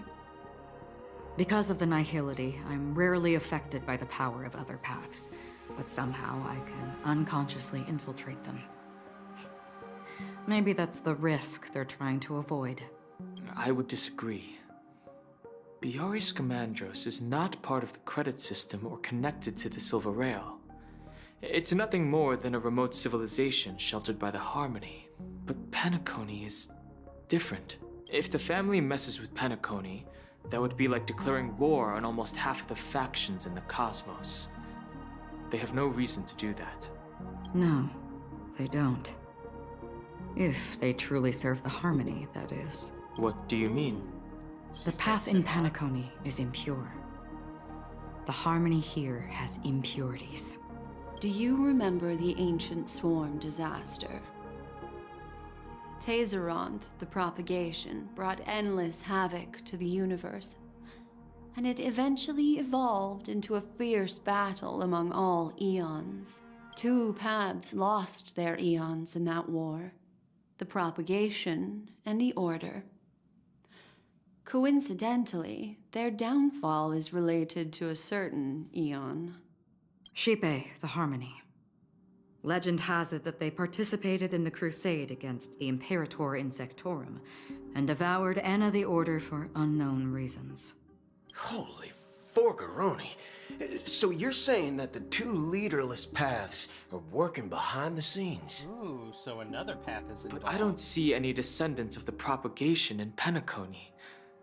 Could it be that the remnants of Beyond the Sky Choir are hiding within the family, trying to resurrect a fallen eon? Or Wuxia-style name. I can't say for sure, but they're definitely planning something for the Charmony Festival. Boo, now, this is getting way too complicated. Is this why you want us to leave Astana right away? Are you giving up? Pom the second. What? The Charmony Festival will start soon. There's one thing that I need to confirm no matter what. A warp jump is the best way to do so. Time is running out. I have another plan. Oh? Hold on.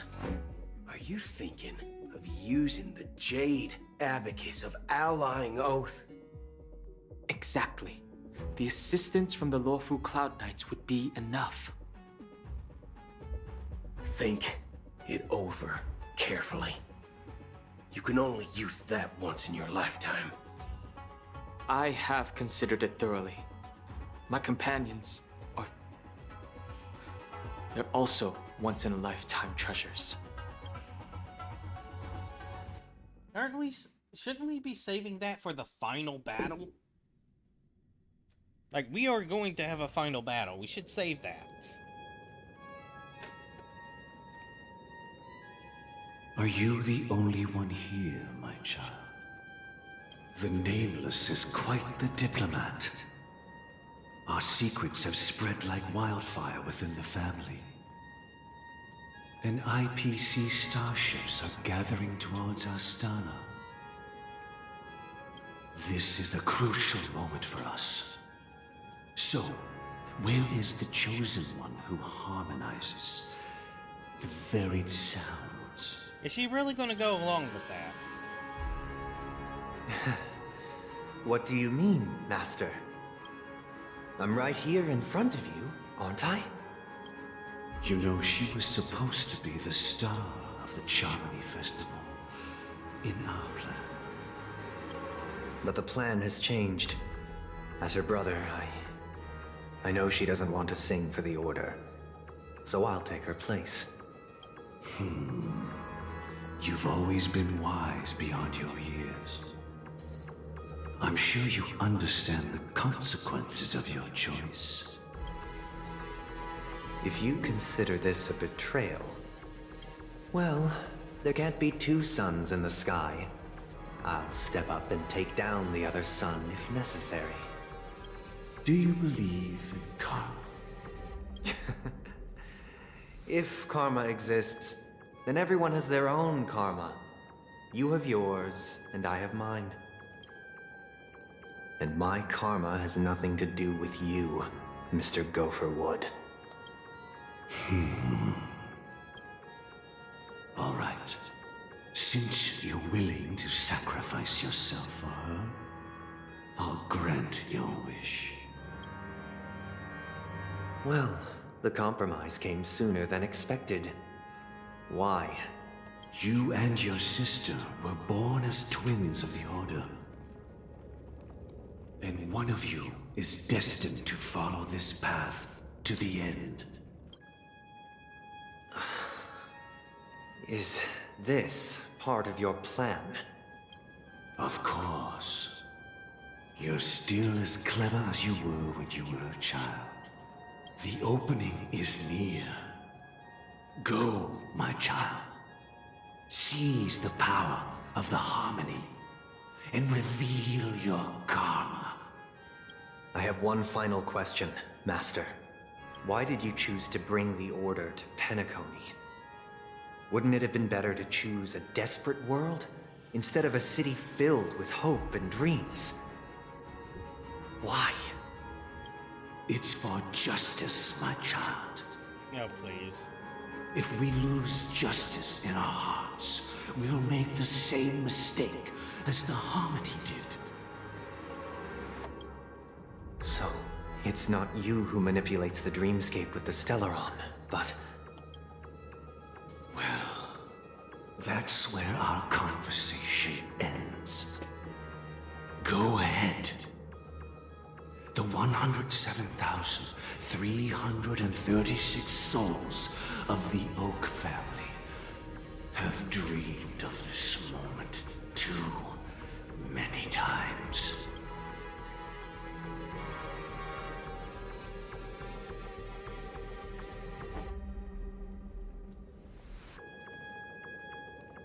Creepy.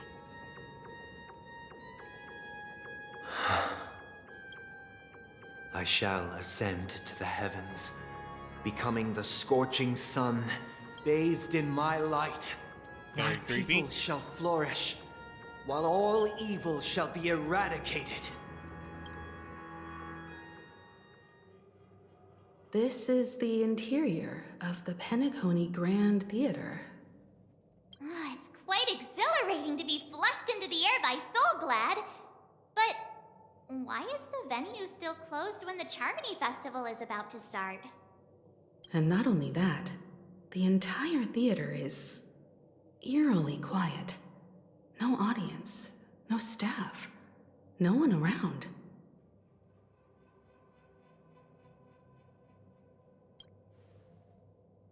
Even if we're late, a grand theater like this shouldn't be completely empty.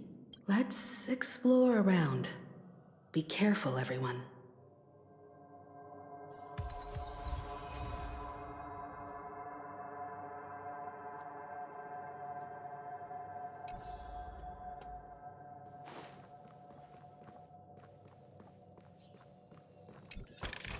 Let's just Is take that all?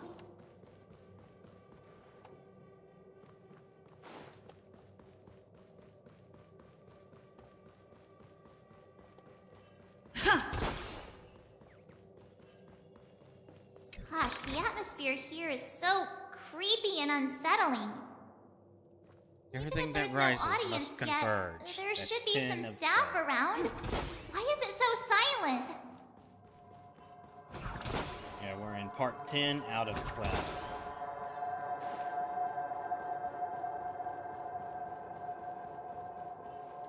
Sound lingers.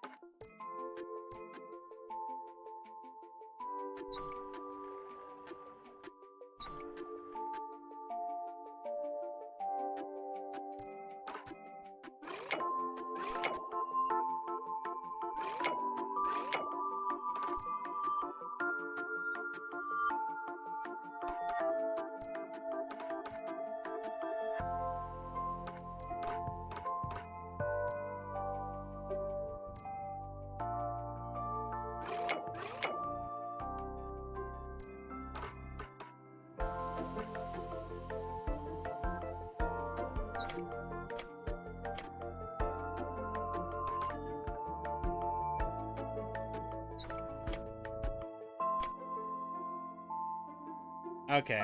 Actually, I can't figure this one out. Weird.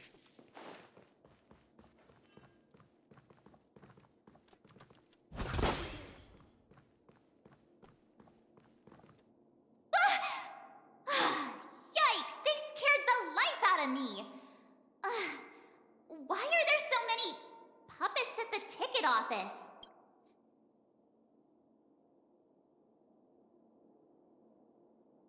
Marge, behind you! What? You're so annoying. Stop scaring me.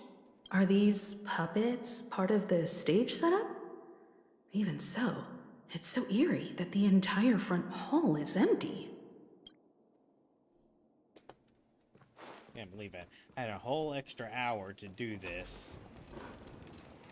And try and finish this chapter, feels but off. seriously. We're in the right place, right? There's no other grand theater in the dreamscape.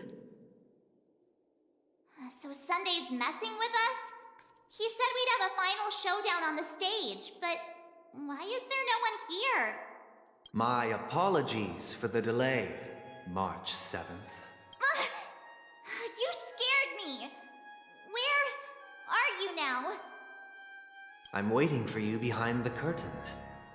Following the Asdana tradition, I invite you to enjoy a stage play in 3 acts before the festival begins. History is a mirror reflecting the universe's true essence. Let's use this opportunity to delve into the rich history of Penacony and the eons. Within it, naturally, the future takes shape. Let us commence with the dawning of the world. Oh my goodness. After the Another Dusk story? Wars, darkness veiled the sky, and chaos consumed the earth. Enna the Order emerged, destined to restore all existence. That marked the first day.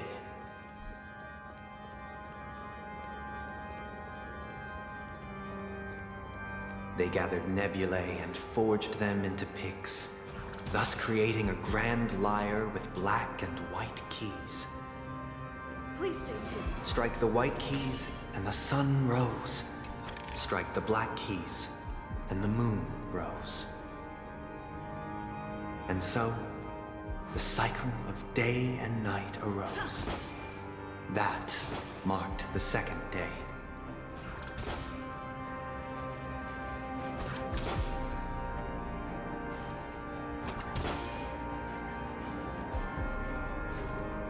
The puppets are gathering around the frame. Are they expecting us to enter? Act 1, Ode to Prisoner.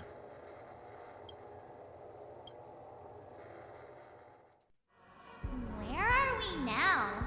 The atmosphere here looks similar to Sunday's inner world.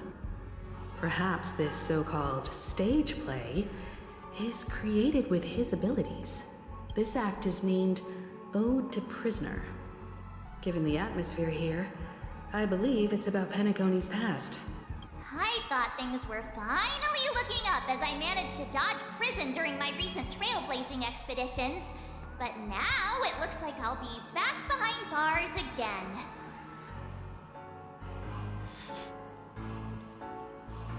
I genuinely wish to avoid a violent clash with my esteemed guests from afar.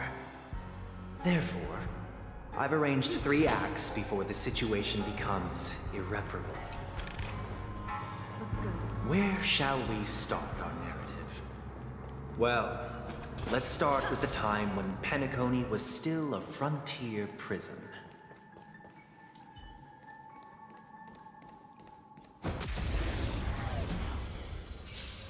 Existence is unity.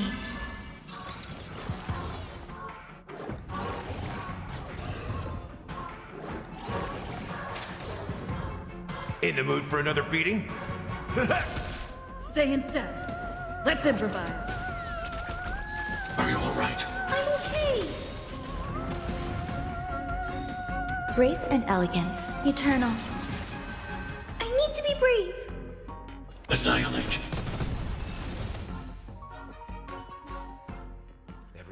up okay?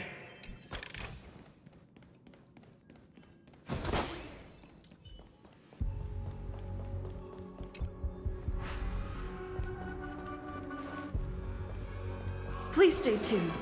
Sound lingers.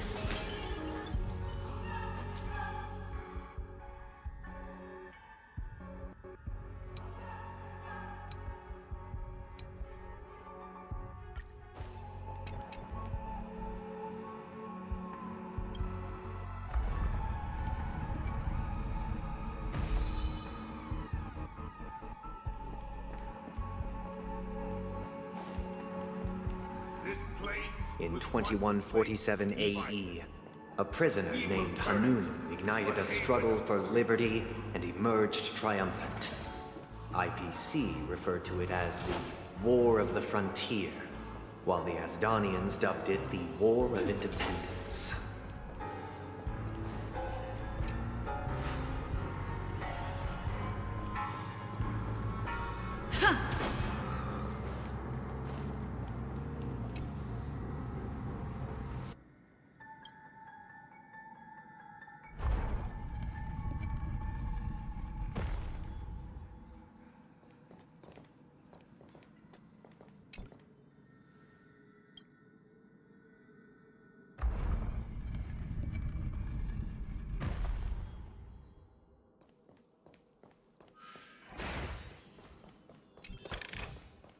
Looks good.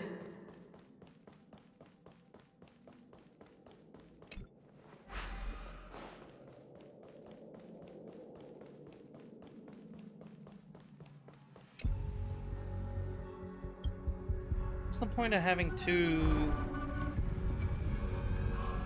what's the point of having two of these if they both go to the same place? It's true that Hanunu was a legendary hero, but it must be acknowledged that while he bestowed freedom upon the prisoners, he didn't grant them true liberation. Thank you for staying here, honorable travelers. However, The three nameless stayed on the planet, endeavoring to spread the tenets of Trailblaze throughout the frontier prison. Alas, their efforts proved futile. Existence is unity.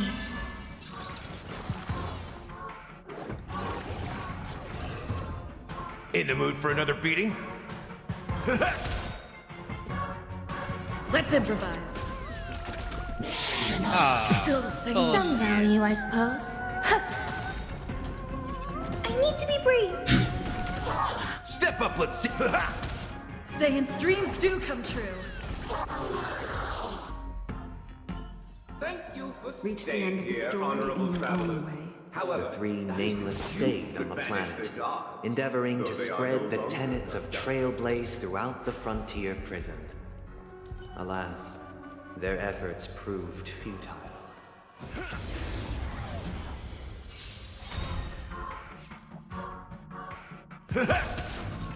Take your positions. Let's improvise. There's more to life. I like that confidence. I'm not afraid of Annihilate. Dreams do come true.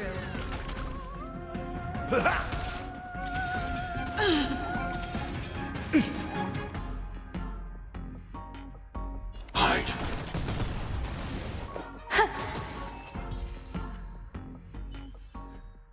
Everyone holding up okay?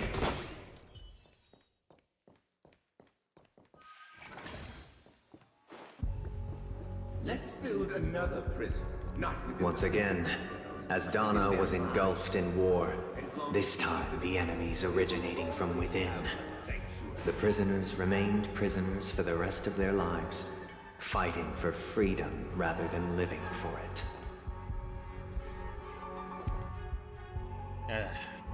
That sounds like I'm not going to have any... Looks like I'm not going to have any control over Sound the encounter, lingers. but I'll try to anyways. Now this smells good. Yep, no control. Please stay tuned.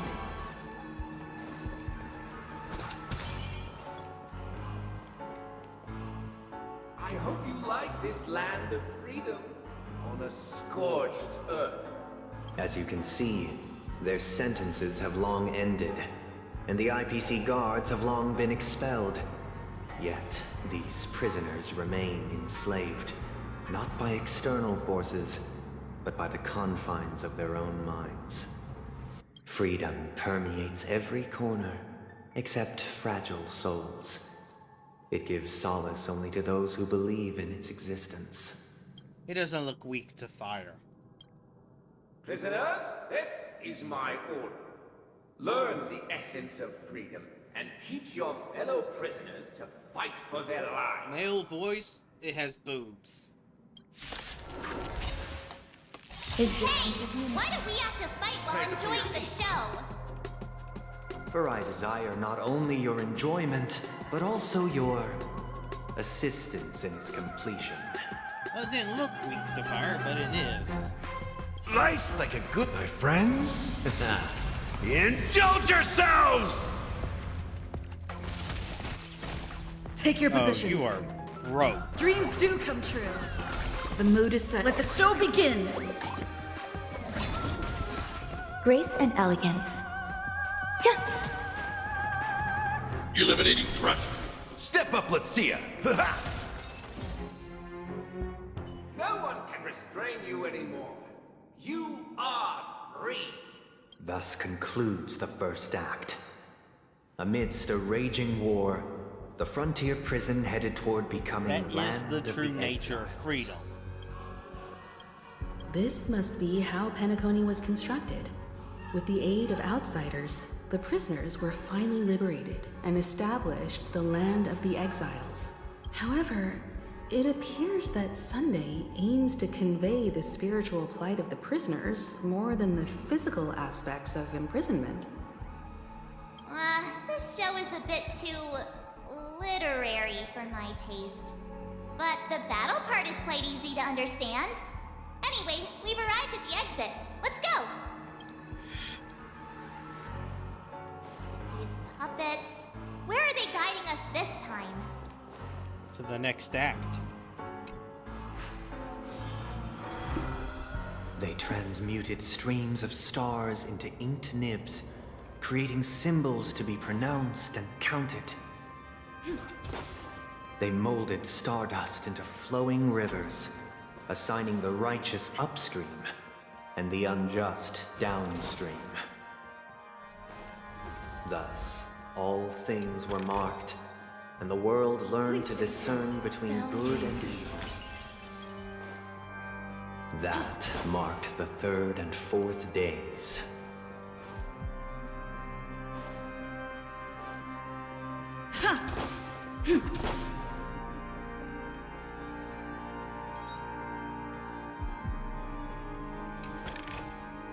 Looks good.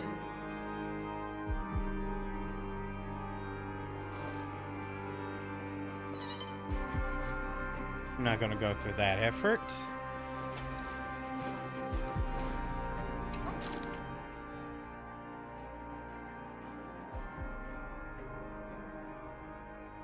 Look, another frame!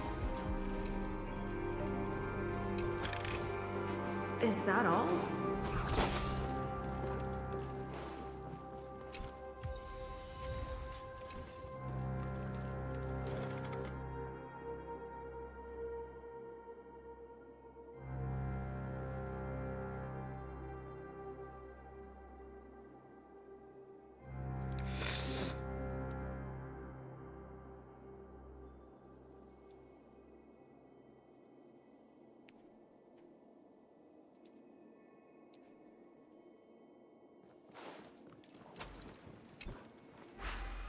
Doesn't have a tracker for any musics.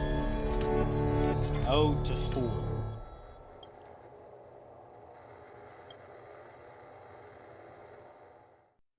Ode to Fool. This must be the second act. The surroundings are different from before. The stage decorations look a bit tidier now.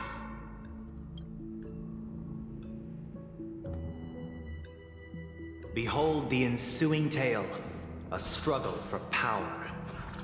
Penacony witnessed the ascent of the 7 major lineages: tree, grass, flower, bird, beast, fruit, and insect. Peace never truly graced Land of the Exiles. The history in this era is rich and intricate, so please allow me to present it in allegorical form.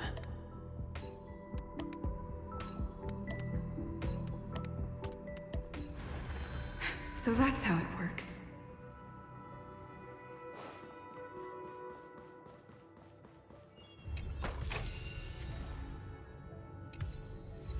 Welcome to this mansion, dear outsiders. Land of the Exiles was in disarray, besieged by both internal and external perils.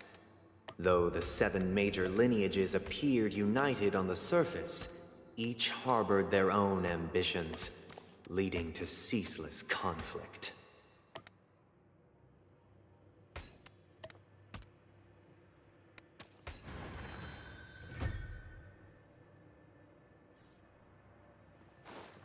Accountant, we are the pillars of this mansion. The Black Plum family was the first to fall.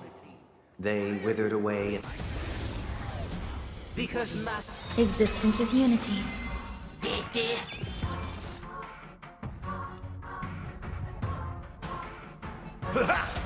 Every petal, all will be swept away by the wind. I want to protect everyone. Help me, Mr. Svarog! Let's improvise.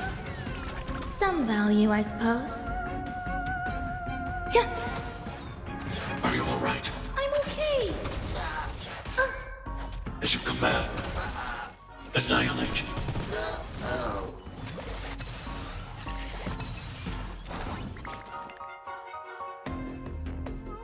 how's this taste? Thanks. I'll never forget you. Friends? Indulge yourselves! Jackpot. Dreams do come true.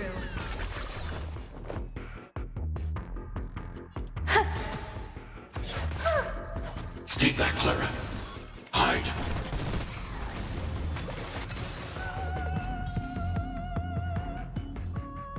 I hope I helped.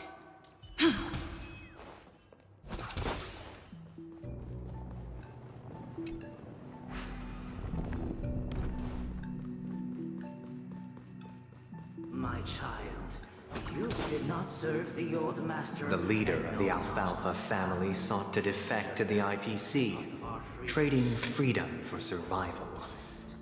However, his eldest son slew him in the name of righteousness and ascended as the new family head.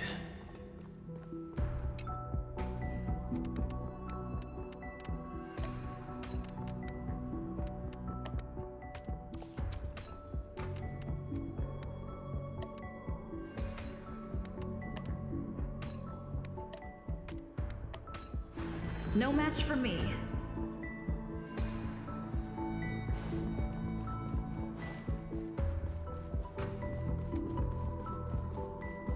Those who dance The Lamp Moth family endeavored to extend. In the mood for another beating? Take your positions. Let's improvise. Existence is unity. I need to be brave. annihilate.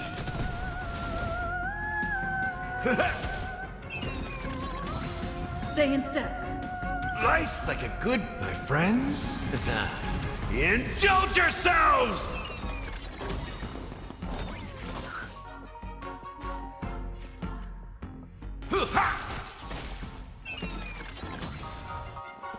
Dreams do come true. There's more to like. Target threat. The Lamp Moth family endeavored to extend the silver rail left by the Express, only to be eradicated by the remnants of the swarm, leaving nothing in the unforgiving cosmos. What is up here? Behold the ensuing tale, a struggle for power. Penacony witnessed the ascent of the 7 major that was lineages. the start. Tree, grass, flower, bird, beast, fruit, and insect. Peace never truly graced land, only when Gopher Wood led the family to Land of the Exiles and earned recognition from all 5 major lineages did Penacony earn its new name.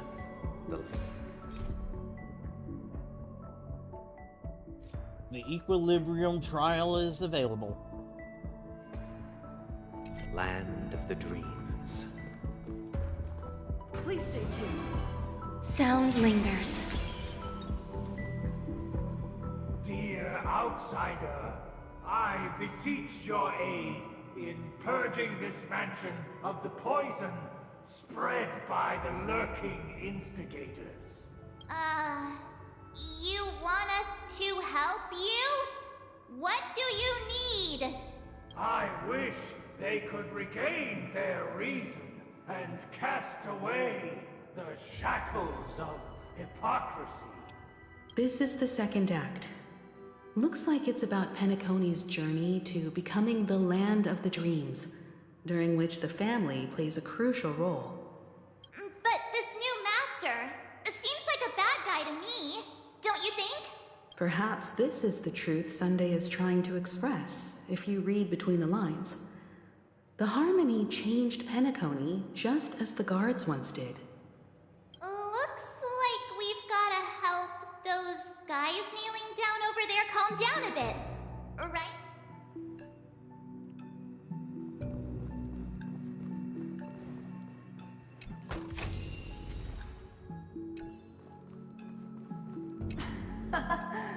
In the absence of my master, I am free.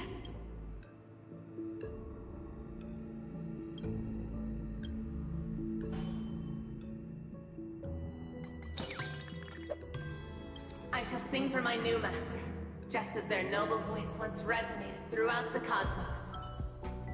Master! Oh, you will return in due course, and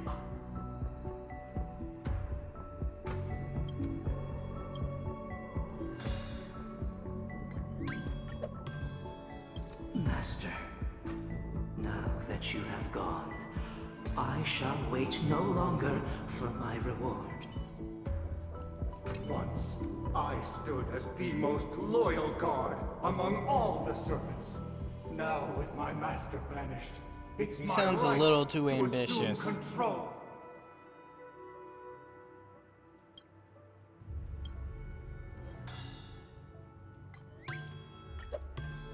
My former master has long departed. But why do I still fear the remnants of his creation? Master is no longer here. I thought I'd be free, but I'm not. Now, without my master's command, I'll have to seek guidance from the blind.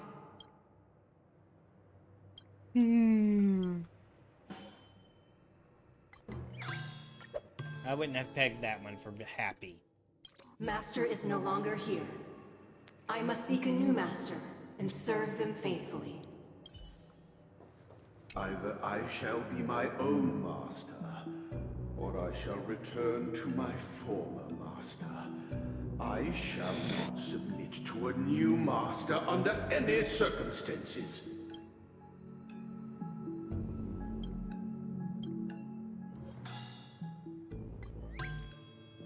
I would peg that one for angry. Without a master, who can grant me true freedom? Thank you, dear outsiders. My servants have regained their sanity.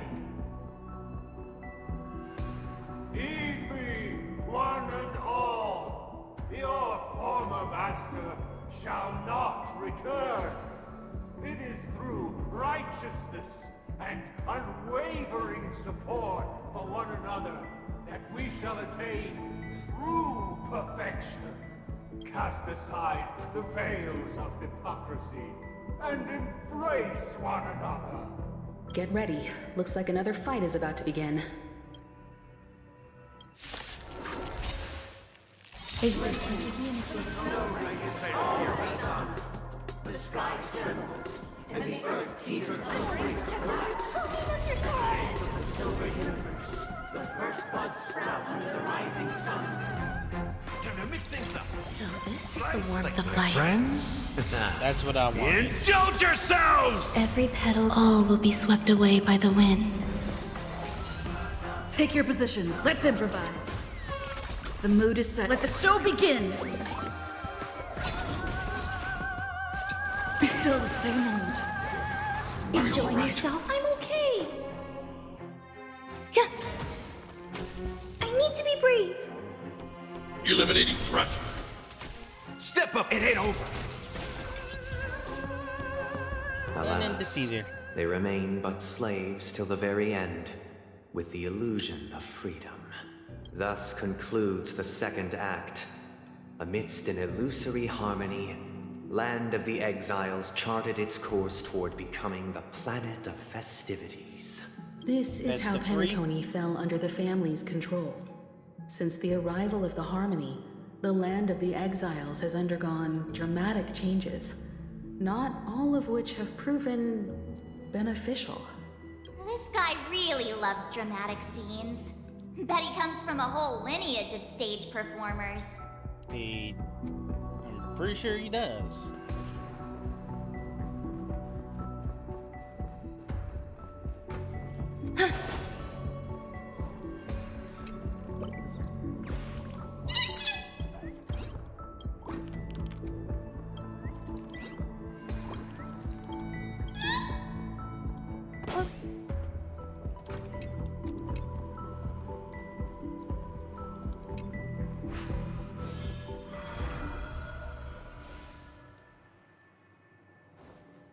They used the planetary rings to establish the law, forging a code of conduct among the masses. A grand lie with black and white keys served as an instrument, while symbols of articulation and numerical notation took the form of musical notes. The downward flowing river became a melody, and the canon of law dictated the form. Thus, all mortals found their unique place within this symphony. That marked the 5th and 6th days. This guy is really into these puppets.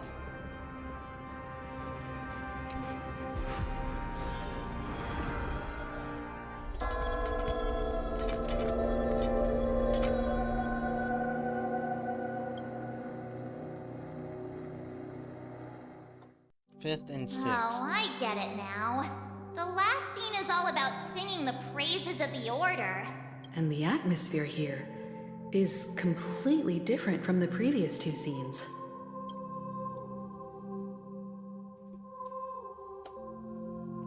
This is the concluding act of this play. I have showcased the past and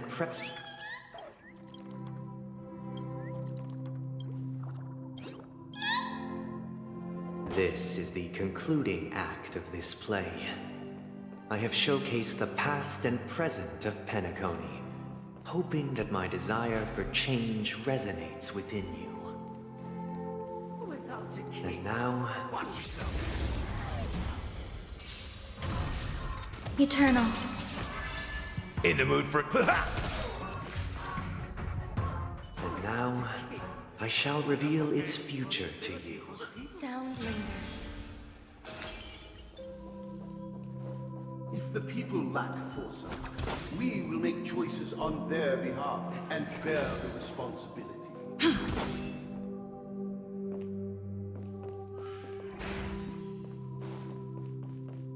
Without a king, going the right way, then I'm going the right way. we shall support one another, protecting the weak and standing against the mighty.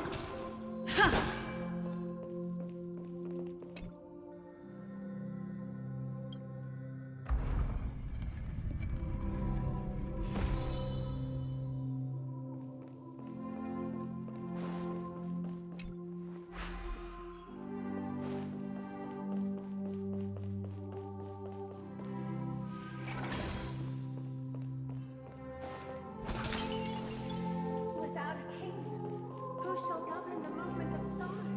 Before the arrival of the king, everything followed its natural course, and so it shall continue even after the king's departure. After the king's departure, We no longer have need for a king, for we...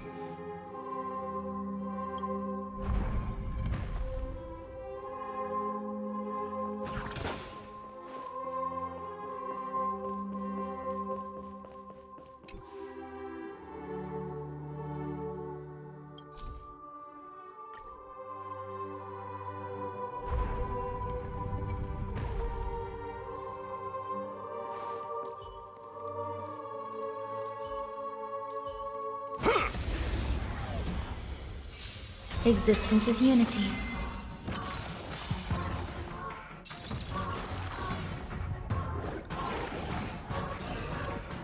Decided to play your ace, huh? Life's like a good brew, my friends. Indulge yourselves! Take your... Let's improvise. Everyone holding up okay?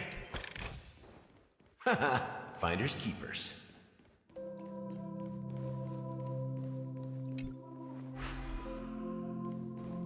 but after the king's departure, We no longer have need for a king, for we have become kings of all things.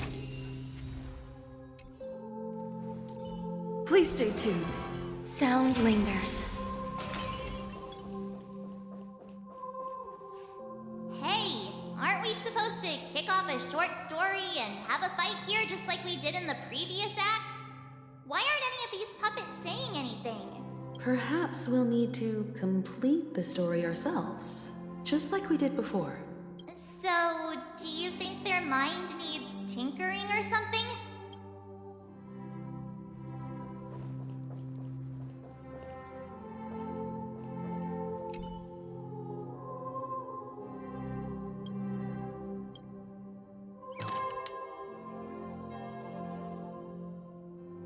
We no longer have need for a king, for we have become kings of all things. Yeesh. Puppets on a string. How did it go? You can't change them? What does that mean? My apologies for my negligence. I forgot to inform you that the final part was scripted long ago. Let our previous king recount it to you. Now it is time for the final rite. Prepare for battle. Looks like we'll have to fight again. Descending from the infinite spiral staircase, I traverse towards the future with measured All will be steps. swept away by the No need wind. to remember me or seek my assistance. For the contours of my mind shall intersect with other experiences. Stay in step. Dreams do come true. Some value, I suppose. Hide. Ah, it's nothing. Stay back, Clara.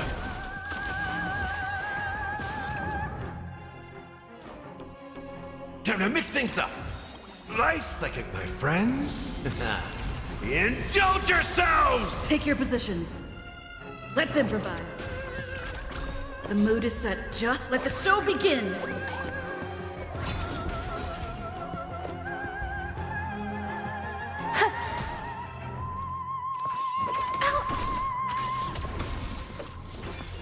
In the mood for another beating? What was that?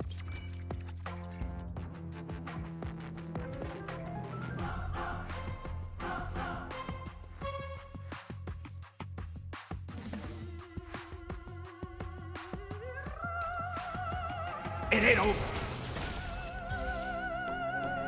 In the hushed expanse of a nocturnal reverie, I leave faint traces behind. No need to remember me, or to recall the essence of dreams.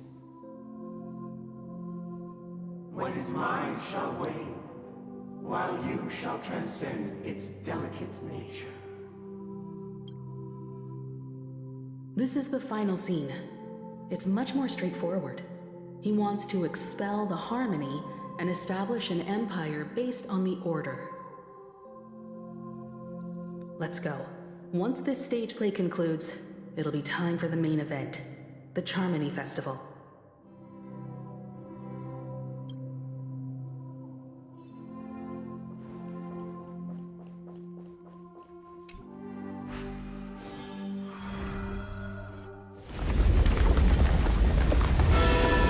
Okay, big flashy cutscene.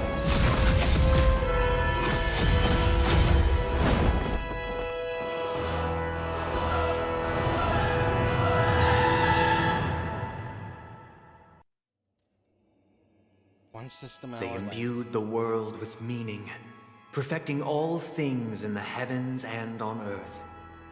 Then, they rested from the labors of creation. Literally plagiarizing Yet, the Bible. all beings cried out to Enna. Under the banner of the Order, you have defined all things in the cosmos. But this made us realize that we are but puppets in your hands. Thus, on that day, all beings united and cast the Eon into the abyss of oblivion. This Grand Theater looks totally different. Is this the power of the Order? Everyone, get ready. This could be a tough battle. We still have a whole chapter, 2 chapters to do. Well, I'm in the middle of the chapter on part 3. In part 3, I have 2 more acts after this one. That marked the 7th day. Cheers and chants reverberated in ears. The stars shine bright. Praise the Great One. Creepy. The Order is dead. The Order is dead. The Order Sound lingers. Please stay tuned. Wow.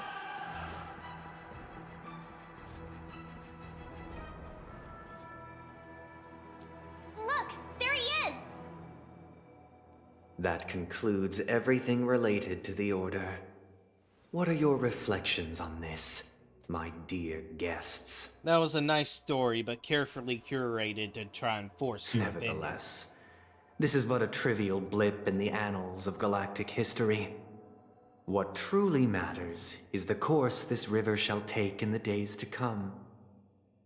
You've arrived at the perfect moment.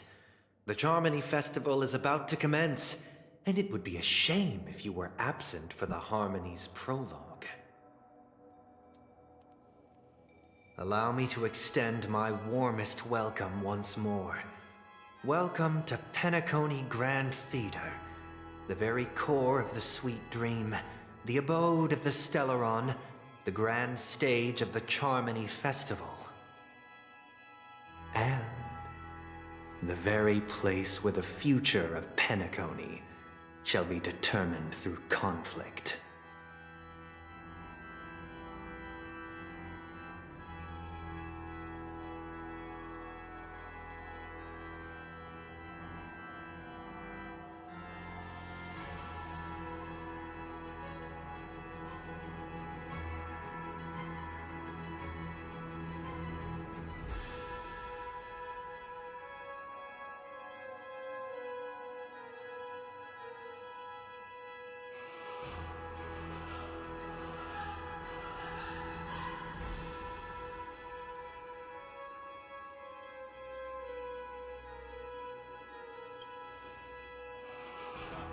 Your unwavering faith in the Trailblaze is truly impressive. True goodness can only be achieved through faith.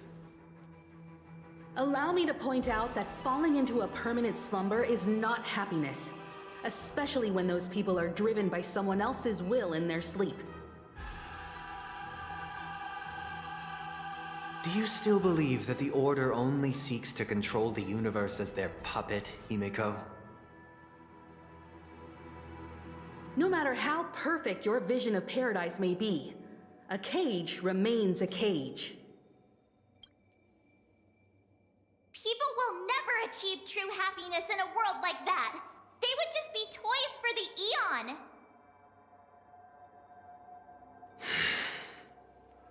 It seems you have misunderstood my intentions. Allow me to clarify. My desire is not to resurrect a fallen Eon, or become one myself. At least that's my prediction. My sole objective is to create a paradise free from Eons, where the Order ensures the dignity and happiness of all humanity. A paradise exclusive to us human beings. That's actually more crazy. That's not the case. If people are to live with dignity, there must be nothing and no one above them. In Okay, your bad so-called argument, paradise, no. you would be the one reigning supreme.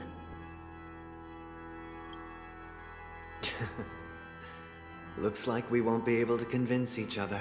That's a pretty Now bad that argument. our conflict Kimiko. has been destined, let's unveil our paths and reveal to the universe the true path. However, before the prelude to the future begins, please take a moment to ponder the questions I've posed. Is darkness equal to daylight? Are sinners equal to the righteous? If you are born weak, which god should you turn to for solace? How tragic. You turn on. The Eon with great mind. Under the banner of the Order, you have defined all things in the cosmos. Let's improvise. There's more to life.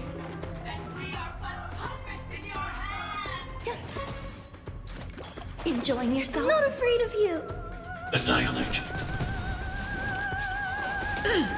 I want to protect everyone. Help me, Mr. Spark! Dang it. Why are you gonna wake her up? As you command. In the mood for another beating? How's this taste? Thanks.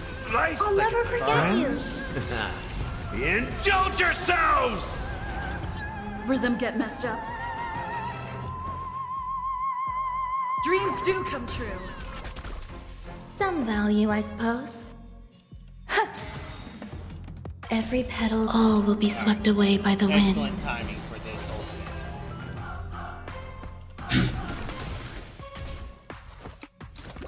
ultimate. Still the same. As you command. Oh! Stay back, Clara. Step up, let's see ya. It ain't over. Rhythm get messed up. Let's improvise. There's more to life. Existence is unity. I need to be brave. Hide. The mood is set. Let the show begin. That's all you got? Stay in step. How they share their health. Dreams do come true. The world is in harmony. The stars shine. Stay back, Clara. I want to protect everyone. Help me, Mr. Spark!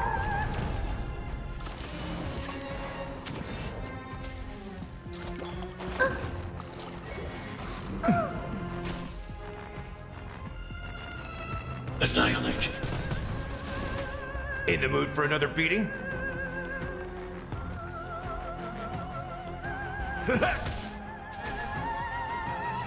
Let's improvise.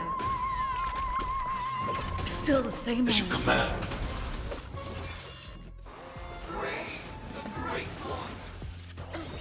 As you command. Nice, like my friends. Get broken. Indulge yourselves! Grace and elegance.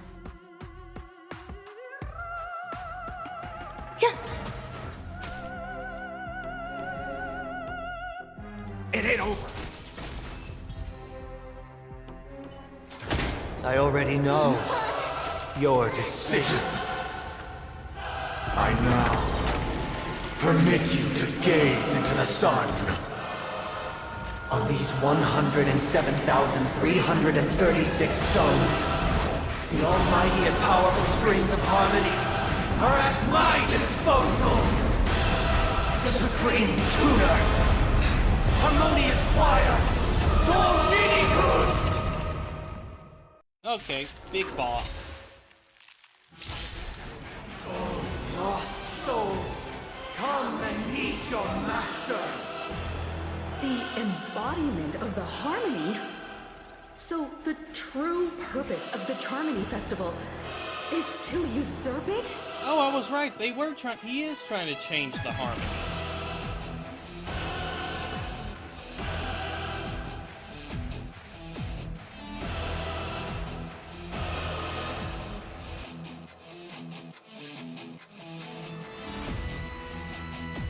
Let's kick things off with you! Everyone, keep up with my tempo. Wake up! Eternal. I'm not afraid of you. Eliminating threat. Are you alright? I'm okay. Wise and perceptive as you are, answer me this. Why could the harmony and the order merge into one?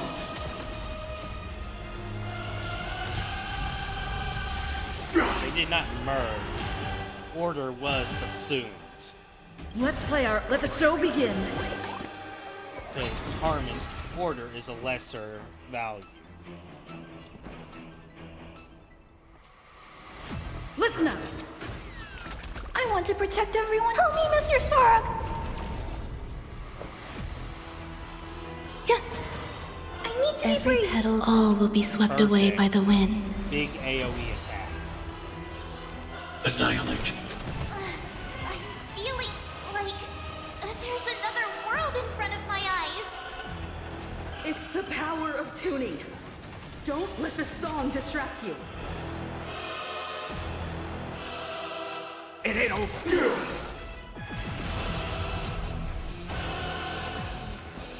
Wake up! Are you alright? I'm okay.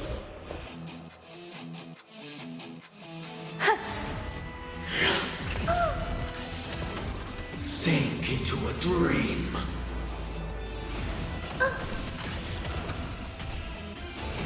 Are you alright? I'm okay. Step up, let's see ya. I want to protect everyone. Help me, Mr. Svarog! I'm not afraid of you. Hide. Disorderly noise. The time has come. Creation will be reborn from the remains of the gods. Dan Heng?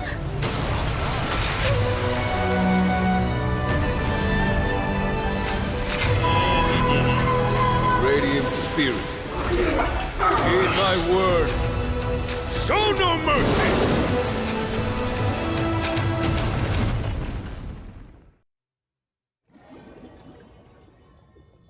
Yep, he spent it. Wake up! Wake up! Hey, wake up! The sun's frying your butt! Are you alright? Can you hear me? Do you remember your name?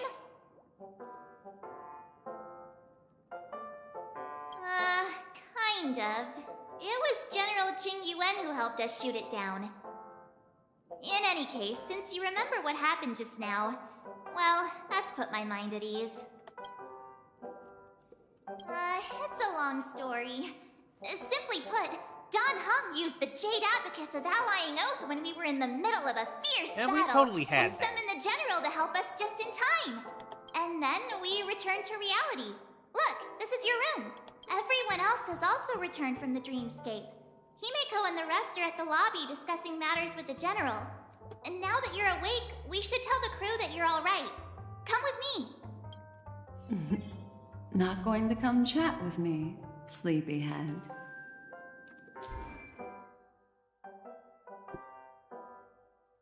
That voice.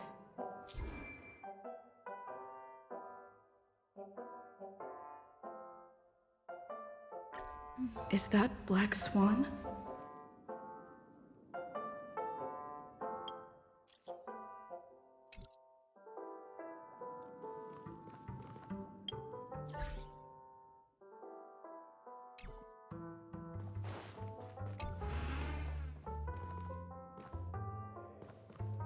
Hey, where are you going? Hey, we meet again, sleepyhead. What's Miss Black Swan doing here? Nothing, Miss March. I noticed she was awake and wanted to check to see how she was doing. Though the strike from the General was timely, its destruction was also immense. When emanators collide, ordinary people inevitably suffer. Oh, he's an emanator of the hunt? But, luckily for them, the dreamscape is my home turf. Thankfully, I managed to get everyone out before the harmonious choir collapsed. Oh, so that's what happened! Thank you, Miss Black Swan! Don't mention it. After all, I wouldn't want to see such precious memories vanish. You're heading to see your friends, aren't you? Would it bother you if I walked with you for a short while? Of course not. But you're not planning on doing something like last time, are you? Why would you think that? I've never harbored any ill intentions. Well, not when you are around, anyway. Really? Himeko and Mr. Yang are probably still busy. Let's go look for Don Hung first. The sun also rises. That's 11 out of 12.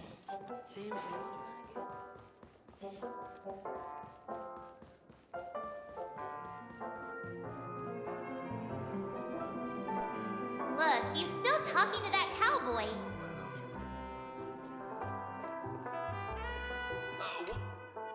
You're awake.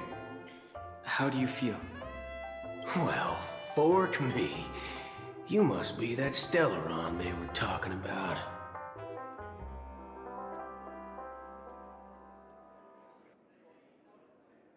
Allow me to introduce him to you. This is Boot Hill, a Galaxy Ranger. During our pursuit of a certain person, we crossed paths and just so happened to uncover a shocking plot being concocted by Mr. Sunday. Which is why we sought you out, to help the Astral Express save the world together. No need for thanks. The Galaxy Ranger's principle is correct every injustice one sees. That's how you lot in the Xianzhou put it, right, Don Hung? More or less. Wait, hold on a sec. This is the first time I'm hearing about this certain person. Who are you chasing? And why would that lead you to the Express? Good question. It's, who was it again? Don Hung. Do you remember?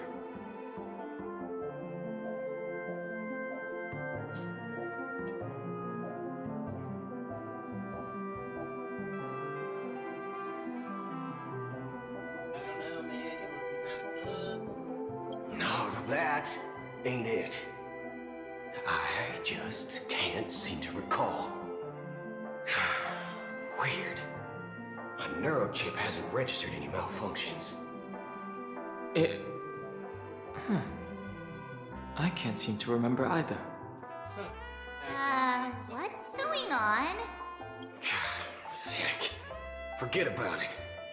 If it slipped all our minds, reckon that person was just a minor scoundrel. Unimportant. Ain't gonna stop us from piecing together the story anyhow.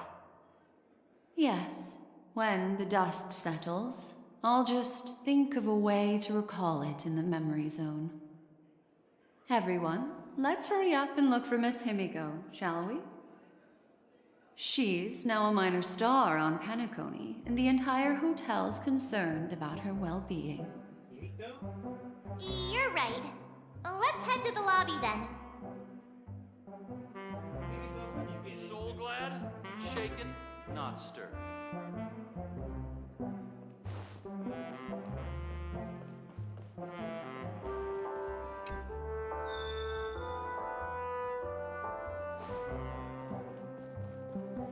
Look, they're with the...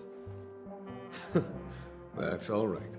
In these times of conflict for the sake of utmost safety, it is only right that the Alliance steps forward to mediate on behalf of the Astral Express.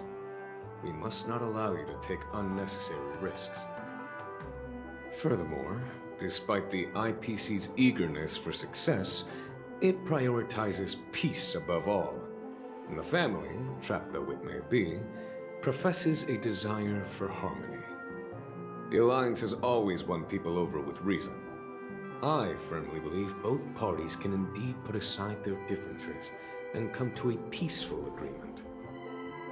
The General possesses a deep understanding of the greater good. With the Cienjo Alliance mediating, peace for Penacony is within reach. You flatter me. But ultimately, it's been all down to the Express. Without your efforts, this sweet dream paradise would have been claimed by the last remnants of order before there was even a shot at peace. Well, would you look at that? Here comes the big hero.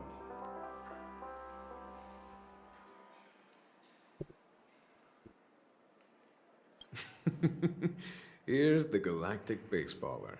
The paragon of both heroism and humility. Are you okay? I heard you couldn't wake up. Are you feeling unwell? Not too much humility. Don't worry, Mr. Yang. There's nothing wrong with her. She practically burned through a lifetime's worth of jokes on the way here. What about you, Mr. Yang? I heard that even Miss Robin wasn't spared. And that guy locked you both up. It's a long story.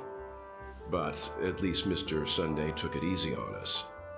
He used an ability called tuning to connect our consciousnesses with his.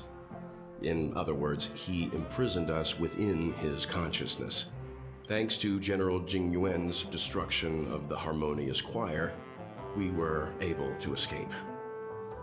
He used that tuning on us too. Does that mean that we were almost imprisoned as well? I can confidently say now, he was truly after a fair fight with us. Had he wanted, he could have easily taken us down. Speaking of the Oak family head, where is he now? It's complicated, but in a nutshell, he's now the former Oak family head. The IPC has named him the key figure in the family's Penacony split, citing a threat to cosmic peace. He must represent the family and answer for the unrest caused. His trial is set to take place at Pier Point. The family quickly labeled him and the remnants of the Order as enemies, declaring the turmoil an internal rebellion. This move effectively barred the IPC from intervening in family affairs on both moral and rational grounds. Everyone really has their own agenda, after all. Then, what's going to happen to Miss Robin? She and Sunday won't be able to deny their involvement in the Charmony Festival. They're siblings, after all. Why the sigh, General? I can only say that this incident is an unexpected mess for the girl. The Alliance will try to persuade the family to consider this matter carefully during mediation. It's time, everyone. The IPC's key members and I have agreed to consult one another before the upcoming negotiation. Do any of you wish to sit in? Given the General's invitation and the matter's significance to the universe, the crew will naturally accept. However, if the IPC has any reservations... Why, of course you're welcome. They've mentioned that your team is a trusted ally of the IPC in Penacony, so there's no reason not to welcome you. Besides, if there can be reliable observers from the Astral Express present, discussions will go more smoothly. So, what do you all think? Well then, we shall oblige. I'm kind of allergic to those types of situations. I think I'll just head back to my room and start packing. Not to worry. Himiko and I will take care of things. I'm afraid I'll also have to return to the Express first. The conductor is worried about us. It's best I go and explain the situation. Thank you. What about you, Will you join Welt and me? Or have you got other plans?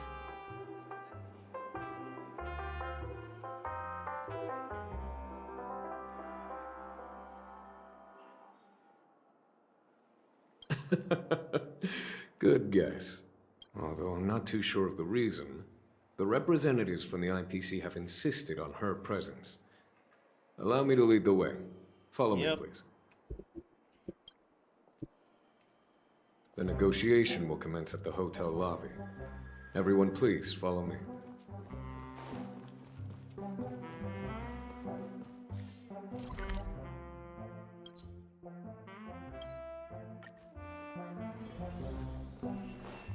Mr. Aventurine and Miss Topaz are here too.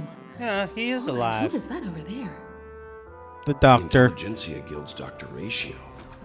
This assembly is quite something.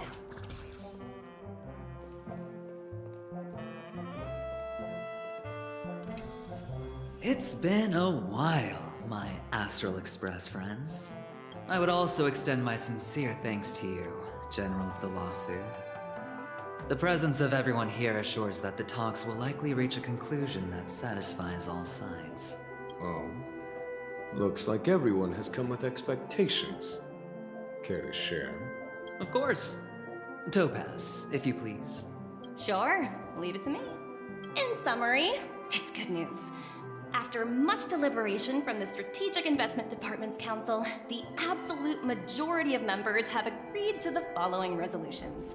In light of long-term considerations for interastral peace, and by authority of Pierpoint HQ, the Strategic Investment Department, on behalf of the Interastral Peace Corporation, will permanently relinquish its claim on Penacony sovereignty and offer unconditional support of the family's rebuilding efforts on Penacony.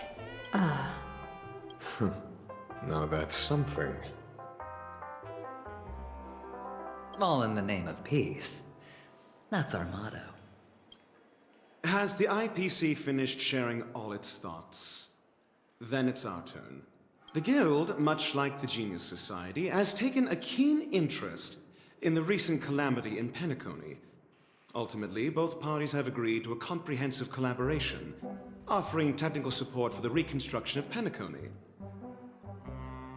The floor is yours for the finer points, Mr. Scrulum. Enlighten us, please. Organic life's unrelenting search to understand the realm of inner spirituality is something I both admire and envy. Inorganic life has no mechanism to evoke dreams. But when my mechanical impulses are activated, my inspiration circuits will start to operate, and I will enter a state defined as imagination. Every time, within the realm of imagination, there emerges a fire from the shadows. It is warm, bright. I frequently ponder this flame might represent the essence of intelligence, a cluster of inspiration ignited by high temperatures. The future direction of the universe may well lie within it. Alas, they are nothing but projections of my thought system to me, desired, but unattainable. But after learning of Penacony's accomplishments, I have come to realize that the flame is not beyond my grasp. After deliberations with my partners, we have decided to defer the progress of the Simulated Universe project, and instead assist the Intelligentsia Guild as technological consultants in the research of the Dreamscape and Memory Zone, so that these assets may be better used to serve humanity. Not only that, we've also established contact with the Garden of Recollection through the IPC, and they've pledged their support for our research endeavors. I'm truly happy for the Dream Chasers on Penacony. The cosmos' brightest and, let's admit, dimmer intellects are now at their service.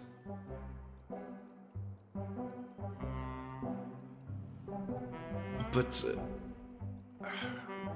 never mind. At the end of the day, this is a positive outcome. No wonder everyone insisted that she be there.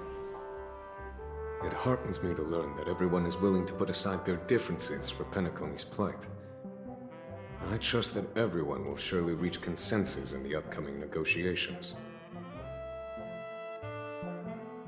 Looks like Penacony's future is decided. I'm wondering, is there anything else the crew is concerned about? Peace is our greatest wish. Beyond that, we desire nothing else. Well, that's good. Now that everyone's minds are at ease, I shall take my leave. You may now depart with peace of mind. The Alliance will deal with all subsequent procedures. If that's the case, it appears that we have nothing else to worry about on Penacony. Looks like it's time for us to embark on a new voyage. Sounds good to me. You two head back to the Express first. I'll pick up March and deal with the checkout procedure. Oh, also, Miss Black Swan, you have a matter to discuss with me, yes? Nothing escapes your attention, Miss Navigator. You've been with us this whole time, huh? In any case, she and I will be waiting for you and March on the Express. Let's go. Our time on Penacony has come to a fruitful end. Penacony's journey ends here. I guess it was pretty fruitful.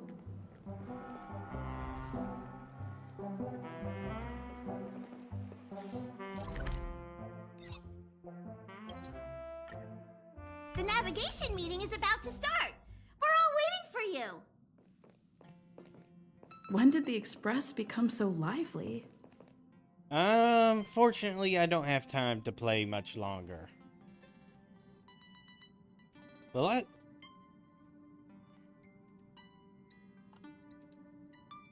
I should have time for this cutscene. I just get ready for work during it. Looks like everyone's present. Let the navigation meeting commence then. This a meeting to decide our next stop? How we doing this? By show of hands. Hold your horses, cowboy. It's for those to decide.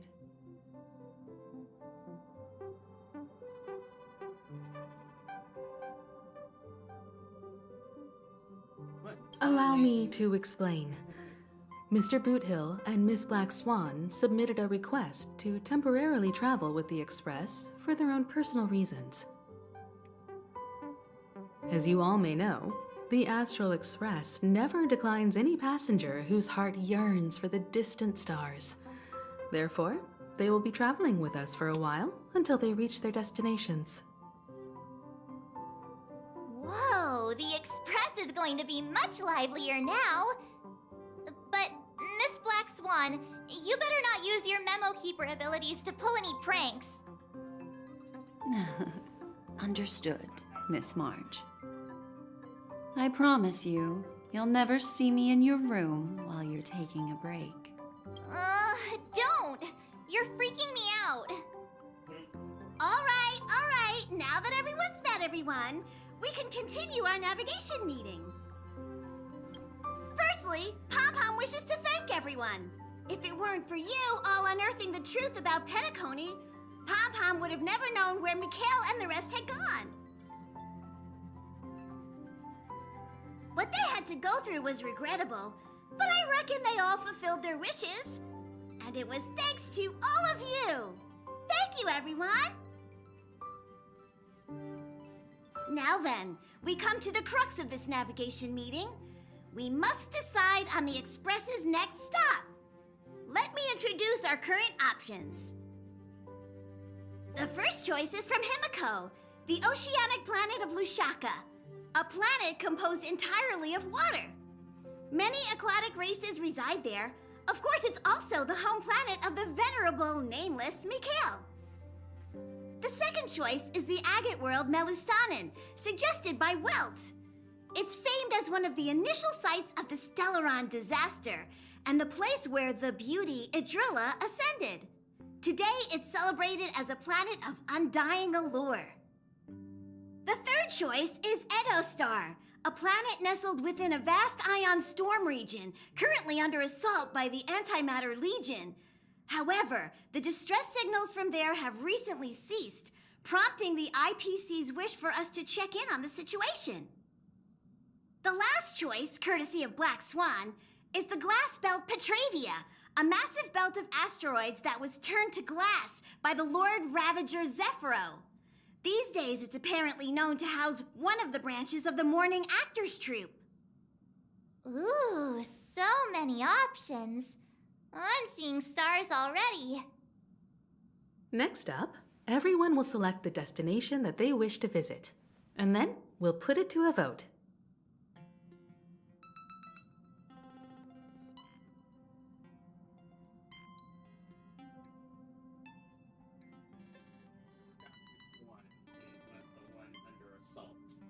Though the fact that the distress signals have ceased means we're probably too late. But I still think we should investigate the situation there. Yes, I agree. As Nameless, should we not extend a helping hand? You and Dan Heng make good points. I'll throw in a vote for Edostar too.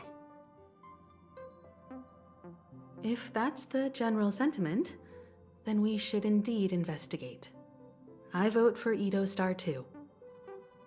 All votes for Edostar! Looks like we have a winner! Next stop, Edostar! Then this navigation meeting is adjourned. I'll go check the warp jump coordinates. Everyone can catch up on some rest in the meantime.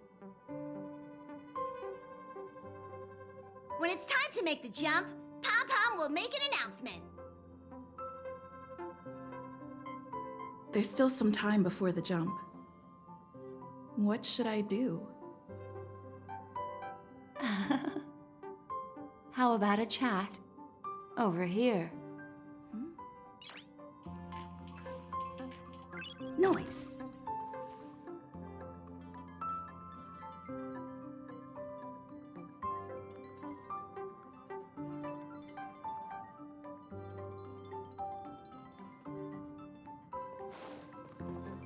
Please let this trip be uneventful. Please let this trip be uneventful. Mumbling? The last couple of trailblazing expeditions have been downright terrifying. It's about time we had some fun, cozy, and cute adventures for it. Come on, start praying with me. Please. Huh. For some reason, I'm suddenly stricken by the feeling that we haven't crossed paths in quite some time. I should have known better than to expect anything serious from you. Got it. This Astral Express sure is comfy. But I got one tiny problem with it. How come there ain't no potent drinks on this ride? I can live without malt juice. But at least stock something else. Like that white gem. Common as dirt and not too pricey.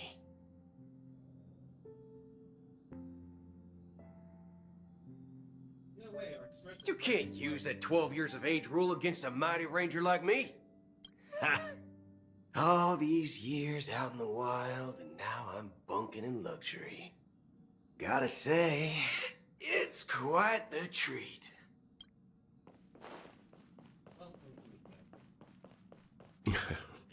You're fast becoming an excellent trailblazer.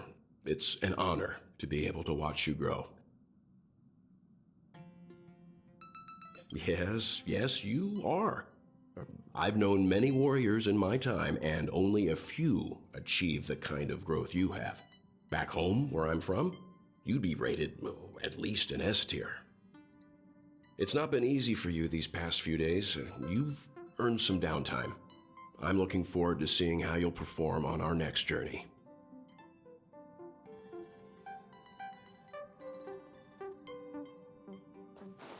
Come to think of it, this trip to Penacony was the first time we trailblazed together, wasn't it? Don't worry. We'll have plenty of time to spend together on the Express, so there'll definitely be more chances for adventures like this. Turn in early today. You've really been pushing yourself hard recently. If you don't take this chance to recharge, it could lead to long-term problems. It seems fine when you're young, but it's a different story as you age.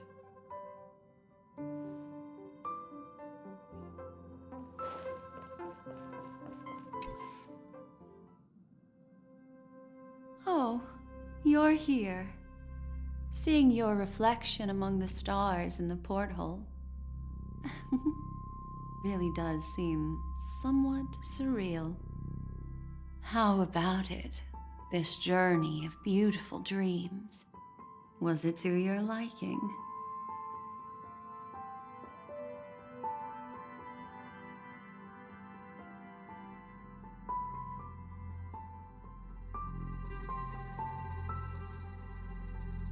There's a rich scent of curiosity here. Such memories can be irresistibly captivating. So, how about you hand that small parting gift back to me? I'm quite eager to have it back. Oh?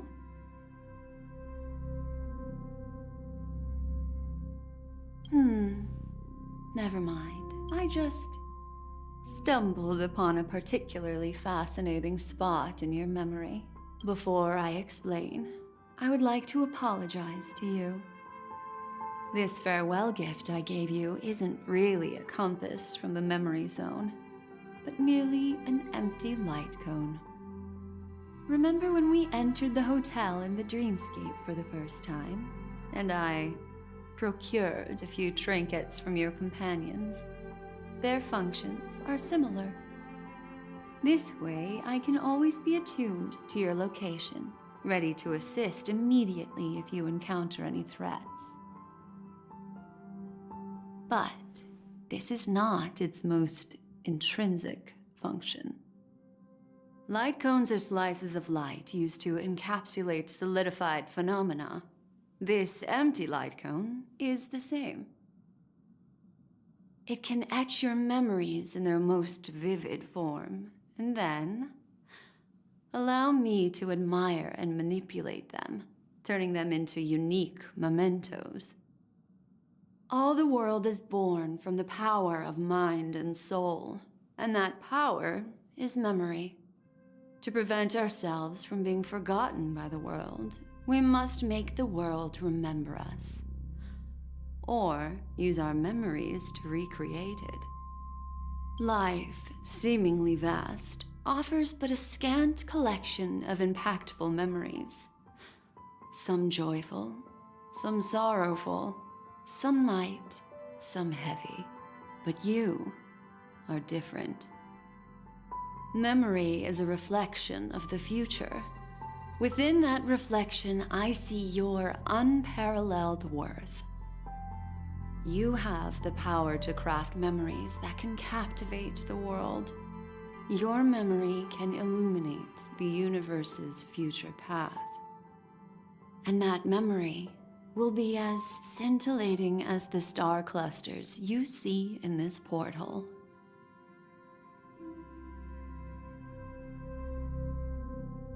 Precisely. But do you know the deeper meaning behind it?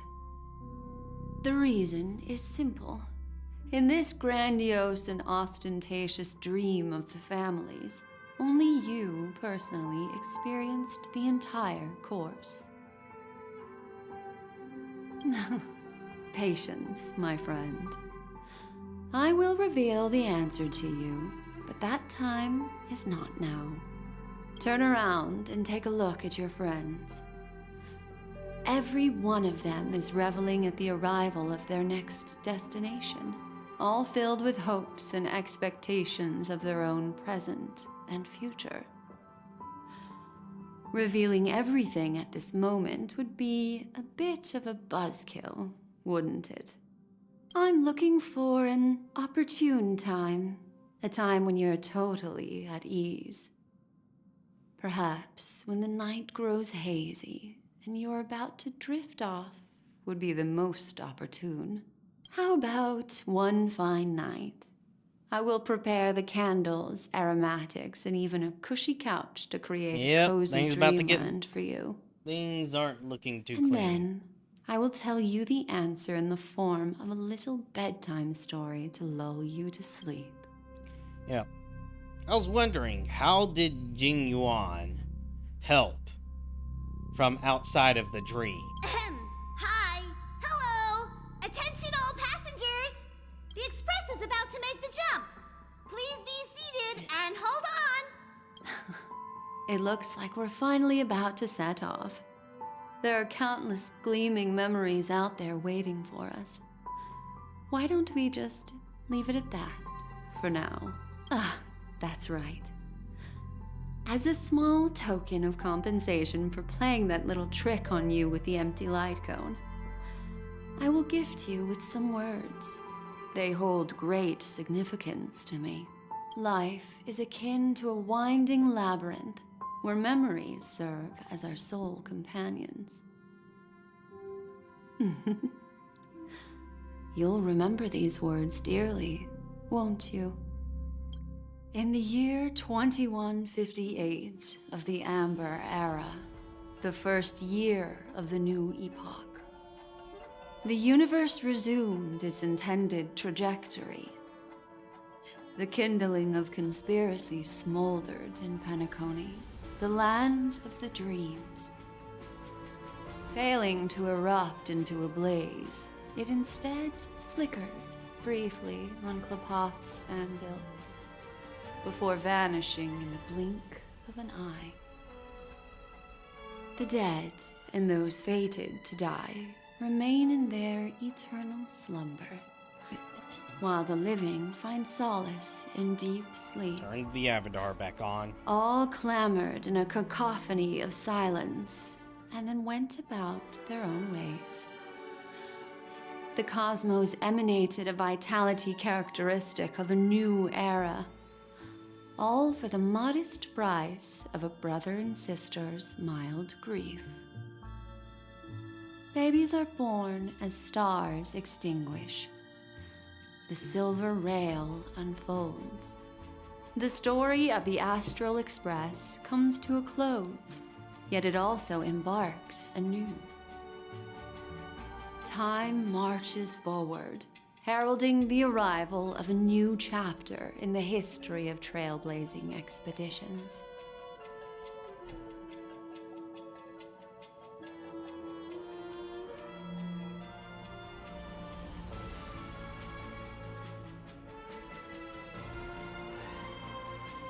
Are you? What? Yeah, that's not how a gacha game works. No.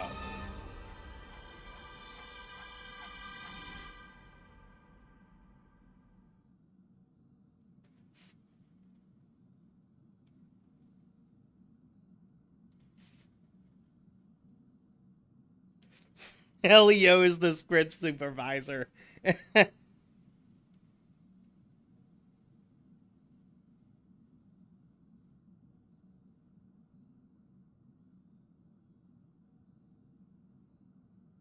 Countless shooting stars streak the sky tonight. If you can pick the right one, it will carry your wish to thousands of distant worlds. You're feeling very relaxed now, aren't you? So, then, it's time to tell you a little bedtime story. Well, let's start with a conclusion. The crew was defeated in the battle against Sunday. Everyone in Penacony failed, and no one survived. But don't panic. The truth, as horrifying as it may be, is not yet irreversible. There's still a glimmer of hope, and that's why I'm here. Next, I'll use this empty light cone that carries all your memories to relive everything that happened before. And when this story reaches its end, I'm sure someone as clever as you will notice that. There's a major flaw in the story you have experienced. Yet, within that flaw lies a glimmer of hope. Are you ready for it? Do you remember everything? When the clock turned back, the Express started a warp jump, sending you to a strange dream. You were bewildered back then, and then a Galaxy Ranger named Acheron showed you a way out. When you arrived at the Reverie Hotel, you met the doorman Misha and had a confrontation with Aventurine, an IPC representative. Thankfully, Acheron appeared again and helped you. After that, you saved Firefly and explored Penacony together. During the tour, you ran into Sparkle disguised as Sampo and accidentally entered a child's dream. There, I rescued both of you from death, but Firefly didn't return to reality. She realized the truth and tried to involve you in her plan, but that resulted in an accidental death. Even more unsettling, you soon encountered another murder. The 2 cases of death prompted you to investigate the truth behind the sweet dream. Despite your efforts to gather information about the 2 victims, you didn't make much progress. But you did learn about the watchmaker from Gallagher. Meanwhile, Aventurine was secretly carrying out his scheme, in which you were one of the pawns. In the midst of a fierce battle, Acheron revealed her true identity as an emanator of the Nihility and unsheathed her sword. That strike foiled Aventurine's plan and opened a passage between the sweet dream and the original memory zone. Upon your arrival at Dreamflux Reef, you learned the truth that death was actually dormancy. Still no reason to as look well like as that. the truth about the dreamscape, the Stellaron, and the bellboy, Misha. You split up with Sunday and Robin, looking for a way to seal the Stellaron. However, it turned out that Sunday and the Dream Master had their own hidden agenda. And you had to engage in an ultimate duel on the stage of the Charmony Festival. Finally, the story reached its conclusion. You emerged victorious, with the Trailblaze triumphing over the Order, and Penacony embracing a bright and peaceful future. This marks the end of the thrilling journey in Penacony. I'm sure you've already noticed something unusual, haven't you? The major flaw, which contradicts all the known information, hides in this story.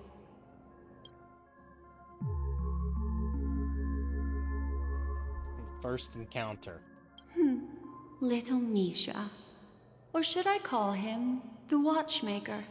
He's only a segment of memory in a dream bubble, but his ambition for the Trailblaze led him to leave the bubble and embark on a grand adventure in Penacony. While Misha is a rather special memory zone meme, and he was granted power by the Trailblaze, there's still one thing that he shouldn't be able to do. A life born in the memory zone could never manifest in reality. So, why did he appear in the Reverie Hotel in reality? Because that was a dream. The answer is simple. He is the one fatal flaw that contradicts all really our weird. known information. This means that you, who wholeheartedly believe in this memory, are still trapped in the dreamscape at this very moment. Wake up, sleepyhead. Break free from this eternal dream and return to the real world. We'll find our answers there. The train is about to make the jump. 5, 4, 3, 2...